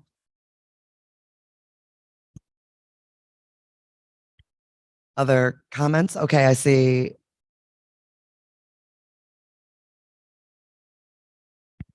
Board Member Feltman and then Board Member Muldrow. The thing that that makes me the most, that I wonder about is the $500,000 on professional development. It's a lot of money, but professional development is also a lot of time, like a lot of time, and can be really, really bad and really not worth money, like just not even worth the time it takes. And so I'm looking for assurances that we really like the professional development that we're going to spend $500,000 on, and that the time it will take to deliver that PD is considered as like part of a broader PD plan that takes into account how much actual time do people have to do this learning, because it's a limited amount of PD time, right? You got to assume that, like people were saying in public comment, that like mostly they're with students all day, and then their planning time is important and spoken for, and then people end up doing that planning for free after work. So I'm curious about the PD. Board Member Feltman, thank you for that. Do you have a question? Like, do you want to turn that into a question that somebody can come up and maybe address? Sure. My question is, what planning has gone into making sure that the $500,000 of PD is going to be beneficial to students and staff and reasonable given the time constraints in instructional staff's day? Is there someone from the team who could come up and answer? Thank you, Mrs. Green. And Board Member Vandermeulen, are you okay with, while Cindy Green is up here, to also maybe talk a little bit about why they recommended Savas and Open Up versus the Savas and Savas? Okay, thank you. Can you hear me? Oh. All right.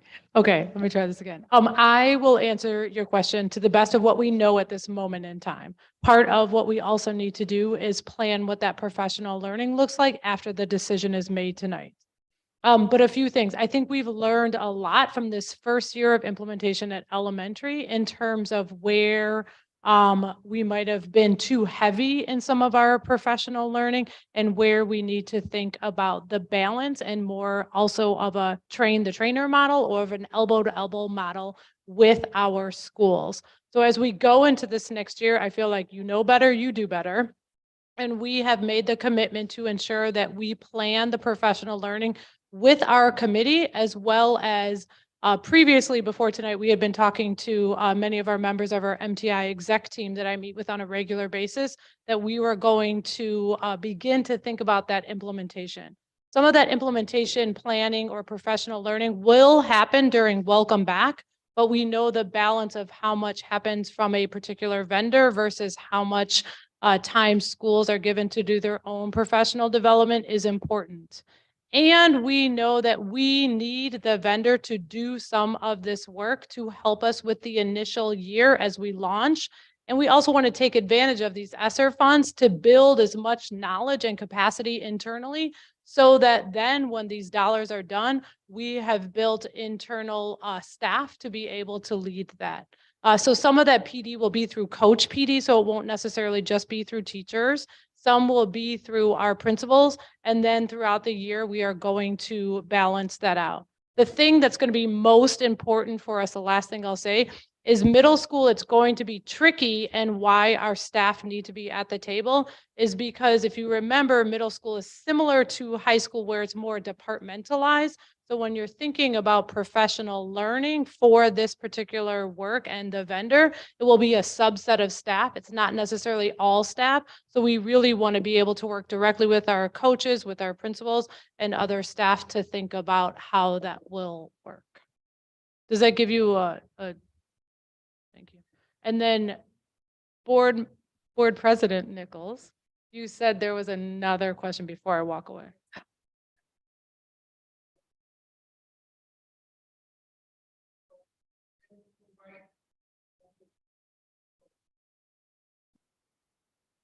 Choose. Why did you choose? Thank you, Maya. What am I going to do without you? Ever. My question is, why did you choose Savas Open Up instead of Savas? Yeah, absolutely. In short, two main reasons. One, we believed that both were the best fit for each program type, meaning EL Open Up was the best for the English language arts classroom, and Savas was best for our dual language immersion program and biliteracy. Second, because of the matriculation from elementary to middle school in terms of building habits, routines, and coherence and consistency, we also thought that was the second main reason for that decision.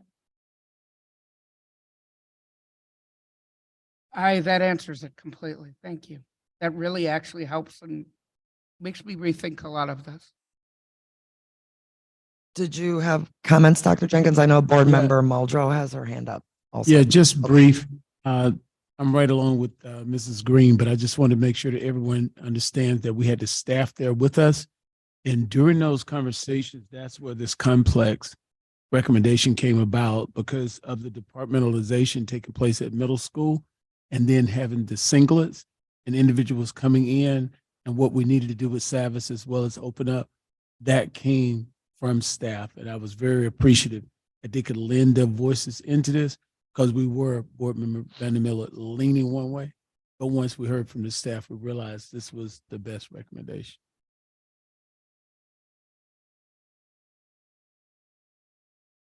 Cindy, I want to talk to you a little bit about the benefits for scholars and having access to this biliteracy curriculum. So I know we have a really challenging budget year ahead of us.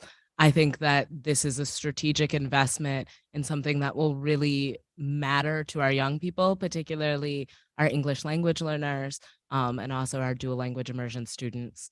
Can you speak to the benefits of having this and what it looks like for us to not have a coherent universal approach to curriculum across languages? Yeah, so first I want to remind the board and the community that biliteracy materials don't really exist across the nation due to many districts in terms of their dual language immersion programs look different than how our program looks in Madison. Most dual language immersion programs turn into a world language program.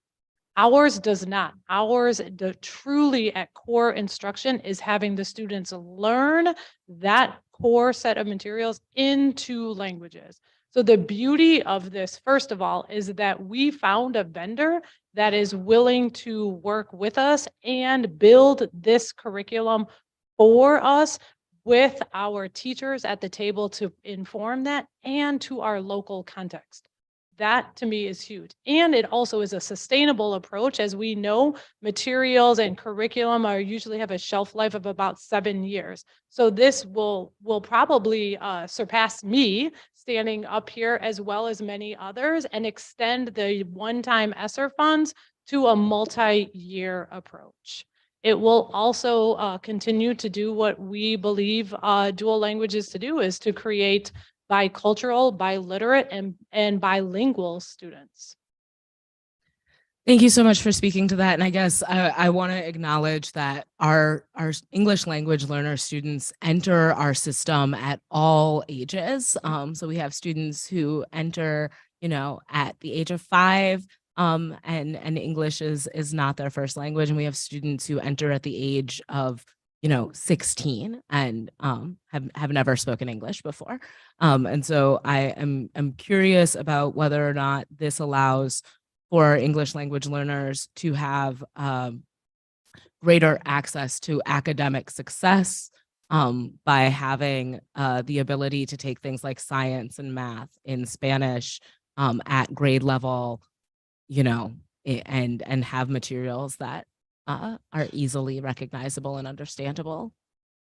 I think the short answer is yes, but we also, for the first time again with Esser dollars, are purchasing some other materials for English language development that are also going to be critical. What I would say are supplementary and scaffolds for our students that are English learners to be able to continue with that English language development and the access of core instruction. So those two pieces together for students that may have different entry points is going to be essential and really key for exactly what you just asked. Thank you so much. My last statement is not a question for you, Cindy, so feel free to chill. But what I want to say is the most controversial thing I've heard about this decision this evening is not the price, is not the necessity of the materials, but is the collaboration that we engaged in to get to this decision. And so I want to, I want to ask, I guess, or state that it makes it really challenging to vote on a recommendation when you hear from educators that they feel that their voice wasn't appropriately reflected in the selection process throughout the stages. I think one of the difficulties we've seen in rolling out initiatives is a lack of buy-in from educators and a lack of sense that their voice is taken seriously and represented in our decision-making process. And so I have some concerns or hesitancy specific to that. And simultaneously, I believe that the young people we serve deserve materials relevant to their experience that enhance their ability to learn. And so I want to say that I greatly appreciate your responses this evening, Cindy Green. And also I hope that we're engaging in processes with educators that are inclusive, but not symbolically, that are really taking into account the expertise our teachers bring and their ability to apply the decisions we make in this space to their classrooms.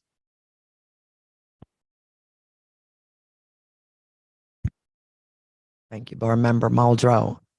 All right, so we have the motion to approve the expenditure, which ultimately is $1,418,371 for the curriculum itself, and another $501,000 for PD, for a total expenditure of $1,919,371.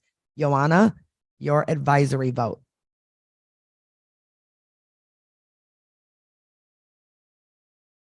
Oh, I don't see Joanna. Right when I was getting good at it too. Okay. All right. All those in favor of approving this expenditure, say aye. Those opposed? All right, that passes 6-1. We had no action items proceeding through the operations work group meeting held on April 10th, so we are going to go into our consent agenda. I move that the Board of Education adopt and approve all of the motions set forth in Section 10 of the electronic agenda prepared for the April 24th, 2023 regular school board meeting, exactly as said motions are written.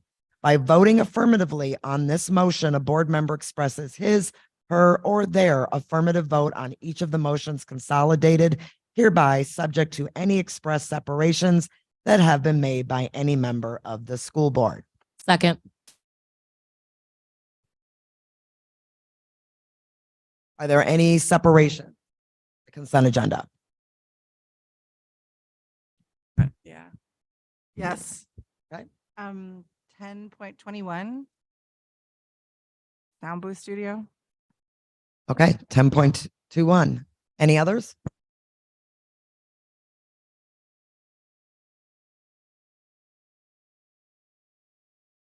Okay, and Joanna is not on here. Okay. All those in favor? Aye. Okay, what was that? Okay. We're doing the rest of the motions that are in the consent agenda. Okay. All right. That passes. Where?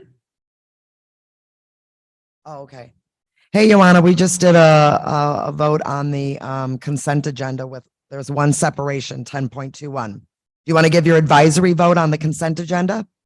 Yeah, I'm so sorry. I lost connection when you called my name, but yes, I approve. All right. Thank you. That passes 7-0.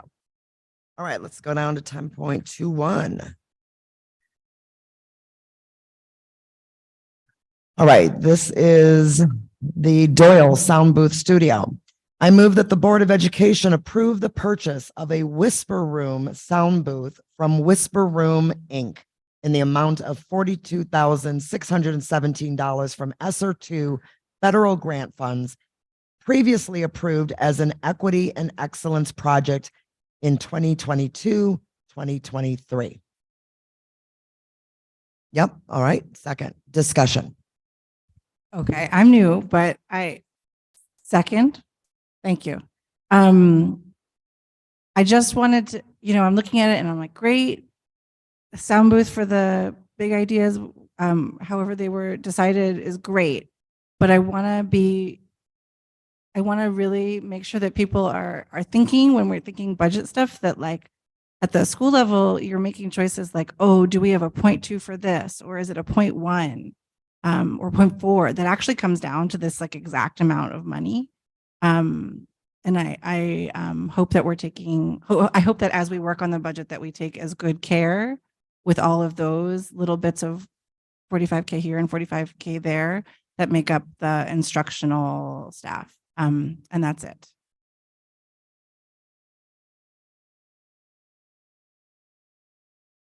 So I appreciate that, Board Member Feltman. I think knowing that we're moving through a budget cycle, things that we're voting on, for instance, in the April board meeting and the May board meeting could have a later implication on a budget. So I don't know if that, I just wanted to state that in terms of appreciate the comment and just thinking through like how that might influence your votes along the way and just being mindful as well about things that we're committing ourselves to as we're still in development of the budget. All right. Any other questions or comments? All right. All those in favor of approving this purchase of the Whisper Room sound booth, say aye.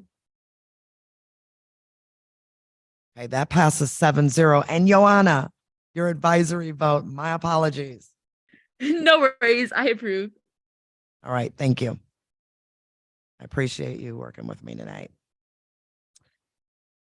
All right. We are now at other reports to the board. City of Madison Education Committee. I will give that report. We have not yet met in the month of April, so we do not have a report. Our next committee meeting is scheduled for this Wednesday, April 26, 2023. Student Senate. So on April 5th, we had a meeting. So we did like the Board of Education report, committee meetings, and then reconvening and meet committee share out.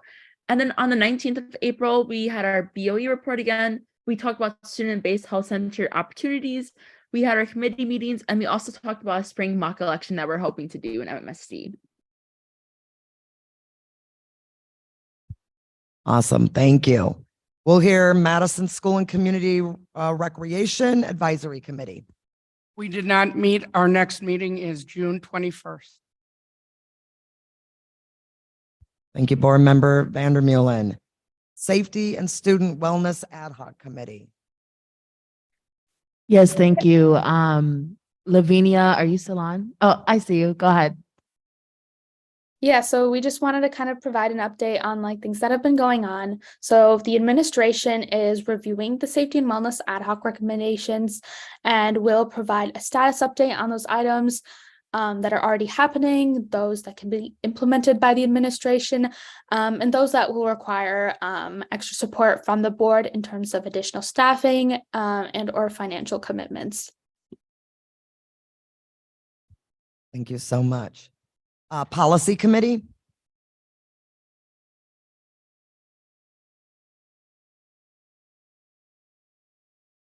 I am sorry. So the policy committee is currently in transition as one half of our team departed the board. Shout out board member Gomez Schmidt.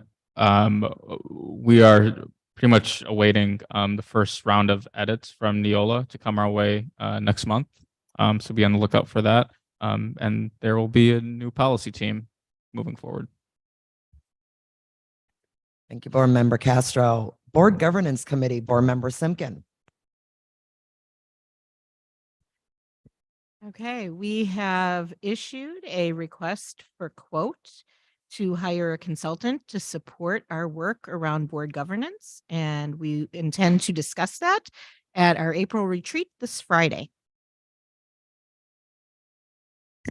Thank you, Board Member Simkin, and all board members for reporting out. All right, we are now on other business. Private school busing.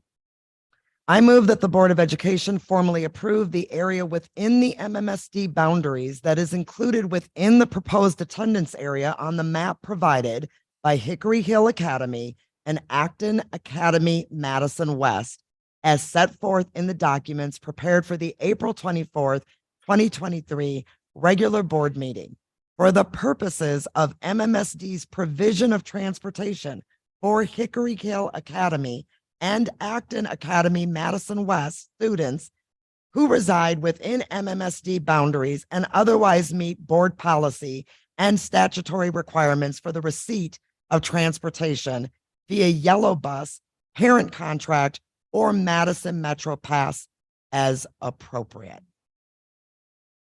Second, Nikki Vandermeer. Discussion. Board Member Muldrow.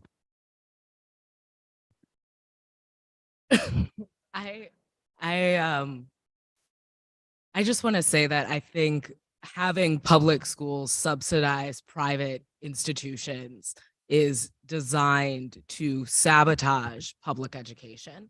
I think it's an investment, and this goes beyond yellow buses. This is also about the way the district is required to reimburse parents who drive their students to schools that are private. I think that this is a measure that is not genuinely about equity within education, but is about sabotaging public education. And so I will vote in support of this out of obligation. But I do not support funneling public dollars to private entities. Well said. Thank you, Board Member Muldrow. All right, Joanna, your advisory vote. Yep, I approve. All right, all those in favor? Aye. Opposed? Okay, that was all 7. Okay, 7-0 passes. Thank you. All right, notice of disallowance. I move that the Board of Education disallow a claim on behalf of the MMSD under Wisconsin Statute 893.80 and said claim alleging liability-based negligence by district personnel. Can I have a second? Second, Nikki Vandermeer. Okay. I was just explaining this. Discussion or questions? Okay, never mind. All right, Joanna, your advisory vote. Yeah, I approve. All right, thank you. All those in favor? Aye. All right, that passes 7-0. Thank you. Moving on to 4-year-old kindergarten. And I just want to make sure I'm reading this right. So this is not a motion, it's a recommended action. So I'm just reading it as is, and I'm still getting a second, and I'm still getting a vote. Okay. Here is the 4-year-old kindergarten intergovernmental agreement. Whereas the Madison Metropolitan School District has established 4-year-old kindergarten programs to serve age-eligible students, and whereas the MMSD recognizes the potential educational benefits of providing families with options for 4-year-old programs, as authorized by the Department of Public Instruction to meet the needs of students eligible to participate in 4K programs. It is hereby resolved that pursuant to section 66.0301 of the Wisconsin statutes, the school board of the Madison Metropolitan School District agree to establish and maintain on a cooperative basis 4K programs as set forth in the agreement prepared for the April 24th, 2023 regular meeting for the period of July 1, 2023 through June 30th, 2024. Second. We'll do a second with Board Member Pearson. Any discussion or questions? Board Member Muldrow. So I want to acknowledge our investment in 4K, particularly our investment in full day 4K. I want to acknowledge that that investment is a strategic investment, is an investment I think we as a board should be incredibly proud of. And I want to thank Dr. Jenkins for your leadership on this investment. Throughout the entire time that you have served this district, you have advocated for early childhood opportunities for our young people. My one question is, were we to no longer provide 4K or no longer provide full day 4K, what would the impact to our enrollment be?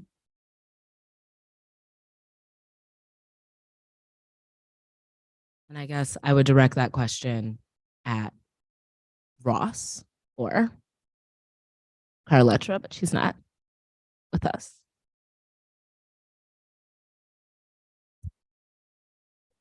Ross McPherson. So the simple question or simple way of saying that question is, how many students are enrolled in full day 4K at this time? And how many students do we anticipate will be enrolled in 4K next year? And as Mr. McPherson is coming up, let me just give you this other anecdote while he's coming. We do know from full day 4K, it provides better opportunities for some of our family, and in the short term, but the long term in terms of the enrollment impact. And it's just serving our communities better. And we know the earlier we catch our students, in particular those families who are needing additional support, which half day doesn't work out for them. But now Mr. McPherson's here.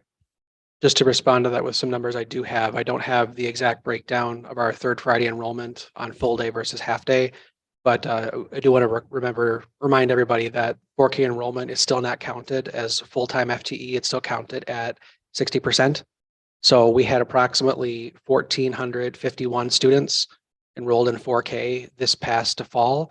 That includes within MSD schools and in our 4K offsite providers. So take that number and about 870 FTE would be removed from the system were we to discontinue 4K entirely. Again, I don't have the exact breakdown by school of which we're in full day versus half day programs. Thank you so much for that. I think it's an important thing to consider how the growth of our offerings in terms of 4K and the diversity of our offerings in terms of 4K have contributed to our enrollment. And I, again, want to acknowledge this investment as both a strategic investment and an equity-driven investment. All right, moving on to the next other business item, which is health insurance. Oh, I'm sorry, y'all. Thank you. All those in favor of the four-year-old kindergarten intergovernmental agreement. Joanna, your advisory vote. I'm sorry, y'all. Yes, I do. Okay, thank you. All right, now all those in favor? All right, passes 7-0. Thank you all for working with me here. Getting hot.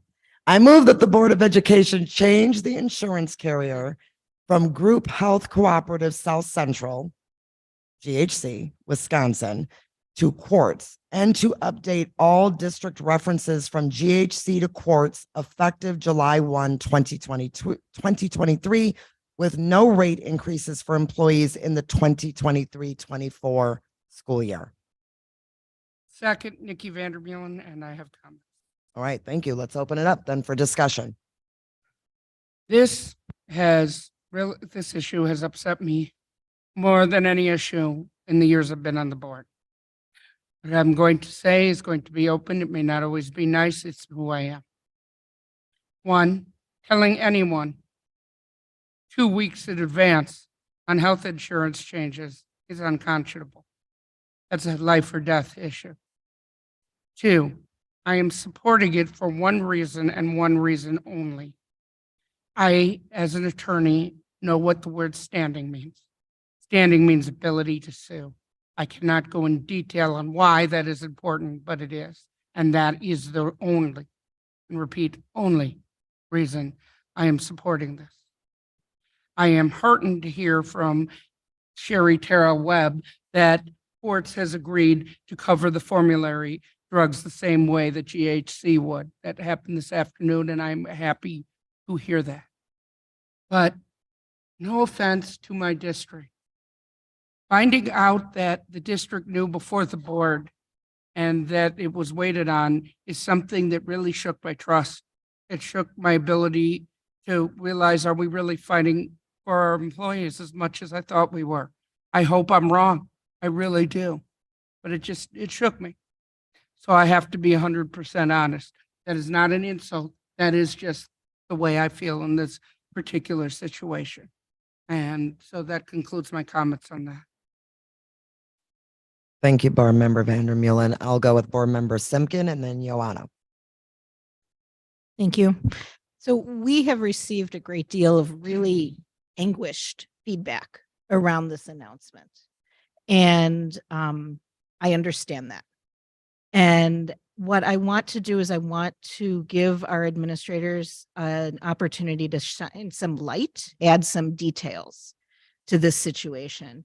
And so my first question is, can you please describe the situation in which we have a current contract with GHC and are also needing to vote tonight to change insurance carriers?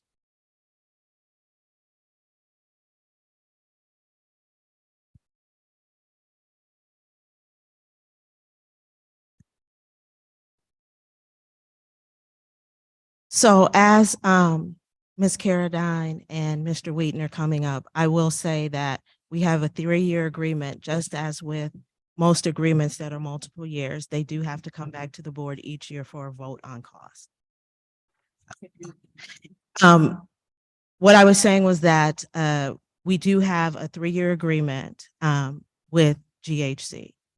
With 3-year or multiple year agreements, the way it works is the board votes on the overall agreement, and then each year, the specific cost for that agreement comes before the board. So we're in the 3rd year, and that's where or how we got to where we are right now. With our health insurance contracts, the overall contract doesn't have an amount because each year the provider issues a renewal notice that tells us, based on the actuarial tables, where MMSD falls and how much our insurance will cost for that year. And then I'll let Mr. Wheaton and Ms. Carradine take over from there. Thank you for that. So as soon as we found out, first of all, I want to say thank you to Sherry Terrell Webb, to M3, and to Brad, who was the conduit in between the consultant and the school district, as well as the board, when we came to you with it and the questions that you gave us that we were able to take back to the consultant. So thank you for the thought-provoking questions that you gave.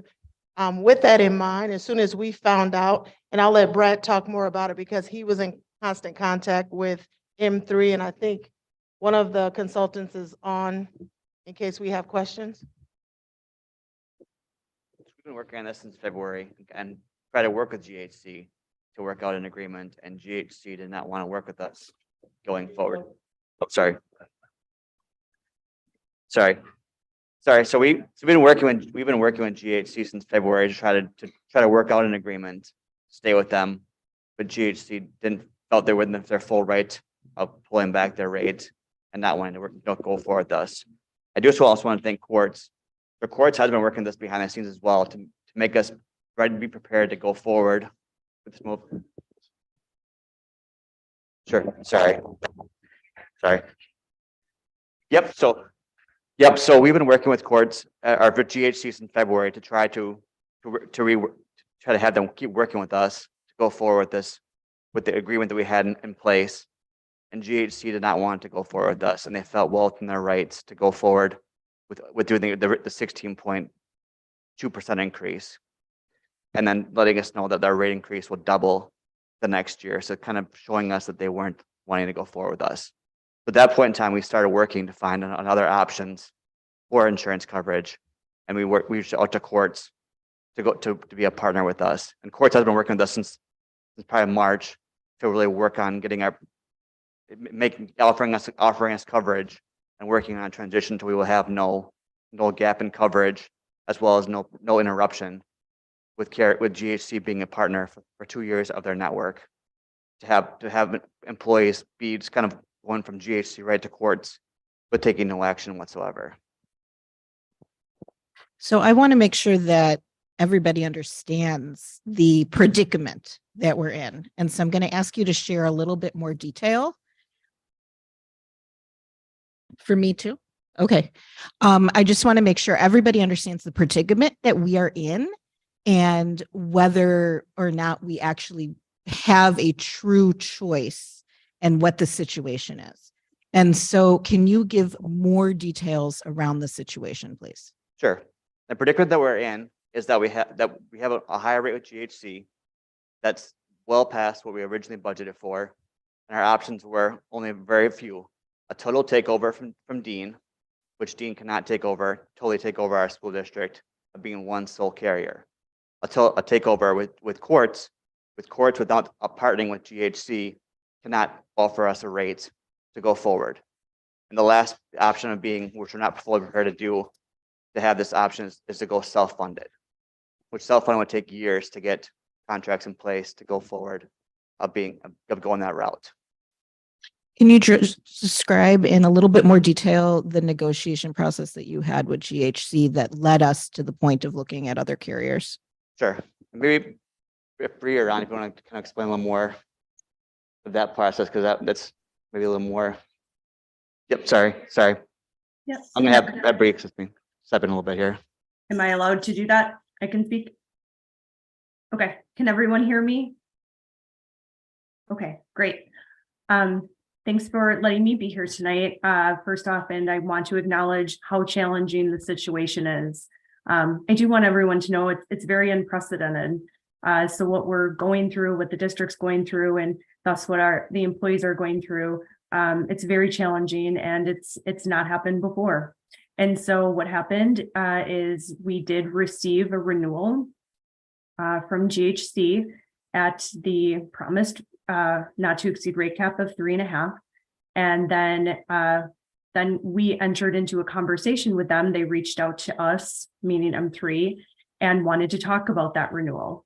And we obviously wanted to talk with them and understand what questions they had around the renewal, because we had a rate cap in place. We didn't really have meetings about it the last 2 years because we had those rate caps. So had a conversation with them. They asked if MMSD would be able to take a higher increase. I said, most likely not. You know, we've already been budgeting and working through the budget, right?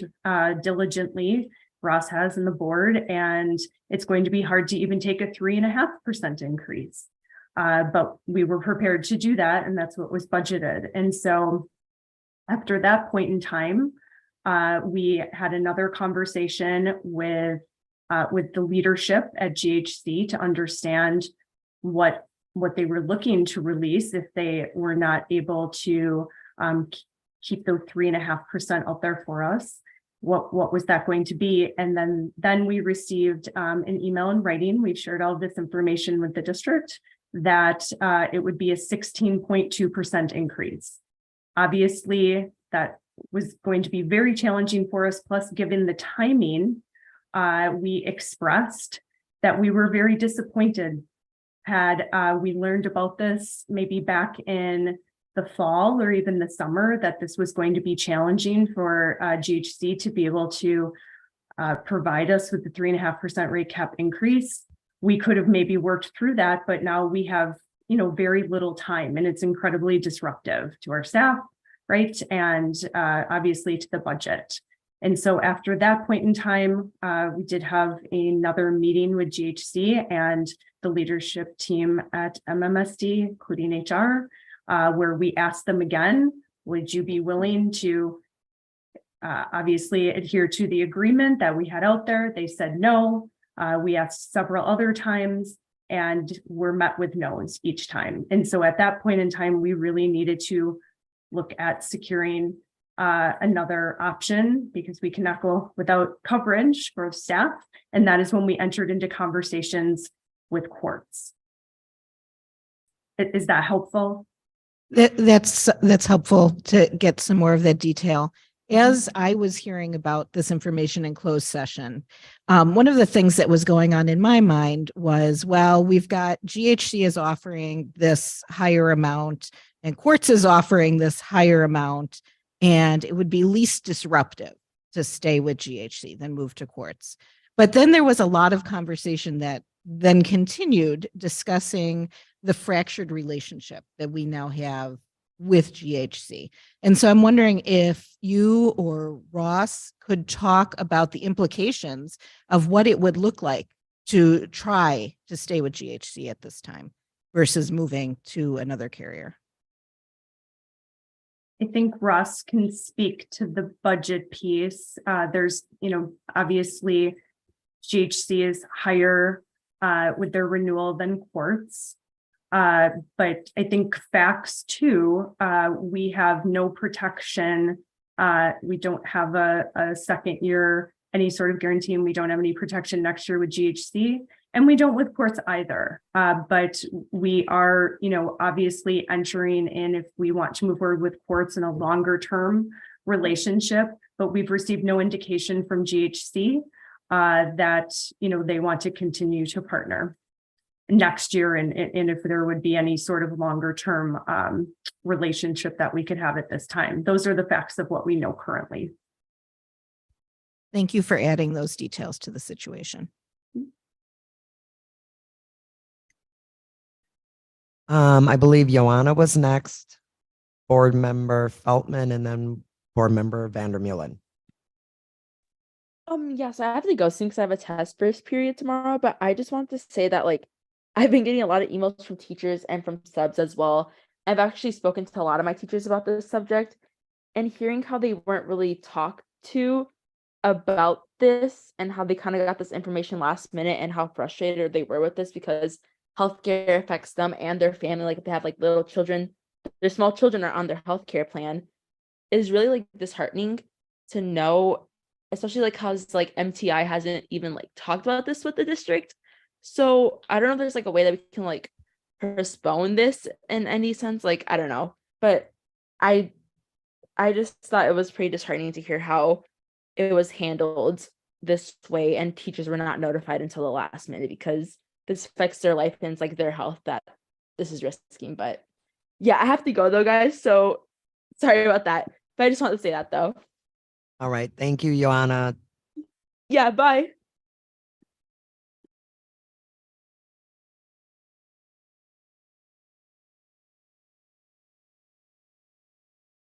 Okay, my questions are actually kind of similar.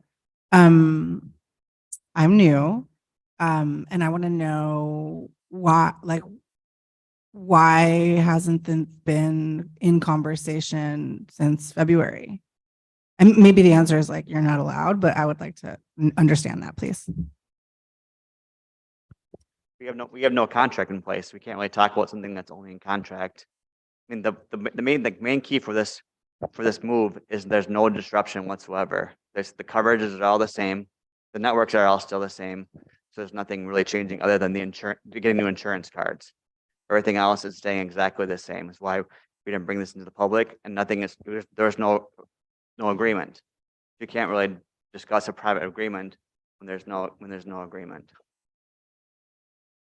Sorry, you can't discuss, you said a private agreement without the agreement?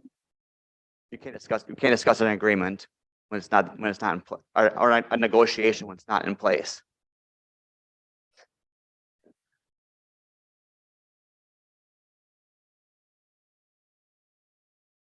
Let's see, now it's on. So this is treated much like many of our other large contracts. And so it is not a practice to bring a problem to the board without a solution. And so that is why our consultants, which the board has voted to hire, M3, those are our insurance brokers. Those are the ones that help us go out to the market to get insurance. Did their best to attempt to repair, fix the relationship to get to a point where maybe we could just stay in the relationship, or at least present to the board the possibility of staying in the relationship, because there wouldn't be that significant of a change. When you're negotiating contracts, the way we typically do it is the team negotiates and then brings it to the board and says, okay, this is what we've been able to figure out. Now, the conversation is around knowing so late.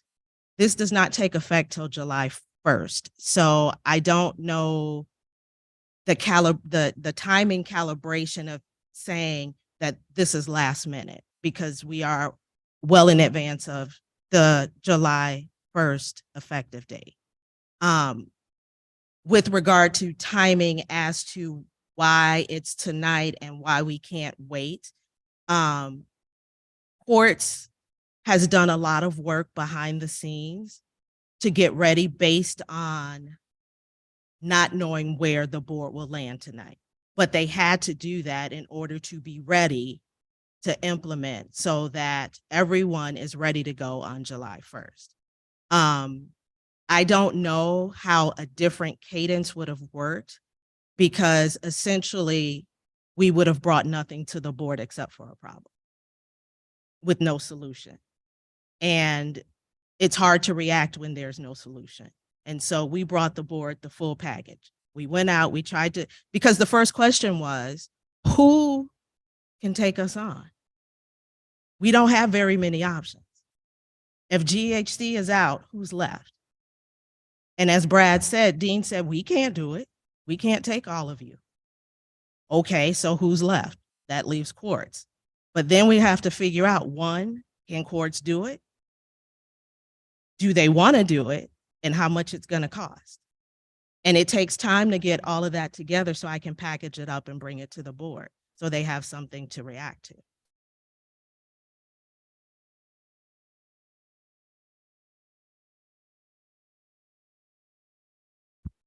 I guess part of what we heard during public comment is that the transparency is also a problem. And so I don't know. I don't know. Like I said, I'm new here, and so maybe it's totally best practice to only bring fully figured out contract options. But to me, we know that transparency is an issue in our district. So I still don't totally get like why wasn't this in the conversation in February when it started coming out? Who as well? I think I'm next in queue. Sorry, you're not done. I apologize. I jumped you. I apologize.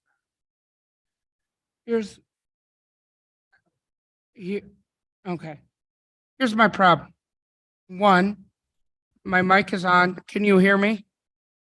One, my problem is as follows. The board has the right to know information regarding the financial health of the district, and this would affect our budget and our ability to plan. That is in there.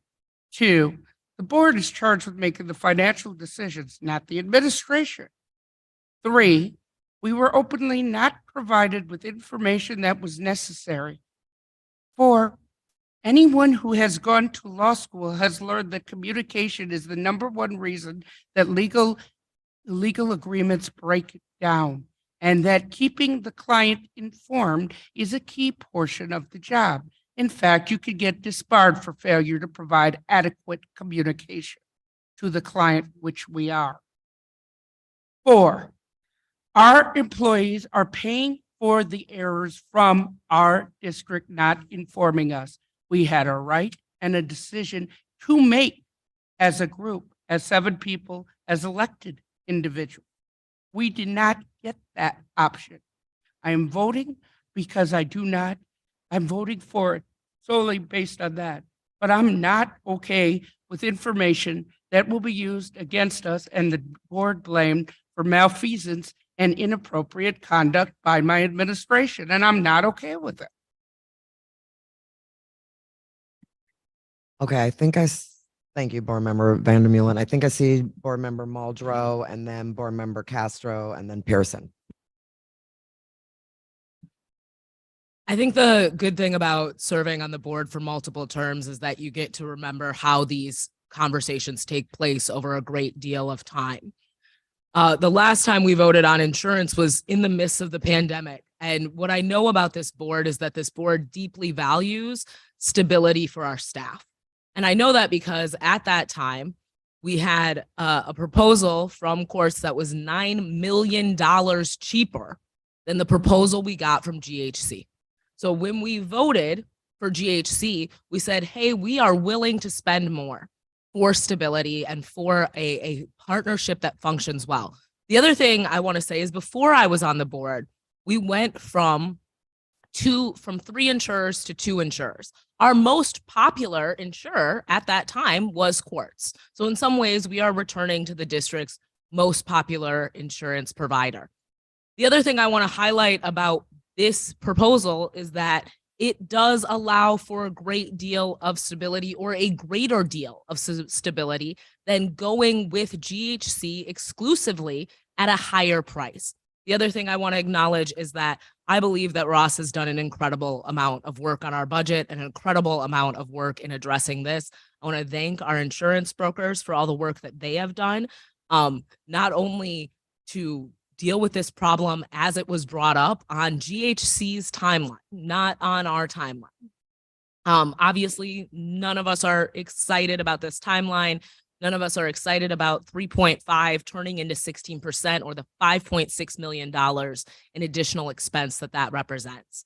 And still, the greatest stability we get is if we go with courts and we save an additional, $1.5 million in making that decision. And we're allowed for the next 2 years to have all of the GHC providers that are currently working with our people continue to work with them.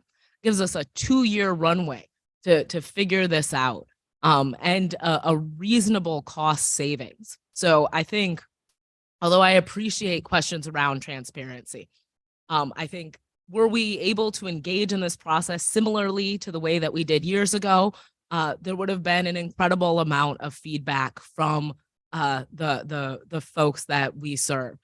I'm not unaffected by this shift. I don't think any board member is taking this casually. I think this is kind of the definition of a rock and a hard place. And I think the people who have chiseled away at that rock to create the opportunity for savings and stability are people we should appreciate deeply in this moment. That's it for me. Yeah, thank you, Board Member Muldrow. I just want to level set some language right quick. Like, the only reason why we're having this conversation is because GHC backed out of an agreement. And so we were responding to that, and our brokers did to the best of their ability to negotiate a best rate, point blank period. Thank you.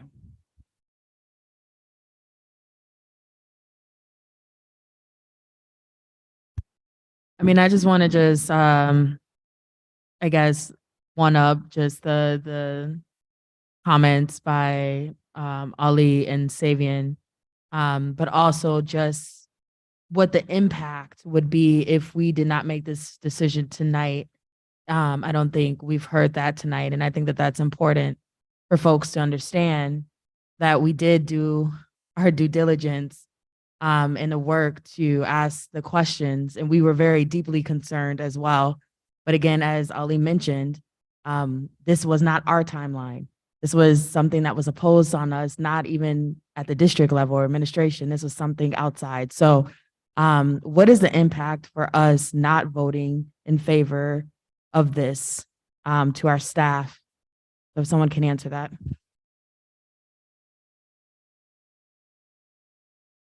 The impact of not voting tonight would be probably more likely a delay in the changeover July 1st. Where we could be a lapse in getting insurance cards, people not having prescription coverage right away at the start, where courts needs this time to get everything fully set up and established and get things mailed out and get everything fully going. And if we were to delay this vote today, how long would it take for us to ensure that we get adequate staff responses? How long would that take? And I don't know if like research and it's, well, okay, thank you for asking that. Board President Nichols, sorry. No, she mentioned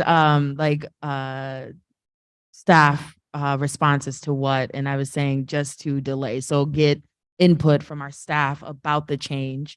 How long would that take for us to adequately ensure that staff voices are part of this decision if we were to delay? So maybe that's a research and innovation question, or anyone, I guess, can speak to it.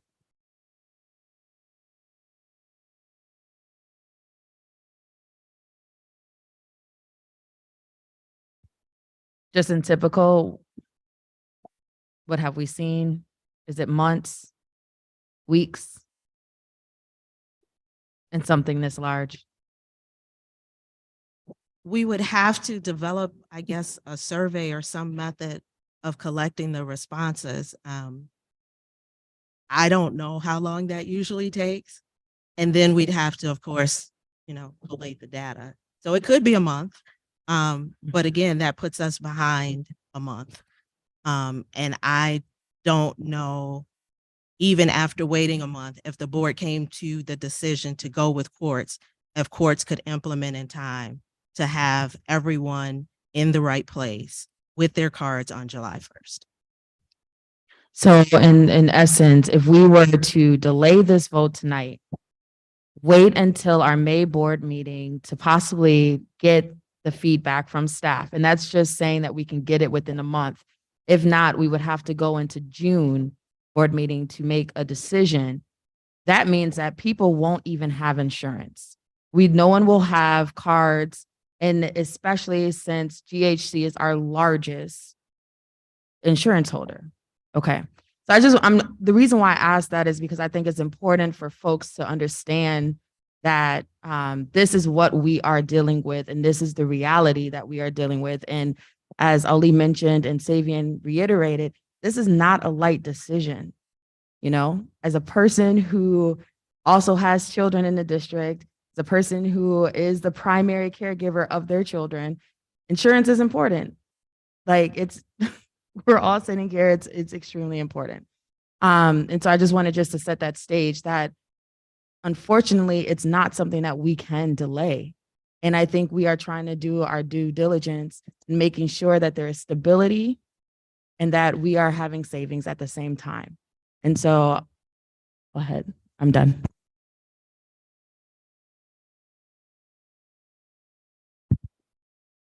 I just want to say my appreciation for Board Member Simpkins starting us off with just putting it out there, because there's a lot of, conversations, anguish, different ways. So I just want to say thank you to you. Thank you to Board Member, and I still have it in my head, Chair Muldrow, Board Member Muldrow, the way you articulated that, the human decency that you brought to that conversation, to this conversation. I mean, it's much appreciated. And the other comments that came from Board Member Castro, and then just the whole reality of that GHC.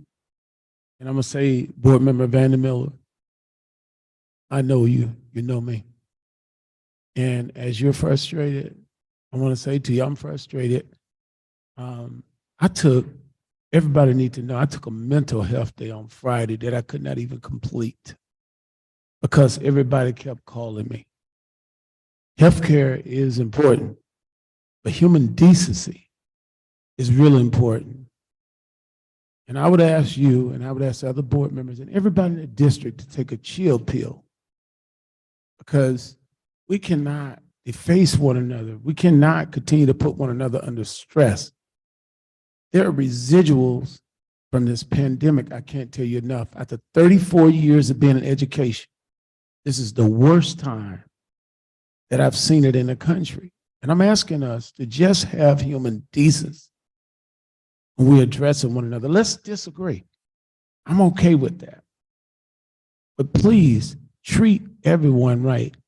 And I'm going to say, Board Member Vandermeulen, to describe what it takes to get disbarred, that is a public lashing.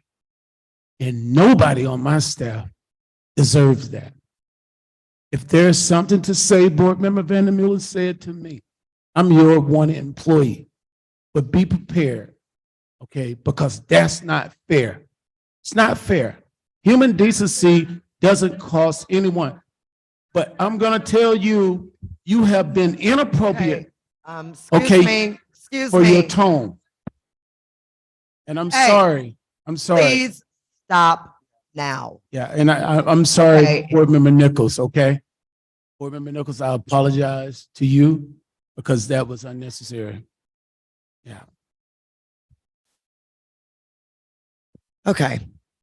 I'm going to call the question. And I also wanted to just say that the way that this rolled out, we know with very short timing, would obviously create legitimate feelings. And I hope what I hope is that through our conversation and through some of the questions tonight, that there's at least a better understanding of why things transpired the way they did. It was not ideal for anyone, and it's still not ideal in terms of process, communication, and opportunity for folks to feel like they've had input. Given that, we still have a responsibility to make sure that our employees have access to healthcare come July 1. And I also want to appreciate much of the efforts to ensure that there will be GHC coverage and access through the next 2 years. So with that, the motion is to change the insurance carrier from Group Health Cooperative South Central to Quartz effective July 1. All those in favor? That's 7 up. Okay, that passes 7-0. And folks, I believe that was all of our business. Yes, I need a motion to adjourn, please. Second. All right, all those in favor? Meeting adjourned. Thank you. Have a good night, y'all.